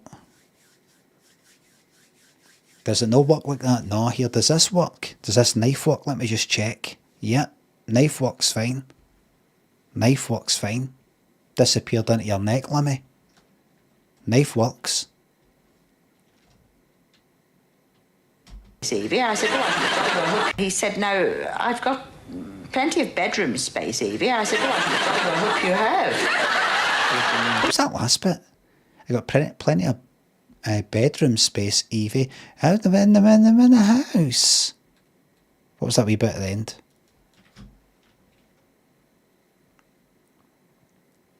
I should hope you have. Plenty of bedroom space, Evie. I said, well, I hope you have. Or I should, like, bloody well hope you have. Plenty of bedroom space, Evie. I said, well, I hope you have. And this is what I did. Jolly well. And this is what I did. And I'm very, very grateful indeed that I've had the opportunity of getting to know her. Getting to know it. You're right, mate.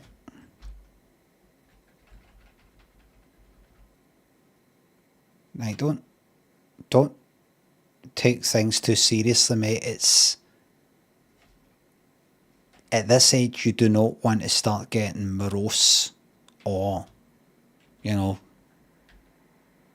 you don't want to get that way there, mate. We're kind of looking at a distance because of fucking. That's how it starts.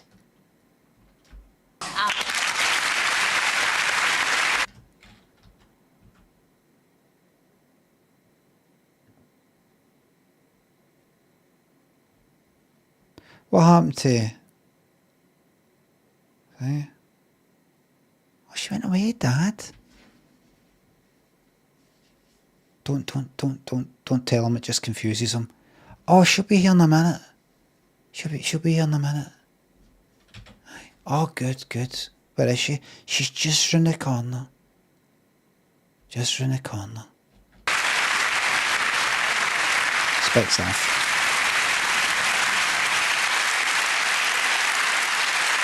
Well, Gerald, all through that film. She isn't quite as taken by him as he was with her. She just might be like that. She might be like that. You know, maybe she's like, you could put any guy in front of me, but at the end of the day, they're all like 70-year-old bores. So what the fuck am I meant to do? Oh, he was wonderful. This old, slow as fuck. Boring cut. No, he was quite funny actually. You know, during the questions and everything. I mean, you were talking to me at the side of your mouth saying, well, that's how I really enjoyed myself. Thank you very much. Did you enjoy it all that much? Oh, absolutely fantastic. I can't say how grateful I am to have had the opportunity, not only to appear on this show, but to be such a charming lady and to have the day with her. It was really something that, well, to get to 70, and it is my 70th year, it's something I shall remember for the rest of my life. 70?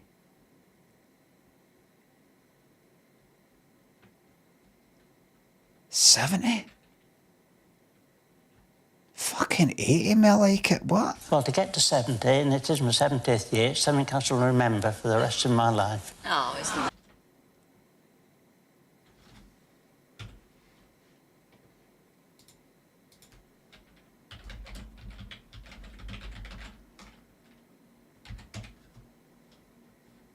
Tony Basil at 74.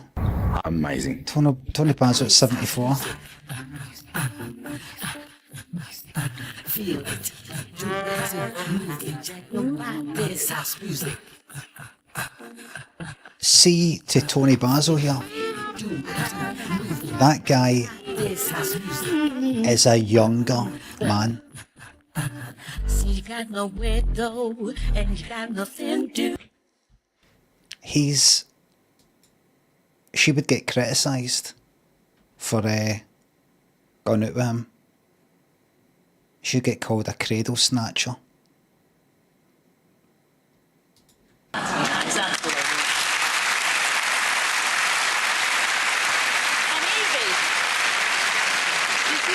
Lead him all the way around the dance floor? Yes, it is a really bad thing of mine. I do lead people. I try to lead, yes. That's quite true. How come? Because, I mean, I lead on the dance floor, but that was because when I was at school, I was so tall, and in a girls' school, I was the... Is that the same thing? No. It's just that I like to do my own thing. And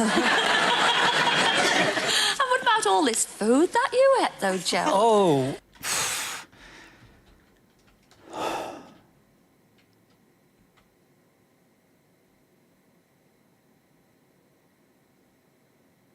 Listen, she's nice and he seems alright and alright. But... And what's this about this food that you ate? You know, you ate lots of food. Is that right? Aye. Big thing happened that day, didn't it? You ate lots of food. How much was it? Was it a lot? Aye. I ate more than I usually eat. That must have been quite a thing. It was. Right. How long have you got left now? It can't be long now. I mean, there must have been a time in your life when the main event of the day wasn't like, oh, you ate a wee bit more than normal. You're probably in a fucking war. And now it's like, oh, the day I ate like maybe 10% more normal, my belly was a bit full. By the way, I'm actually describing my life. Is that the same thing? No. It's just that I like to do my own thing. And what about all this food that you ate, though, Joe? Oh, when I saw that menu, it was so...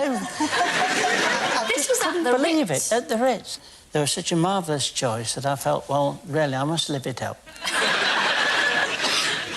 Actually, it's funny me saying that because that's the sort of stories I like. Let me tell you about the day that I ate a bit too much. Just ate a bit too much, they put out a bit more food than I thought I would get. My belly was really full. I had to go for a bit of a sit down. Like some sort of Alan Bennett Talking Heads sort of thing. He'd make a great streamer, aye. particularly with the sweets. I'm so fond of the sweets. I couldn't make up my mind. There were these 3 sweets. There was the fruit salad, which I thought I ought to have, having had such a big meal. Yeah. And then after that, there was these rum barbars that looked so tempting. And then there was the profiteroles. Are they laughing because... Are they laughing because he said profiteroles? Or just because he said profiteroles in any way? Would people know the correct way you're meant to say, like, profiteroles in 86, mind you? Don't think the UK was very worldly. Only just sort of maybe going like that. A chocolate eclair. It's a French word, I think. And then there was the profiteroles with the dark chocolate sauce. And Evie was going to have those, and I said, oh, just save me a little bit. Before I knew what was happening, the waiter had put all 3 in front of me. This is a fucking story, this. This is a story. Before I knew what was happening. Before I knew what was happening, the waiter had put all 3 in front of me. And so, well... You really enjoyed yourself? I really enjoyed it. And I did save the profiteroles till the last. But I also hear that you had a very good taste for the caviar. Did you have caviar? No, it was Evie had the caviar. Oh, Evie had the caviar. Do you like caviar, Evie? Yes, I like that very much. It's the best I've ever tasted. Well, It's the real thing, beluga caviar. Oh, well, yes, because that costs a fortune. I've only ever had the lumpfish. Yes, that's what I had before. Yes, that's quite true. 90p a jar. I know. I mean, would you go through all this all again? True, give him a chance. All again? True, give him a chance. I mean, have you made... What did she say there? Very animated for age. I was noticing.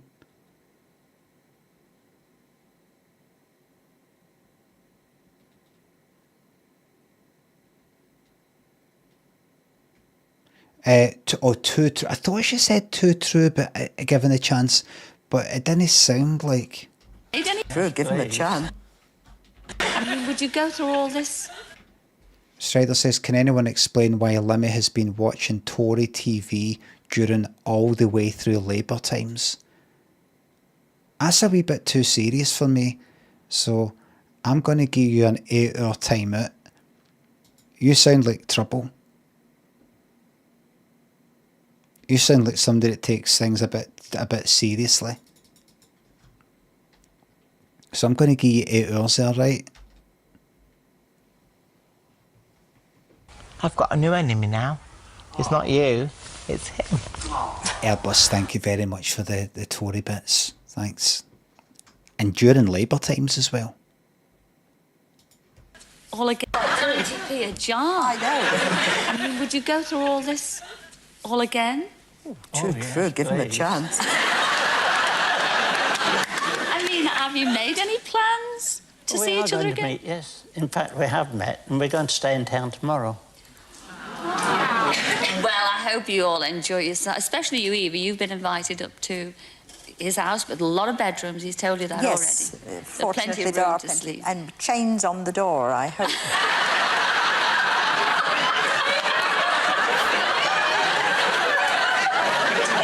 Well, whatever happens, I wish you a lot of luck for the future, and you've certainly been very entertaining. It's been our pleasure to treat you both to a blind date. Thank you very much indeed. Ladies and gentlemen, Evie and Jane.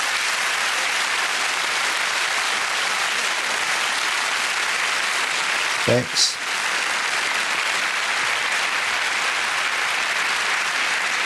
Well, once again, it's time to say goodbye. Fucking shitters, man.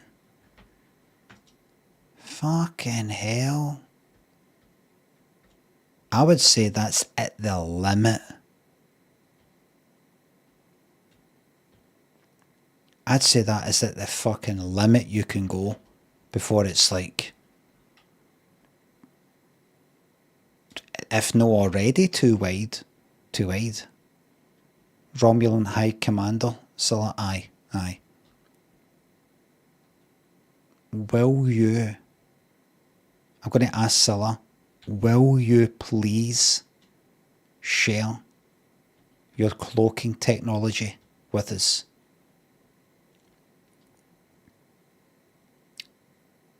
In our fight against the Dominion. Yes or no? Yes or no? She won't. What about she'd ask for in return?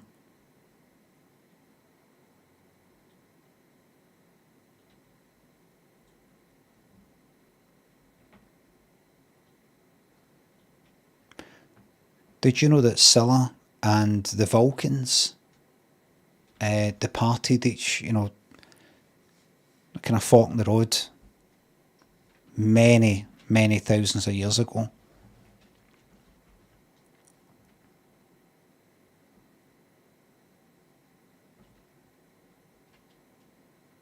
It's got common ancestry, but they sort of changed, they deviated for each other.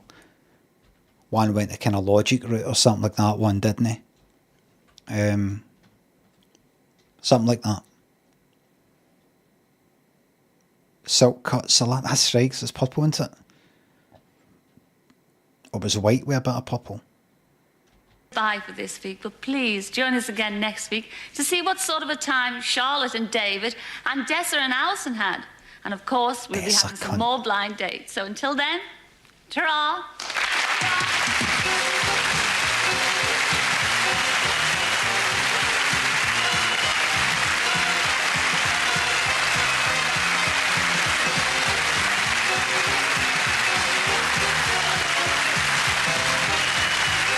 Oh, it's a good bit, that.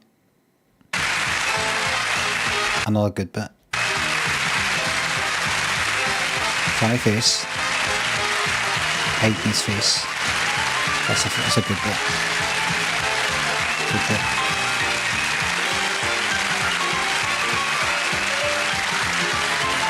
That's a good bit. Really good bit. Brilliant bit. Oh, there we are.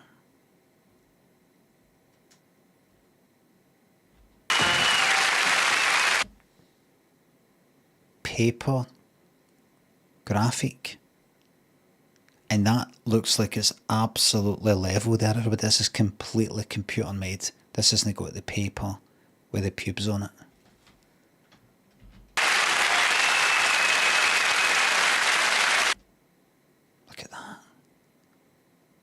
What the fuck happened?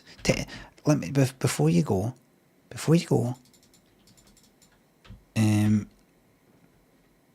So that's series 2, episode 10. If I just go back to episode 6, maybe.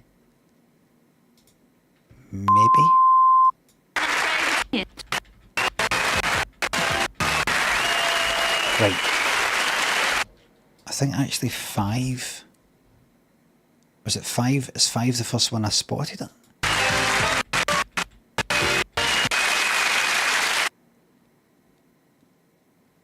It gets worse, right? So it's probably episode 7. Look at that. It's a bit of paper, like maybe bits on it and a scratch there and something else, but that's not one of the worst. It's not dirty fucking lines, use your brain.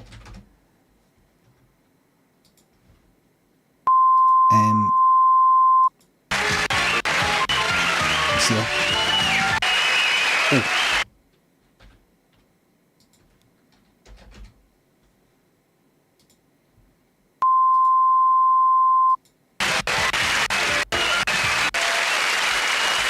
Look at it. Look at that. This is 2 episodes before. So I'm just going to tell you this. It's a scam. It's an absolute fucking scam. The scam. Greb Comics, Scott, thank you very much for the sub and the scam bits. Look at that thing down there and that there. That is not like a scratch or something. That's printed out on a bit of fucking paper. And the paper is fucking minging. Or something, or they printed it out, cut it, and then put it on a bit of paper. What's the fucking story? What is the story?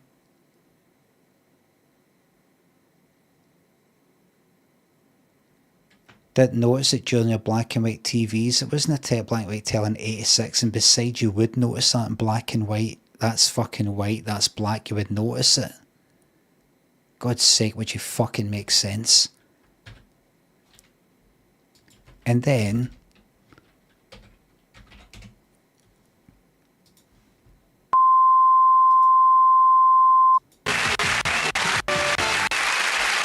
Two episodes later, we've got this.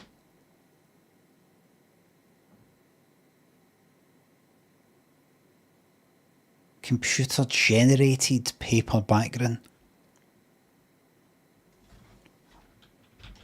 What's happened in 2 episodes, even 1 episode? Amazing.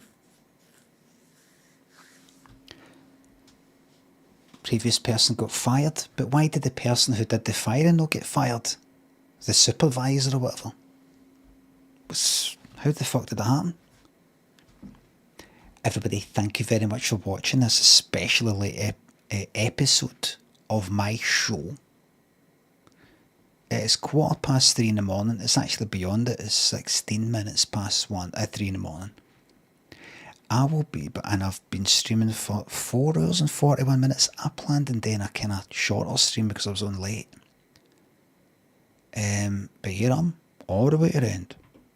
Everybody, thank you very much for watching. Thanks for the subs, the resubs, the bits, the tips. Mods, thank you very much for the modding, especially tonight. Really hard night. Airbus Driver, thanks for the bits. Good night, Limmy. Thanks for the laughs. You're very fucking welcome. Thanks for the bits. Energize, thanks for the good night, Dan. You're fucking da. If I was your dad, I'd fucking stuck in a fucking grave, you cunt. Thank you very much. I will see you at 9:30. The Nerdglow, thanks for the new sub.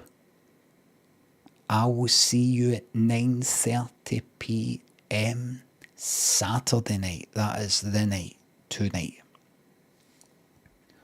Livis, thanks for the bits. Thanks to the best mods on Twitch too, in there. Rafen, thank you very much for that. Enlarged Scylla emote. I will see you in just some short hours at 9:30 PM UK time for more 80s telly. We're getting close to the end of Scylla. There'll be no more stuff on YouTube of Scylla. And we might have to at some point dip into the non-Alison Temple Savage 321s. Don't have nightmares.